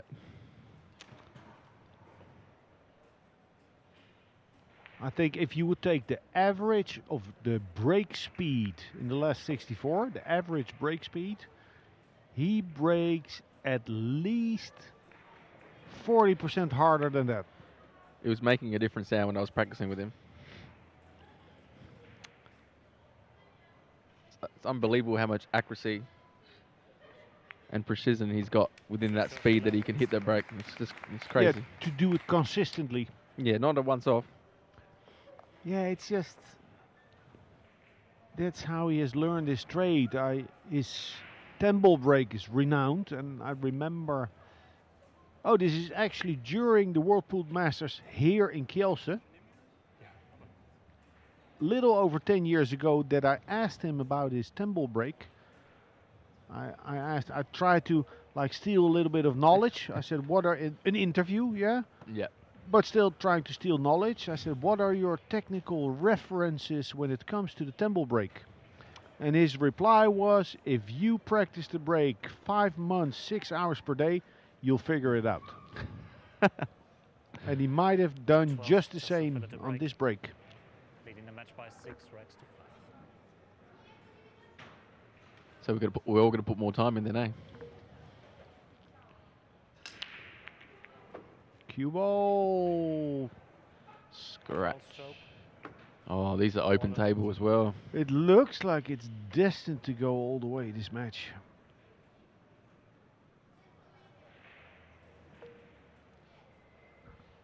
Don't see any problems here. No, this is beautiful. I mean, 4 to 5's good. 5 yeah, to 6. you know, it's such a tough and draining match that sometimes ball in hand, open table, Get a bit confused or colluded a little bit in the mind. through all the safety play, you mean? 100%. Yeah, Yeah. lose your stroke a little bit. And plus everyone's a little bit jet lagged from coming from Derby as well.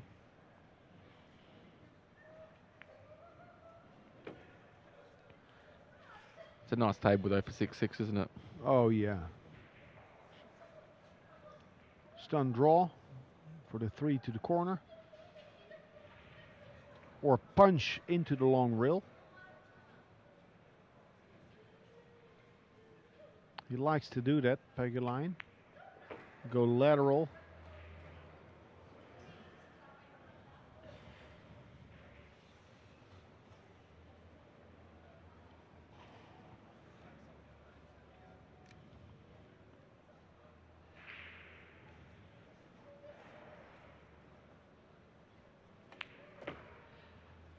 Yeah, maybe he's doing a bit of milking. There was a lot of body movement on that last shot. You know? Yeah.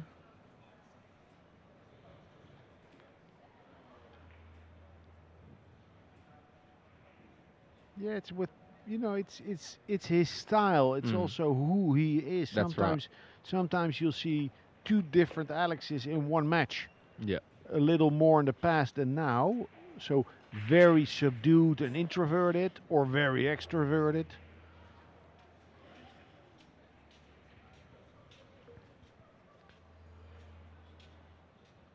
Looked a little red-eyed, Josh Filler. Did I see that right?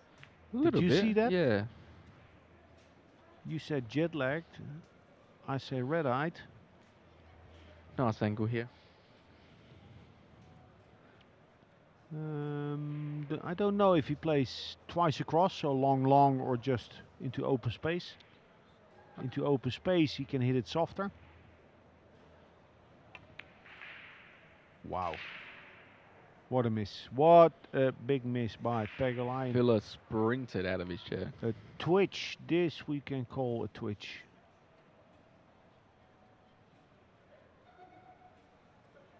I think here really that ultra compact backswing got him.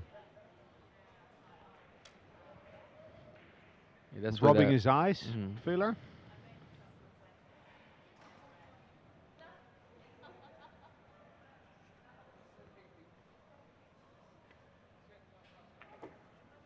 Yeah, that's Good enough.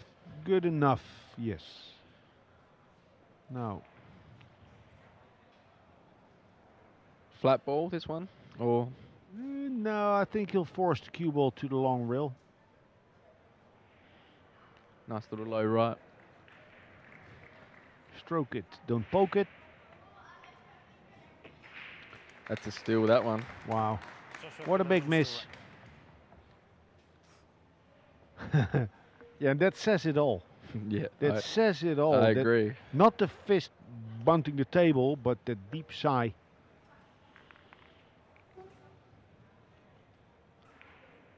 He left himself such good shape as well on that 6.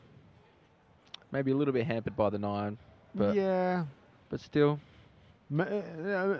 lapse of concentration, a mental error. Just a result of these hard-fought matches in this World Championship. He's played a lot of pool as of late. Gets in your system. And he's not old, 13th but he's rack, not young. Joshua Filler to break, leading 7-5.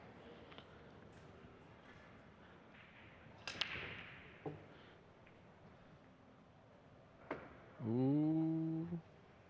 Okay. Looks like we'll be throwing at the 9 ball here. Yeah, 2-9 combination. Is this where all of a sudden the match can go from potentially 6-6 to blink 9-6? Yeah, like 9-5, sorry. or 11-5, Yeah, you know. like between Albin, Ocean, and Tyler Steyer. This could be that blink section where it just goes bang.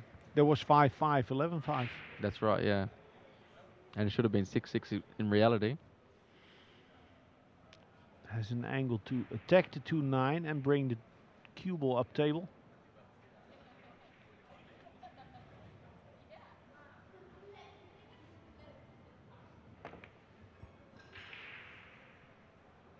Wow. Nice effort. Yeah, that cue ball was just a little bit further back. It would have been such a much easier shot. But being so close to that too, had to elevate a little bit. 7-6. Alex 7-6. wins the rack. And I'm thinking about that deep sigh of Filler when he won the previous wreck. It's getting to him. It's getting to Pegulainen, although Pegulainen is known to be a real tough competitor. One of the hardest men to beat, especially in a two-man tournament format.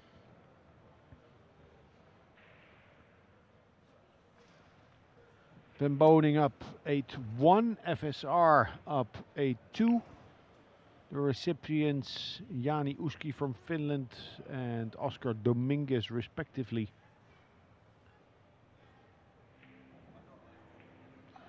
You got to be happy with that after that 6 ball to straight away get that rack back. Oh yes. That's huge. Yeah. That's the kind of luck you need in a tournament. Looks like a line to break. Trailing Wonder if there's any other interesting scores. Or interesting results, we should say. I'm on it. I'm on it. Konrad Justishin lost 11-7 to Vietnamese Nguyen An Thuan. It's not going according to plan for the Polish. Oh, this is not too bad at all. If he's straight enough in on this too, you can follow all the way up to that short rail. Dutch Jan van Lierop, 7-7 against Copigny. Good fight. Hunter Lombardo, 8-8 against Junlin Chang. Good scores. More close battles. Needs a nice stroke here.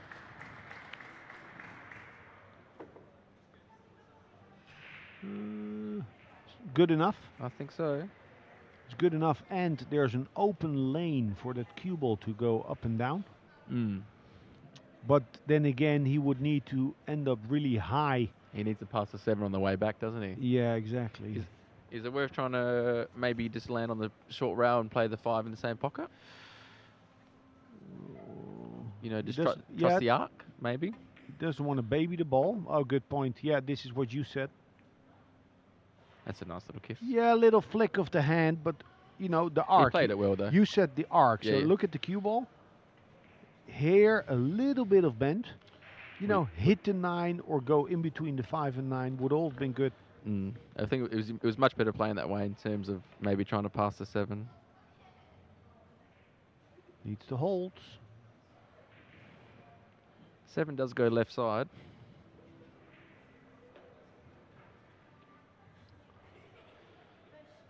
Wants to have some sort of angle on the 6 ball.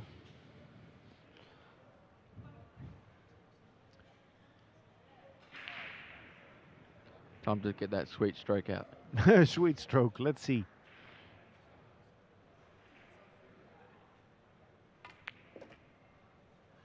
It's almost in 2 motions, that backswing. It's like duh, isn't Yeah. it? A little bit. He's good. Short rail with a bit of inside, Short rail with... with a bit of left, or 2 rails right. 2 rails right sounds better. Oh, I thought he was going to play to the corner.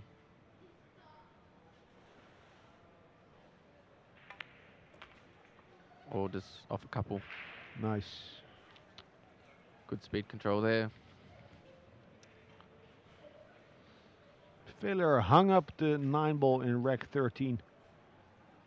Just nice, where it's just not Chinese. It's just enough where he can just cue at it with no issues. The hung up 9 is costing him 2 racks. And counting. Peg a line to break in the 15th. Alex Pagaline goes through. Well, it should have been 6-6. After that 6 ball got rattled. Now it's 7-7. 7-7. And if I look at the current score, so many matches last. Everything is close. Well, everything but Shane van Boning and Sanchez Ruiz in their matches. John Mora against Tien, 6-6. Kachi against He, 9-9. Feyen, surprisingly actually, against young Aydin Piknjac, only 10-9 up. Alex Pagaline to break, 7 wrecks each. It's tough action in Kielce. And mind you, the winning players will be back tonight For some more action. for more action, yeah. 6 ball. Isn't that nice little kiss? Just enough not to leave much.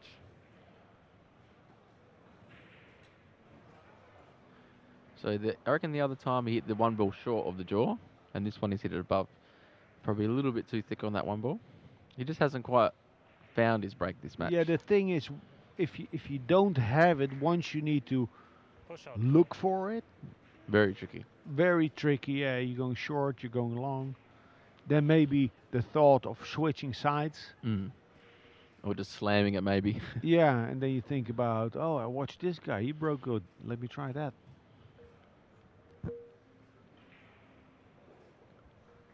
Just try and smother the 3 here.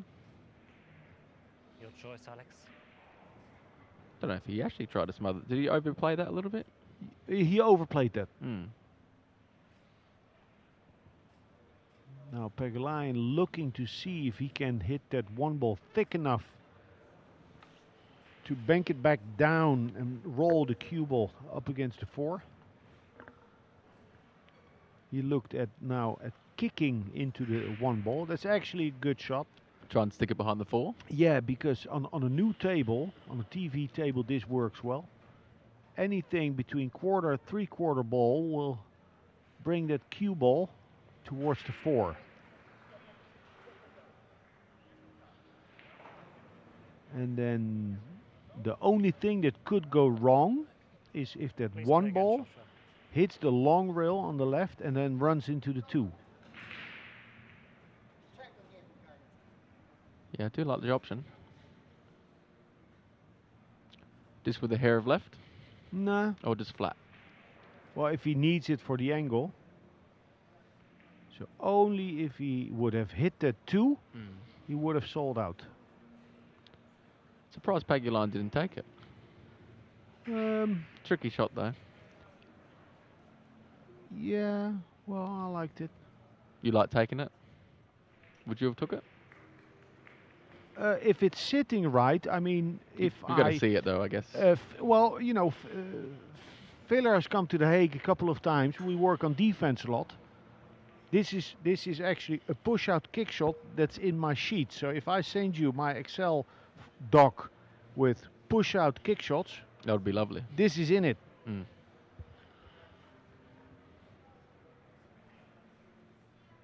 Don't hit it full. On the left side or the right side. Shot. Oh, that's gorgeous. We've seen some beautiful kicks and safety today, haven't we? Almost more than I'd wish for. Almost. Try and send that one up table.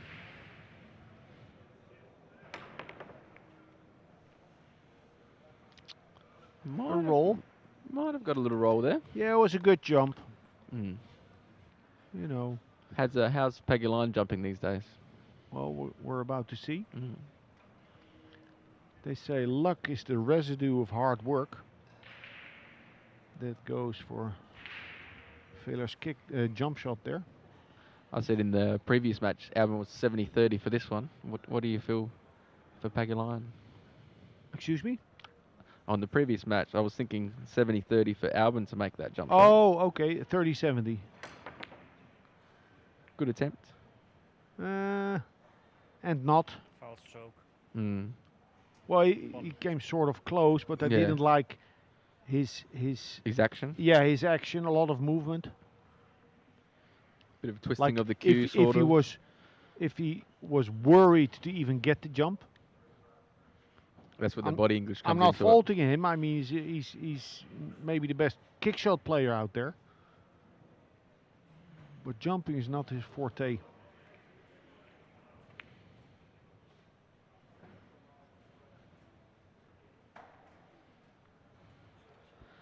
Could potentially see a 5-6 combination. Yes. Now just get back to middle table, somewhere above the 9.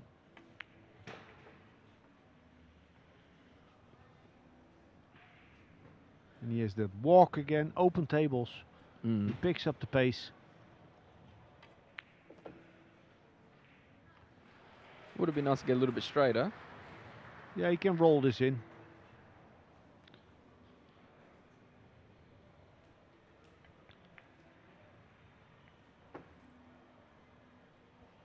Enough angle.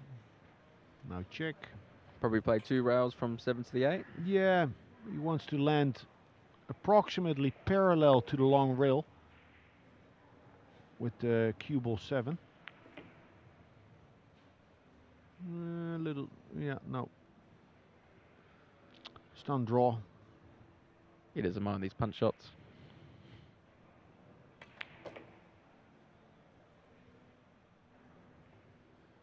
He doesn't open up too much.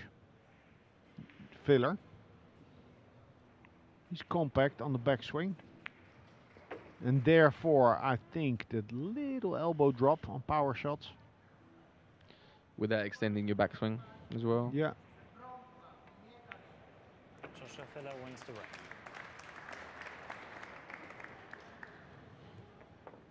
the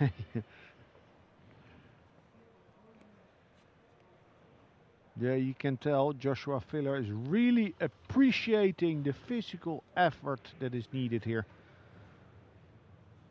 8-7. It's no walk in the park, this. Not for anyone. Except for Shane van Boning. 10-2 up against Jani Uski. And FSR 9-2 against Dominguez.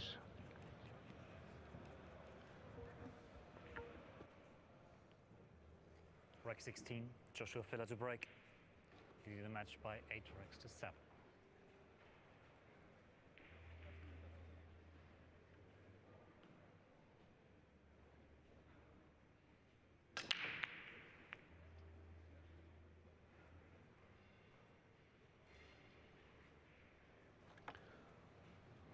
Looks good.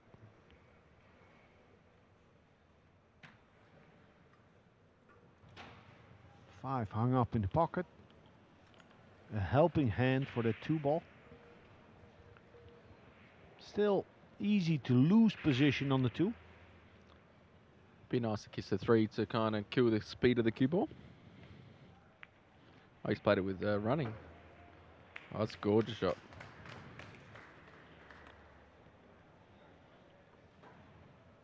Played this well.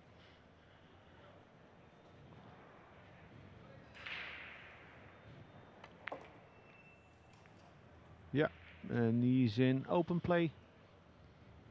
Little bit of attention. Easiest to stay on the left side of that 4, but then he would track towards the 8, so he just looked. Can I come around the 8 with ease? Then yes.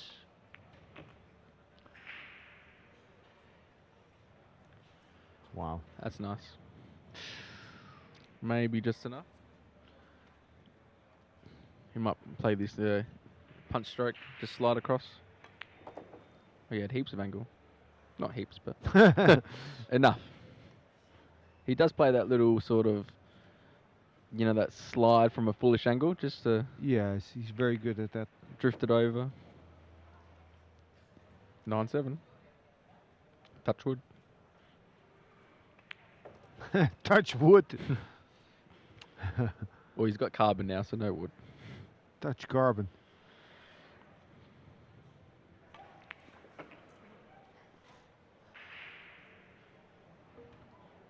It's Bada good. bing, bada bang.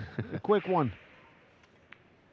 Joshua Filler wins the Nice. It was an easy opening combination.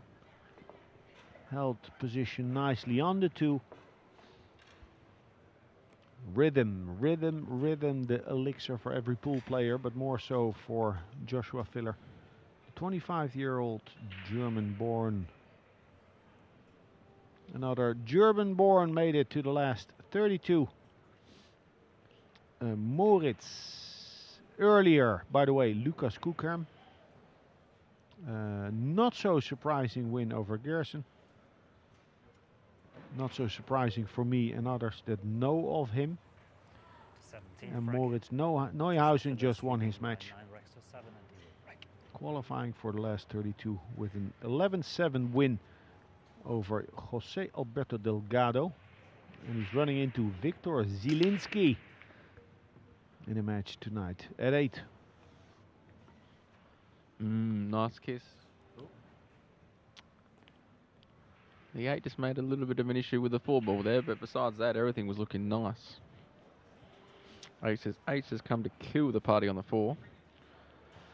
But he might be able to leave himself an angle where he can kind of play the 3 and deep draw off the long rail potentially and trying to crash into that 4 and 8.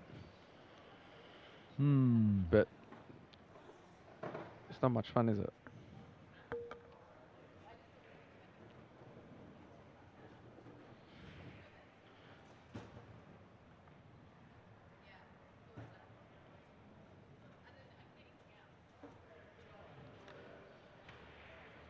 Let's see what Joshua's got up his sleeve here. Yeah, he can still play safe. He does have to run out like water on in every wreck.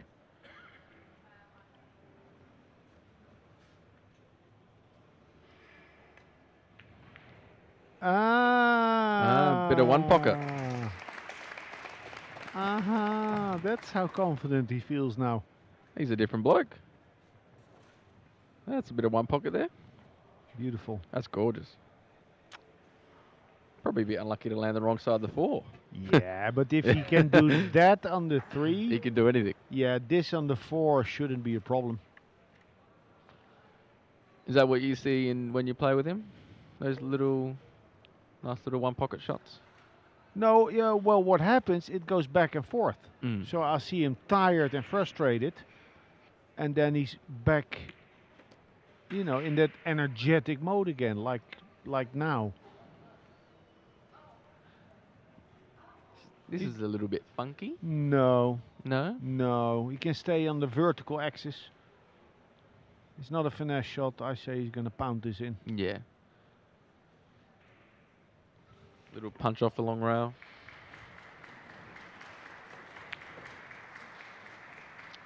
Okay, well, would have fooled me.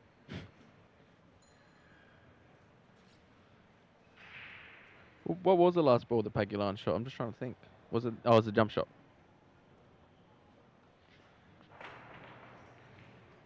Well, it's good for the match, right? Correct. Let's have it, Pegalion. Up the ante. Put some heat on filler.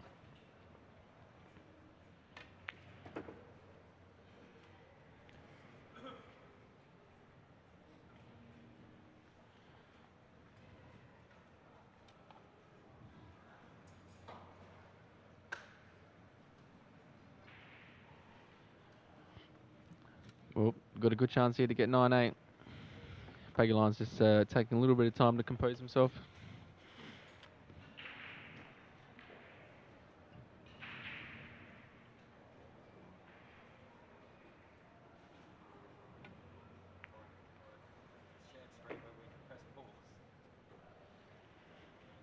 And the last break we saw of Pegalion was a good one.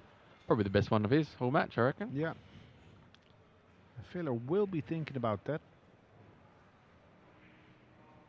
As a pool player, you constantly, if you want it or not, assessing, evaluating, assessing, odds, percentages. A little bit more would have been nice there. A little bit more would have been nice. He'll draw back. Drawing back, it's easier to create a bit of an angle.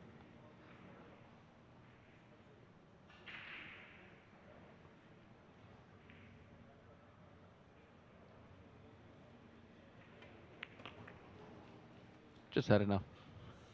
Yeah, just enough for a 9-8. Joshua Filler just can't seem to get rid of the 44-year-old Canadian Filipino. The legend, Alex Pegalion. Alex Pagulayan wins the break.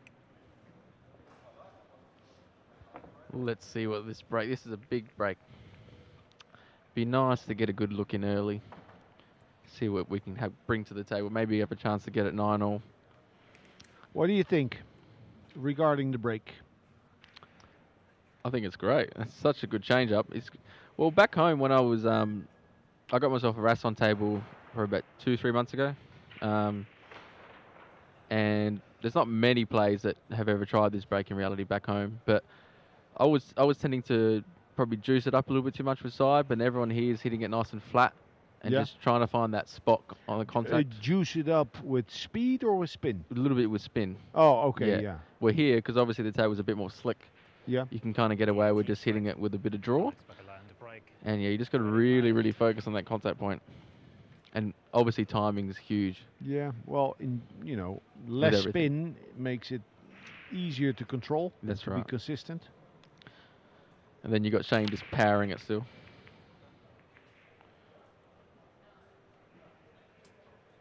Got no look. No look. No look at this too. Like Phil Yates would say it. We can see it, but there's no rule. Well, the most important is that he gets to shoot. He gets to play something. He's looking at a combination kiss off of the 3. And he can play that with a defensive element, drawing the cue ball back. I think he'll go. Yeah, I don't mind that. Try and use the 6 as well as a try and get screw back towards where it is now. You're saying? Yeah. Yeah, I like that. I say go, Alex. Really. Anything can happen. Get a nice kiss off the 3 as well. He's not playing it. Come on. Where's the safety then? There's enough room between the cue ball and the rail. To be able to dig at it. Yeah. Hmm. Sure, go. Yeah. What's Marcel saying there?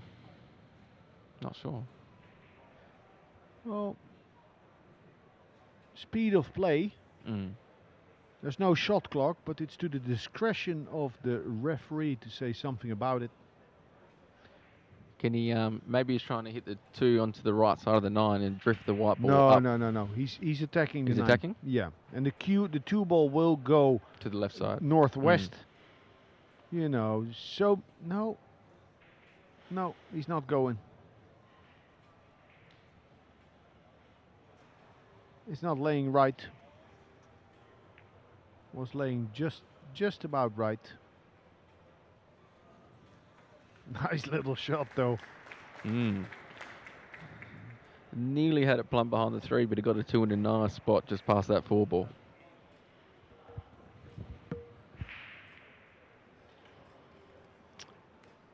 What type of magic can Joshua? What can he do here? 1 rail kick off the long rail. Maybe try and make it in the top right, or try and swing that 2 around. Maybe get that white behind the 5 ball. No, he just let it fly. And he's hung it up for Alex. Well, hung it up, yeah. In a way. In a way, well, you can't expect to get to the last 32. Missing a 2 ball like this. No.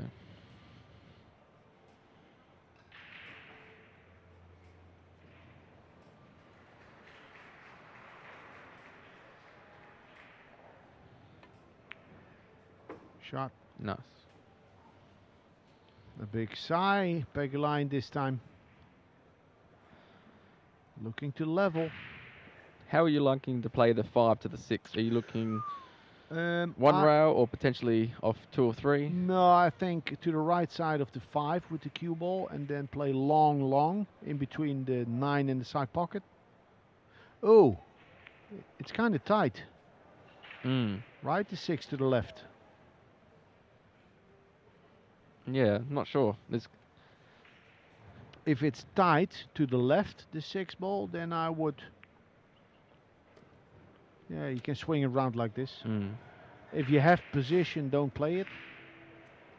So he was already there. It's almost as if it looks from the side. If he would approach this stroke from the side and not from the short rail, he could reach it better. Yeah. Not the tallest kettle of fish.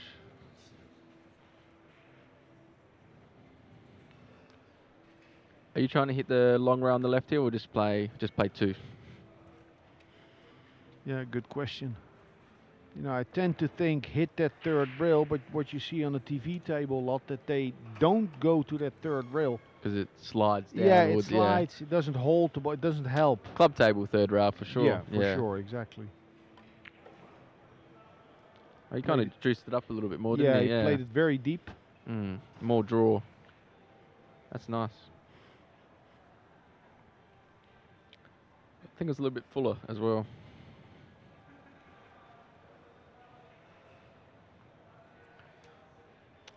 Well, I think it was at 4-4. You did pick Paguline. Oh, that's nice of you. From memory. Yeah, but then again, you know, Filler picked it up. He's not playing flawless, but you know, for 15, 20 minutes, 30 minutes, we thought he was slipping away. He was letting the match slip, but then picked it up again.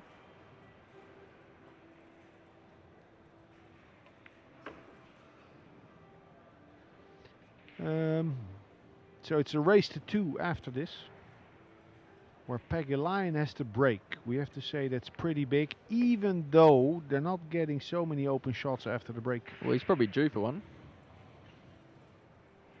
But we shall see. We shall see. 9-9. 9-9? Yeah. 9-9. 9-9.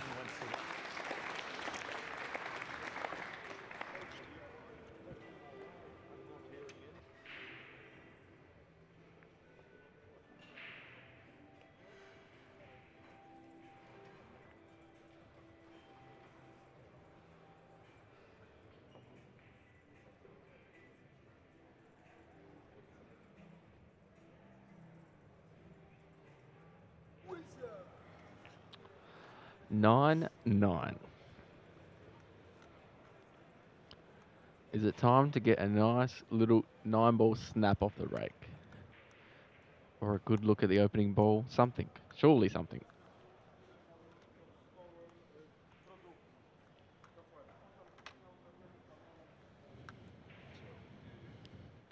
Looks like FSR is about to close up the match against Oscar. He's got 3 balls left to finish the match quite convincingly. 11 or 10-3 at the moment. Listen, quite convincingly, 11-3 in this format is mega. Mega. Let's see this break. And this break is mega. Look at this. He's due for one, you said. I did think so. Yeah, and I kind of agree. You do agree? I do agree. Mm. Did you see what else? He switched sides. Oh, yeah. Mm. He went to filler side. He's been breaking on the left all match. Oh, sorry, From the right right. as Yeah, we our view. right. Yeah, Yeah. pretty much. Last 2 times they met, once in this tournament in the double knockout phase, and before that recently in Louisville, Kentucky in the United States. Pagulayan, the winner of the 2. It's with that pause on the cue ball and that moving pinky, it's almost like he does the feathers, the warm-up strokes with his pink. Yeah. And he still twists the cue, doesn't he? A little bit, like the Luna. Sort Yeah. of.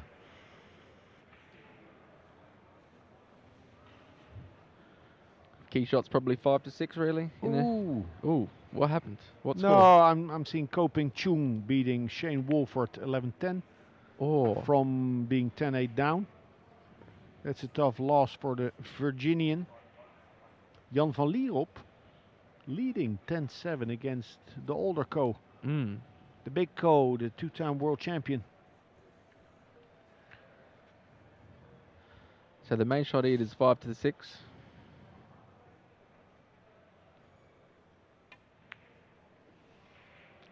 Oh, that's nice. Very similar ball to that 6 that he played a few racks ago. Yeah. Because I don't think it passes a 7. Yeah, he's left himself something to do. He might have to power this one a little bit more as well.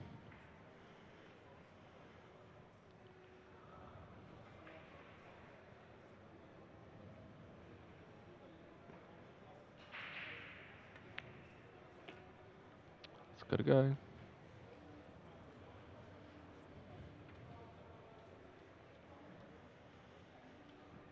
Nice little. Is he going to play the 7 in the same pocket? It's like a nice little hold, or is he going to stun over and play the 7 in the opposite? Well, the angle's nice to get to the right side of the 7. Mm.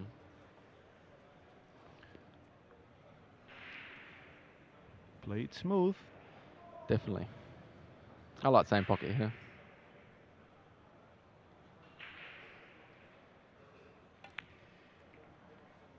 Looking for room. He's even tempted to play for the middle here, isn't he? Yeah. Or you I'm could surprised why. Well, not surprised. I'm not going to question, what he does and chooses to play. no, of course not. But it looked like he had a nice angle to land on the right side of the 7 with enough room there. Mm. Because the 7 is 1 diamond out from the long rail. Yeah. Extension screwed on. This is to go 10-9. Big rack.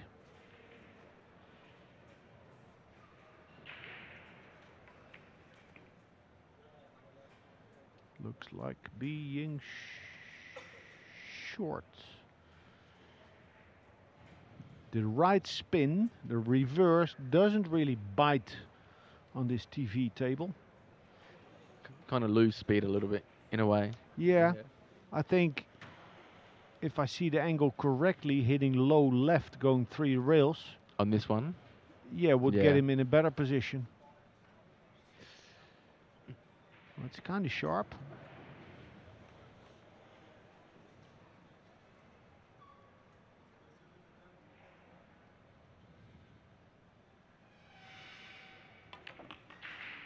Nice.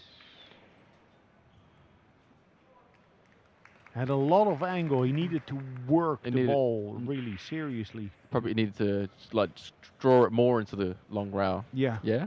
Like grab it more? That's probably why I got so close to it in the end, because he powered it a little too much. No, he's good. I don't see him missing this ball. He'll go up 10-9 from here, and I'm afraid I'll have to pass on the mic to Phil Yates. I need to leave for a little bit. James Thank you very much. Georgiadis, thank you. Thank you. 10-9, Alex Pegulain.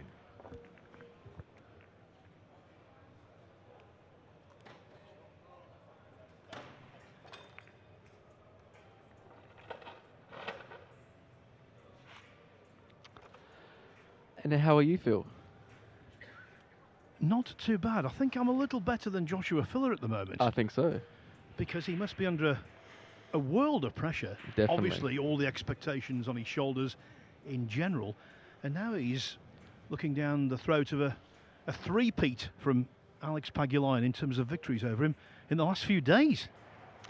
It's going to hurt this one if that's the case to be. And Alex, the whole match hasn't really broken great, but that last one opened up beautifully to do a nice break and run. So let's see what this one on the hill. I'll tell you, I noticed someone watching from backstage very intently. Shane Van Boning. Let's see. And he's actually been breaking from the other side the whole match. But last rack, he changed to Joshua Filler's side. And he did this rack as well. He's a bit unlucky with the 3. Nice little golf top there. Yeah, not the weather for golf though. Outside, the snow is getting very deep. It's been a blizzard. Yes, we're not going to play golf, are we? So what's it, this 3's a bit funky, isn't it? He's actually not even on the 2. That 6 is blocking him. Some sort of push out we're going to be seeing here, I'm guessing. Yeah, isn't it always the way when someone gets on the hill? There's never a simple solution to getting over the line. Not usually, no. Were you doing the main table before? I did the first match this afternoon, Chris Melling's match against Aloysius Yap. It was an absolute marathon. Yeah. Because Chris was up 6-3, I reckon, at one stage. 6-3, he played a great safety, hooked Aloysius, who fluked the 1 out of the snooker, landed on the 2 and never looked back. Wow. Yeah, the match had controversy as well because Melling thought that Yap was breaking too softly. Okay. And in the end, the referee did warn Yap for a soft break. 1 rack later, actually. Mm-hmm. Well, within the guidelines and rule, you do have to use forceful speed. So potentially you might be kicking at this and trying to slide the cue ball up table past the 5 maybe, towards the 8 and 3. Trying to bounce the 2 towards the short rail. Oh, he's barely hit it. He was definitely trying to catch that much fuller and trying to bounce the 2, then bring it back towards the short rail, I feel. You know, when Joshua Filler won the UK Open last year at the Copper Box Arena in London, he had a great win over Alexa Pachel, spotted some wonderful balls under all kinds of pressure. Similar situation to this. Can he come up with the goods again and keep in this championship? Yeah, that's where he played that long bank, didn't he, onto the 8-ball and landed plumb in a big 8 and a big 9. He's a little bit unfortunate with the kiss, but he's going to have to pull something out of the hat here.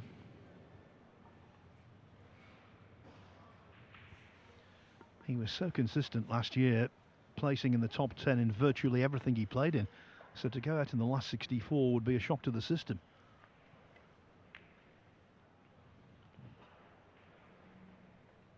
Just going to peek its head a little bit, but it's not makeable.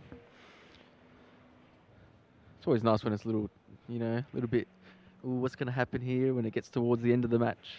Always makes it interesting. Yeah, especially with two very popular, recognisable players. The crowd around this table is 5 deep now. Well, the 2 other matches are finished, so everyone's watching this one, as they should be.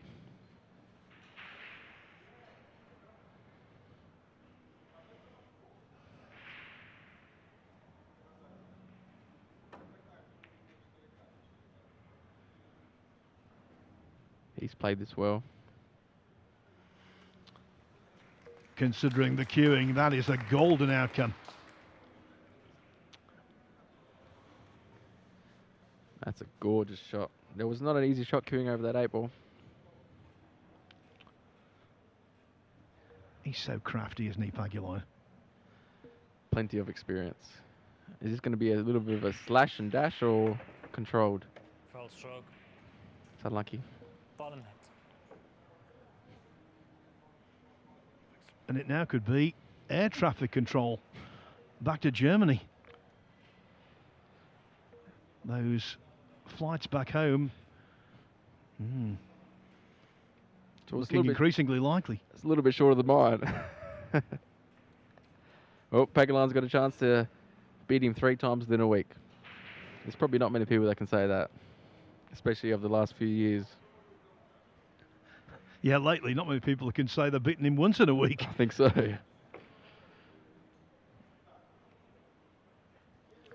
Just a matter of holding himself together. As he's got older, Pagulayan, he has been prone to getting the shoulder into certain shots. So I'm not giving him this just yet. But I would be surprised if he failed. There you see. I think you've done this before, Phil. Well, he made sure he left himself with enough angle where he could kind of float the cue ball around. But he's actually played the whole match at good speed. He did rush that one a hair. And obviously he was playing a little bit of English and he just, a bit slack maybe. But and nervous. Oh, 100%. This is a big ball. But this is a Joshua Filler special.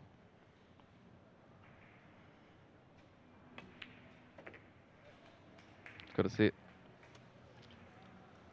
Oh, he's hit that so nice too. It just floated on and on and on. Have we got another twist?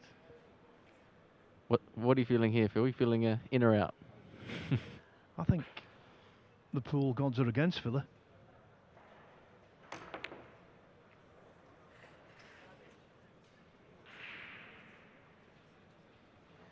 Now, can he hold himself together on this occasion? You don't very often get a second invitation to get over the line against Filler, but Pagulayan has been given precisely that.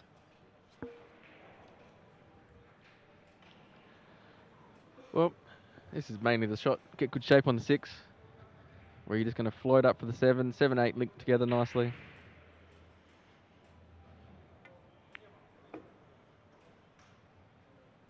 Just a bit like that.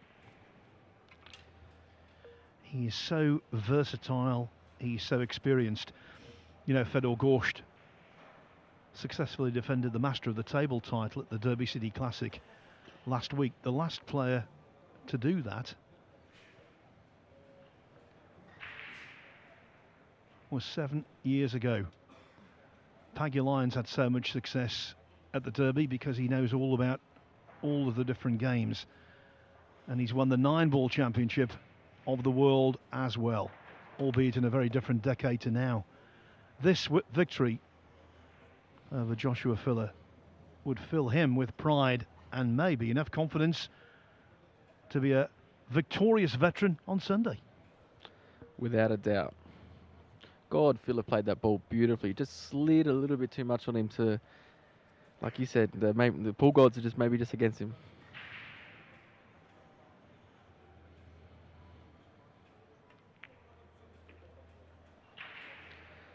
Nice little angle here to just float down nice and softly, low left, to get Joshua Filler again.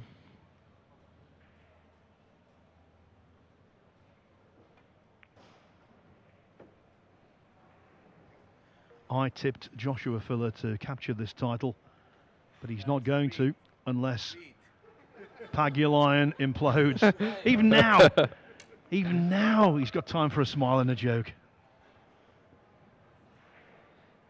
A little bit of milking is nice, isn't it?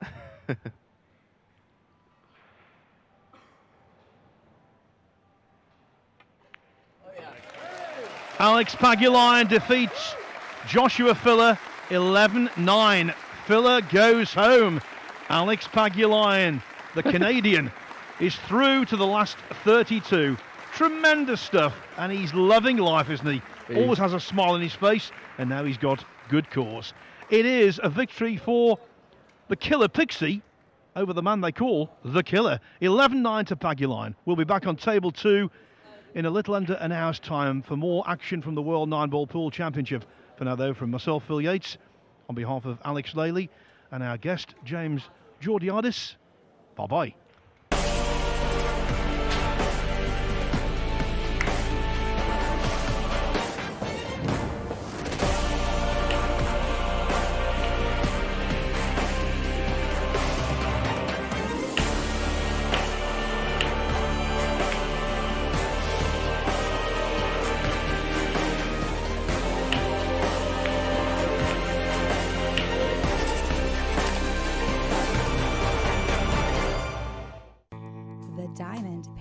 Pool table.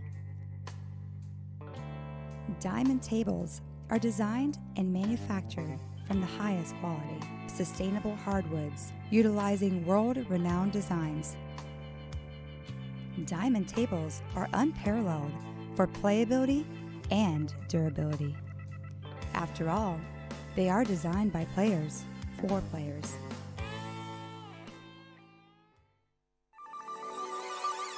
This championship is being played with the new Aramith tournament set. Featuring a unique molecular structure, it guarantees razor-sharp precision and unsurpassed longevity. Unquestionably the best pool balls in the world, this set is available in a TV and a value pack version, as well as in the new My Aramith Ranger of Ball and Q cases. Now you can bring and play with the best ball set everywhere you go. My Aramith, bringing new dimensions to your billiards experience.